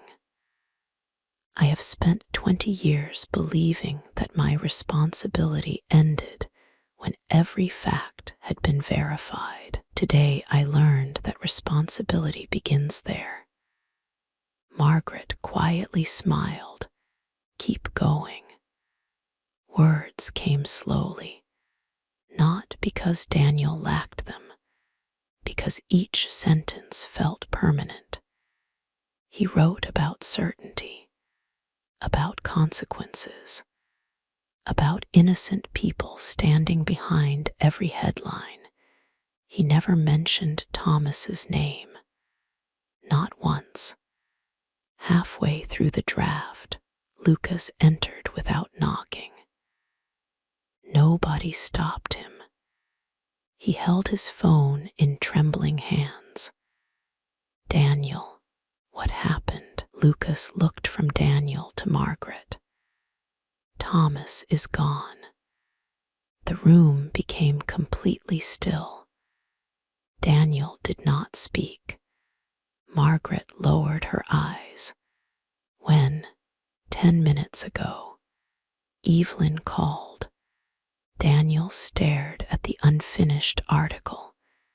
His vision blurred, not from tears alone, from the realization that every possible decision had just changed. Thomas would never again speak publicly, never answer questions, never defend himself, never explain. The last person who could confess with his own voice was gone. Daniel quietly stood. I'm going back. Margaret nodded. Go. The hospice hallway was darker than before. Many doors were closed. Conversations had become whispers. Evelyn sat alone in the garden despite the cold rain. She looked up as Daniel approached. He suffered peacefully. Daniel sat beside her. I'm sorry. She smiled faintly. So was he. Daniel looked toward Thomas's window. Did he say anything? She nodded. Near the end, he asked whether you'd decided. Daniel closed his eyes. I hadn't, I know. She looked at the flowers. When I told him you were still thinking, he smiled. Daniel opened his eyes again. Why? Because he said uncertainty finally meant someone understood. Neither of them spoke for several minutes. Rain slowly collected on the wooden bench. Evelyn finally reached into her coat. He asked me to give you this. A small brass key rested in her hand. Daniel recognized it immediately. The key Thomas had carried in the garden. Westbrook Apartments, maintenance room. Daniel carefully accepted it. There's one place you've never seen. Where? The room where everything began. Daniel looked at the worn key. Thomas wanted you to choose freely, only after he was gone. Daniel turned the key over in his hand. The metal had been polished smooth by years of carrying it. He never threw it away. No. Evelyn shook her head. He believed forgetting would have been another kind of escape. Daniel slipped the key into his pocket. A nurse quietly approached them. MS. Roads, there's something else. The nurse handed Evelyn a sealed envelope. Written across the front were 2 words for Daniel. Evelyn looked surprised. I didn't know about this. Neither did the nurse. Daniel opened it carefully. Inside was a single handwritten page. Mr. Mercer, if you are reading this, I no longer have to wonder whether I chose correctly. Now that burden belongs to history, not to me. Do not write to save my name. Do not write to protect my memory. Write only what helps the living carry tomorrow. Thank you for listening before deciding. Thomas Rhodes. Daniel folded the letter carefully. No confession. No instructions.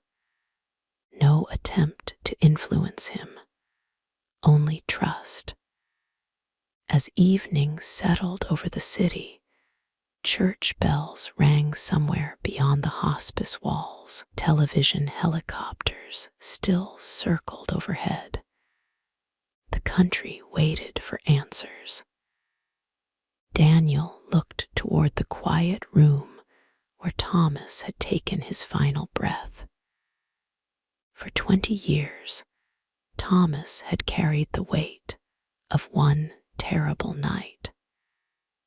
Now, someone else carried the weight of deciding what the world would know, and there was no one left to ask if the decision was right. Daniel remained in the hospice until after sunset. No reporters were allowed inside. For a few hours, the building belonged only to grief. A small memorial service took place in the chapel. No cameras, no speeches prepared for the public. Only a handful of people who had known Thomas as he had lived during his final years. Patients, nurses, volunteers, Arthur Collins. Daniel had not expected to see him. Arthur looked older than ever. The years seemed to have settled heavily onto his shoulders. He walked slowly toward Thomas's casket. No one interrupted him. He rested one hand on the polished wood. "You stubborn fool." His voice barely rose above a whisper. "You should have let me carry more of it." Daniel watched silently. Arthur remained there for nearly a minute before stepping away. When he turned, he noticed Daniel. "So, you finally know." Daniel nodded. "Yes." Arthur looked toward the casket. "I spent 20 years wishing he'd hate me. Instead, he kept thanking me." Daniel frowned. For what? For surviving. Arthur laughed bitterly. Imagine that. Daniel waited. Arthur took a slow breath. Every year he'd visit, every anniversary, he'd apologize. Every time, I'd tell him same thing, go help somebody. If apology changes nothing, then make tomorrow different. Daniel quietly asked, did it help? Arthur thought for a long moment. It didn't bring anybody back. Daniel nodded. Arthur continued, but maybe it stopped another family from sitting where we are today. Daniel followed his gaze toward the casket. Neither man spoke again. After the service ended, people slowly left. No television cameras captured the quiet embraces. No headlines reported the names of the hospice volunteers who cried. Outside the gates, the media crowd had doubled. Reporters shouted questions toward every person leaving. Did Thomas Rhodes confess? Did he admit responsibility? Is it true he paid millions to buy silence? Daniel ignored every question. One microphone nearly touched his face. "Mr. Mercer, will your newspaper publish the documents?" He kept walking. Another reporter shouted, "Does the public deserve to know?" Daniel stopped. The crowd instantly fell silent.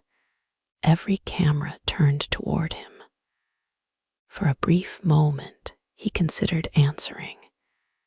Instead, he simply said, "The public deserves the truth, not speculation." Then he walked away.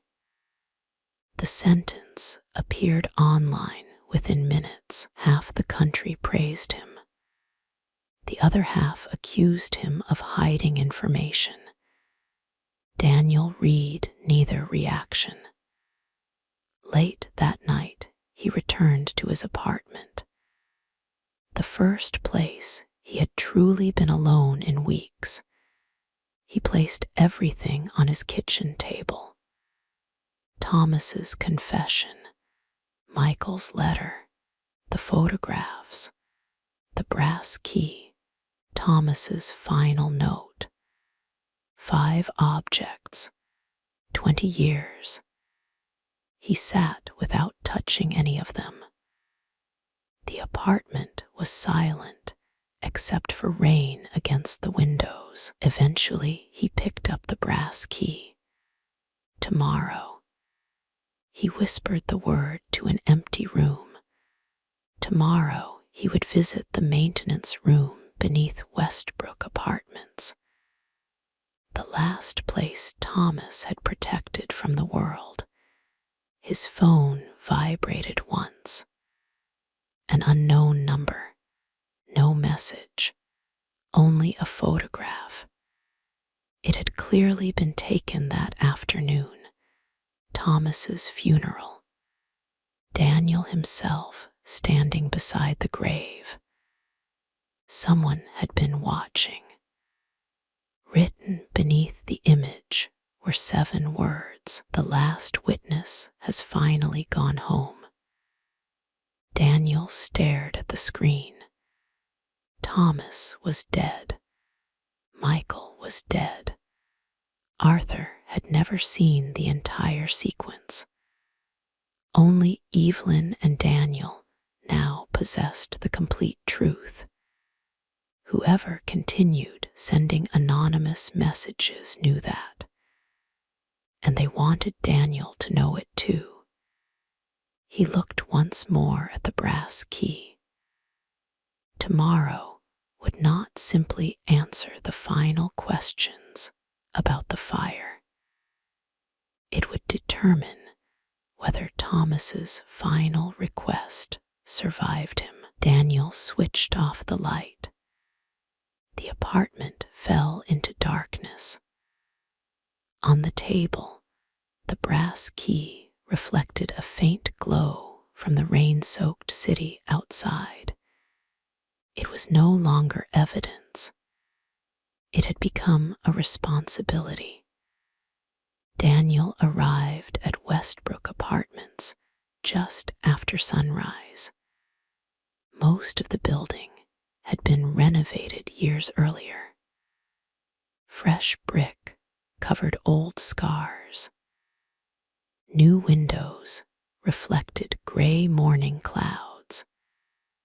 Children waited for a school bus where firefighters had once carried survivors. City had moved forward. The ground had not forgotten. The building manager was waiting. Evelyn called. She said you'd come. Daniel held up the brass key. The manager nodded. I wondered what happened to that thing. He led Daniel through narrow service corridors beneath the building. Concrete walls, old pipes, dust that had settled for decades. Finally, they stopped before a heavy steel door, the original maintenance room. The lock had never been replaced. Daniel inserted the brass key. It turned smoothly. The room smelled of rust and old wood. Most dangerous equipment had long been removed. Only forgotten shelves remained. Maintenance logs, electrical diagrams, inspection binders, everything preserved because nobody had bothered throwing it away. Daniel slowly walked inside. Nothing dramatic waited. No hidden confession. No secret recording. Just ordinary objects. The kind people never notice until after tragedy. He found an old wall clock. Its hands had stopped. 12:43. The approximate time investigators estimated the second explosion occurred.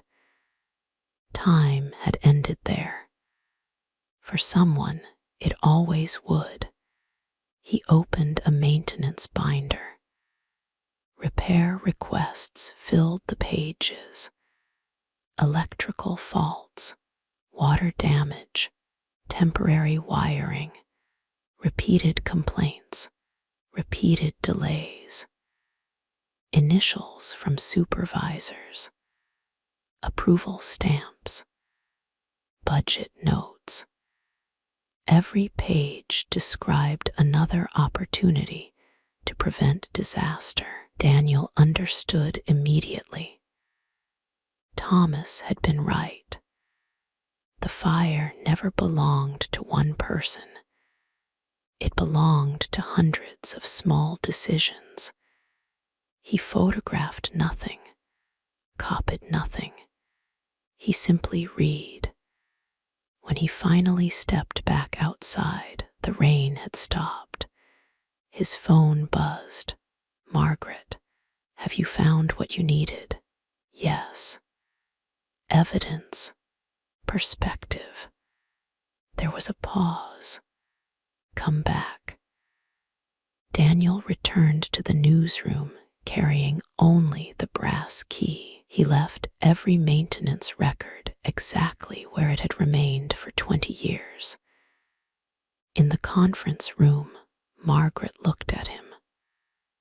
Well, Daniel placed the key on the table. There isn't another story. There never was. She smiled. Then write that. Daniel sat before the computer once again. This time he did not begin with Thomas, or Westbrook, or the fire. He began with himself.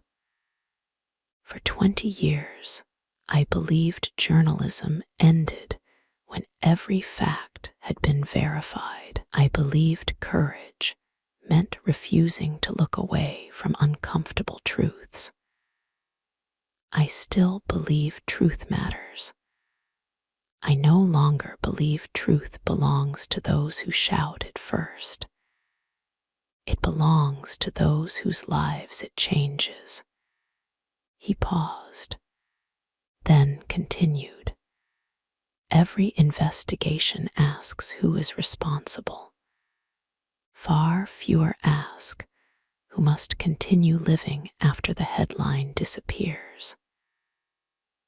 During recent weeks, I uncovered a story involving tragedy, guilt, silence, sacrifice, redemption, and impossible choices. Every fact in that investigation has been verified. Some of those facts deserve public attention. Others belong to people who have already spent decades paying for them.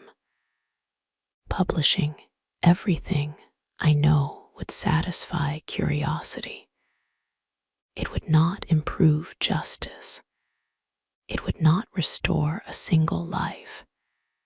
It would not protect another family. It would simply create new victims from old wounds. That is not why journalism exists.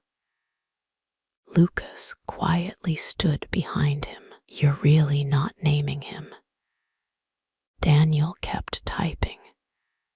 No, he continued. Journalists often speak about the public's right to know. That right is real. But rights also carry responsibilities. When information exposes ongoing danger, corruption, abuse, or crimes that continue harming innocent people, silence becomes complicity. When information exists only to reopen suffering that has already transformed into redemption, publication demands far greater humility. Margaret read each paragraph as it appeared. Daniel kept writing. Compassion must never erase truth.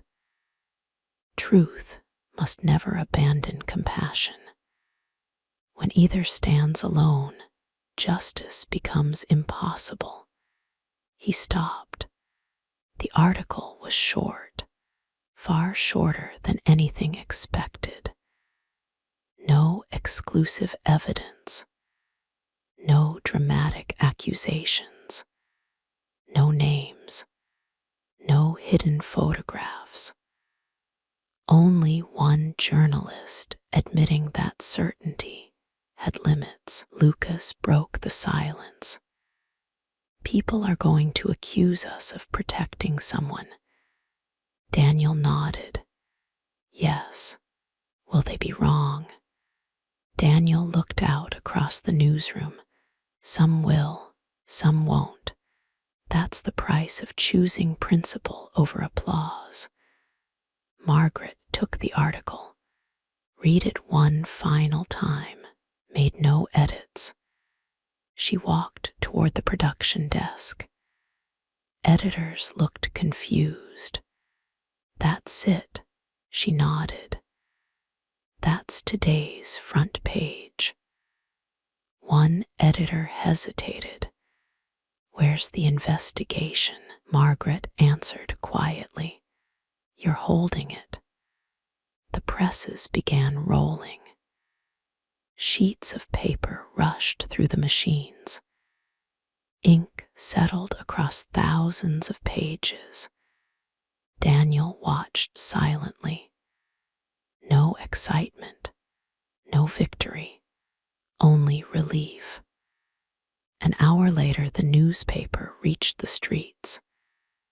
Readers expecting scandal instead found a personal editorial from the city's most respected investigative journalist. Television hosts read it aloud. Some praised it. Others mocked it. Political commentators accused Daniel of abandoning journalism. Ethicists called it one of the bravest editorials published in years. Social media fractured into endless arguments. Where is the name? Who is he protecting? Is this journalism or sentiment? Daniel ignored every reaction. He had not written for them. Late that afternoon, he returned alone to the hospice garden. Thomas's favorite bench remained empty. Rainwater still rested on the flowers. Daniel placed the brass key beside one white lily. He no longer needed to carry it. The lesson it opened had never been hidden inside the room. It had been hidden inside himself. As he turned to leave, his phone vibrated one final time. Another message from the anonymous number. No photograph, no warning, only 6 words. Now you understand why I waited. The number immediately disconnected. Daniel stared at the screen. For the first time, he chose not to wonder who had sent it. Some answers no longer mattered. Others already had. The response arrived faster than anyone expected. By evening, every major news network had quoted Daniel's article. Some called it an act of integrity. Others called it a betrayal of journalism. Editorial boards argued over whether a reporter had the right to withhold verified facts. Law professors debated public interest. Ethicists debated moral responsibility. Former judges debated justice.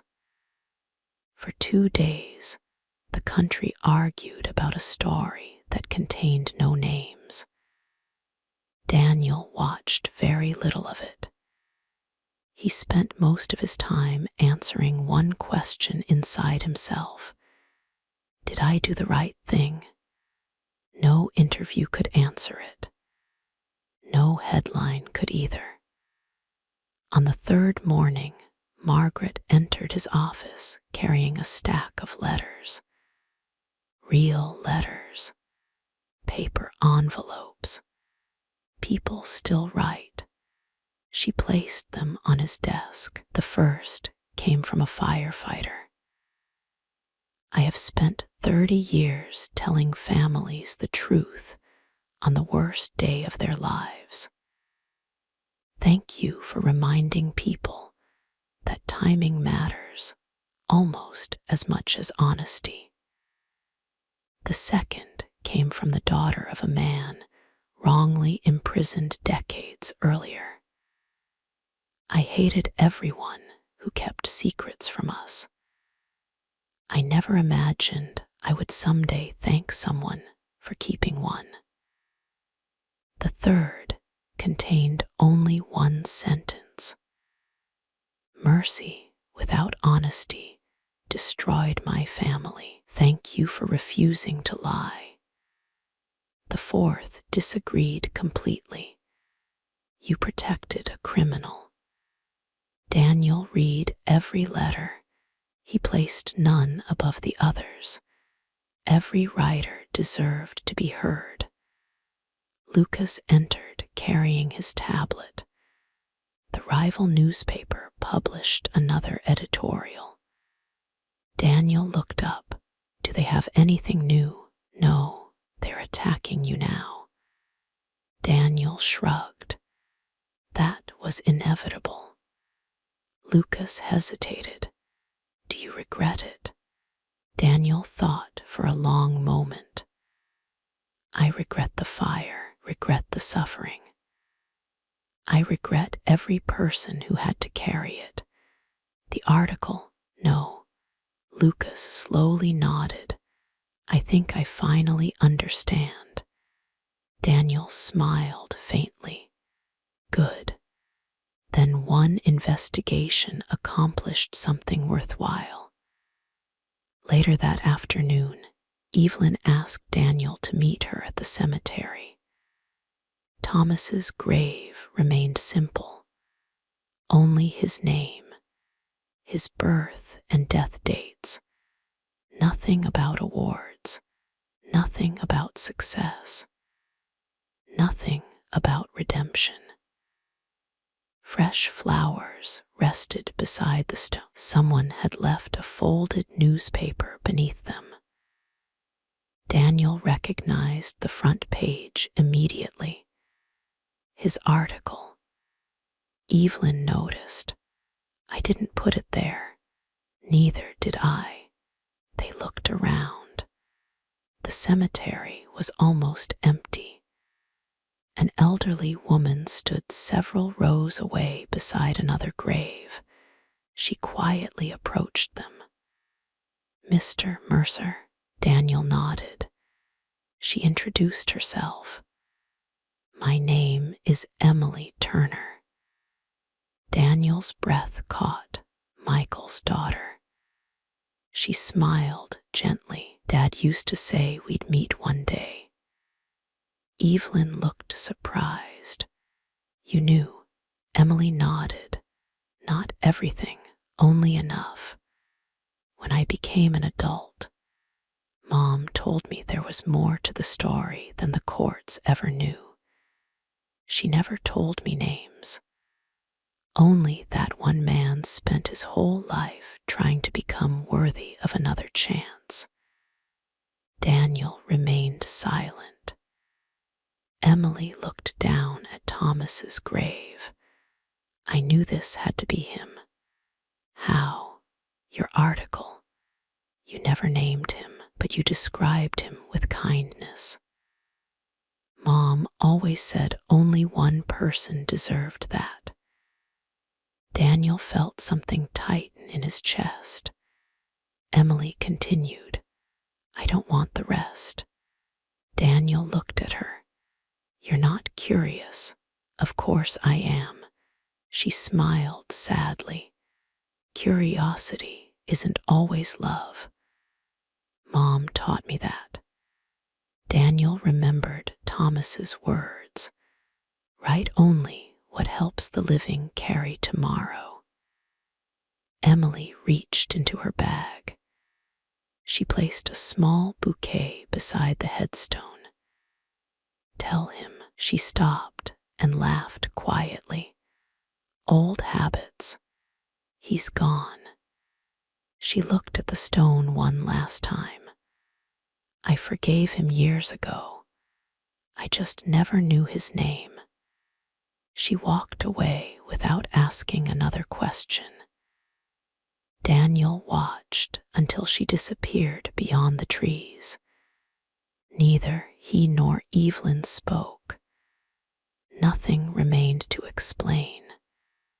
The truth had reached the person who needed it, not through headlines, not through exposure, not through public shame. Through understanding. Daniel looked once more at the newspaper resting against Thomas's grave. The headline was small, almost plain. Its importance had never been in what it revealed, only in what it chose not to. He finally understood that silence and secrecy were not the same thing. One hides truth. The other sometimes protects where truth is meant to arrive. As he and Evelyn walked away from the cemetery, rain began falling again. Not enough to hide the city, only enough to wash the dust from it. Behind them, the newspaper slowly became damp beneath the rain. The ink held. So did its message. The weight of honest words had never been measured by how loudly they were spoken, only by whose lives they changed. 3 weeks passed. Autumn settled deeper over the city. The news cycle had already moved on.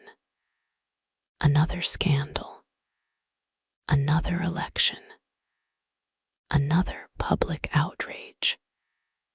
Daniel's article remained part of journalism schools, ethics panels, and editorial meetings, but television cameras had found newer stories to chase. The quiet that followed surprised him. For 20 years, Thomas had expected one confession to shake the world. Instead, the world barely paused. The people who mattered had never been the crowd. They had always been somewhere else. Daniel was sorting old notebooks when Evelyn called. "Would you come with me?" "Where?" "To see them."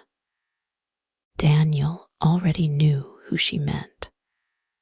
Michael Turner's family. He drove across the city to a modest brick house in an older neighborhood. The paint had faded. Flower boxes rested beneath the windows.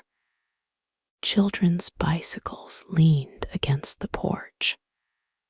Life had continued there. Evelyn stood beside the front gate, holding a weathered leather folder. Thomas's confession, Michael's letter, photographs, financial records documenting every anonymous scholarship, every donation, every payment Thomas had made over 2 decades. Everything. No omissions, no editing. Daniel looked at the folder. "Are you certain?" Evelyn nodded. "Thomas asked me to wait until after he was gone, and after you made your decision. Today, the truth belongs to them." She knocked. Emily opened the door. She smiled gently when she recognized them. "I thought you might come. May we come in, of course?" The house felt warm. Family photographs covered one wall. Michael appeared in almost every one, smiling, holding Emily as a child, standing beside his wife, growing older, living the years Thomas believed he had stolen. Emily's mother entered from the kitchen. Her hair had turned almost completely gray. She looked at Evelyn for a long moment. "It's time." Evelyn nodded. Yes. They sat together around the dining table. No reporters, no microphones, no audience. Only the people whose lives had always belonged inside this story. Evelyn placed the folder on the table. "Everything is here." Emily looked toward her mother. Her mother simply nodded. "Read it." Emily opened Michael's letter first.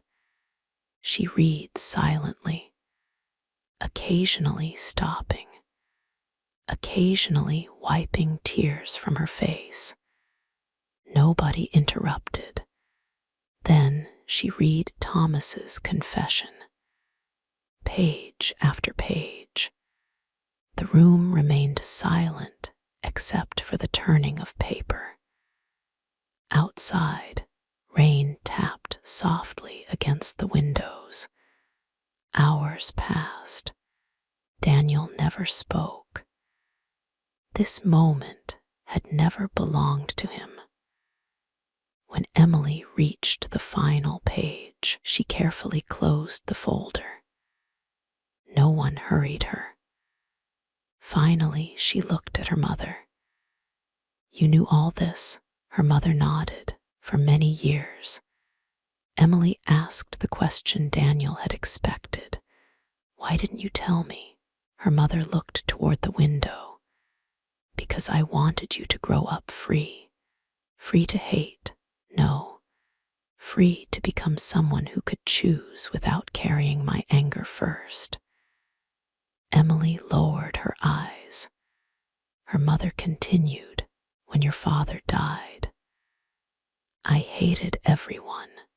Thomas, the city, the courts, God, myself. If I had told you then, You would have inherited my rage before you were old enough to understand it. Emily reached across the table and took her mother's hand. Thank you. Her mother began crying quietly, not because she had been forgiven, because she finally no longer had to carry the secret alone. Daniel watched without moving. He remembered the first day he received the anonymous envelope. Back then, he believed secrets existed only to protect guilt. Now he understood they could also protect healing. Emily opened the folder one final time. She removed the photograph of the 7 children standing outside the rebuilt community center. She smiled through tears. He watched us grow up. Evelyn nodded. Every year, Emily laughed softly, without ever asking us to thank him. No, he believed gratitude belonged to your father, not to him. Emily carefully placed the photograph back inside. I don't know whether I would have forgiven him 20 years ago. Her mother answered quietly. Neither would I. Emily looked at Daniel. Your article helped. Daniel shook his head. No, Thomas did, Michael did, your mother did. I only listened. Emily smiled. Exactly. Silence settled over the room. Not uncomfortable, peaceful. The kind of silence that follows understanding rather than uncertainty. As Daniel and Evelyn prepared to leave, Emily stopped them at the door. There's one more thing. She walked to a bookshelf and returned carrying an old wooden box. Dad left this for me. He said to open it only after I understood everything. She lifted the lid. Inside rested a small brass watch. Broken, its hands frozen forever at 12:43. Daniel immediately recognized the time. The second explosion. Beneath the watch lay a folded note in Michael's handwriting. Emily, read it aloud. If the day ever comes when you learn the whole story, remember this. Do not spend your life deciding who deserved forgiveness. Spend it becoming someone capable of giving it. Emily folded the note. Dad always knew. Her mother smiled through tears. He usually did. Outside, the rain had stopped. Clouds slowly opened. For the first time in weeks, sunlight reached the old street. Daniel and Evelyn walked toward the car without speaking. Halfway there, Daniel stopped. He looked back at the house. No reporters would ever know what had happened inside. No article would describe the tears. No television debate would discuss Michael's final note. The most important truth of the entire investigation would never become public. And for the first time in his life, that felt exactly right. Months later, Daniel stood before a university lecture hall filled with journalism students. A student raised her hand. Professor Mercer, how do we know when not to publish something? Daniel thought of Thomas, of Michael, of Evelyn, of Emily, of Margaret. Then he answered, "Every journalist learns how to ask whether something is true.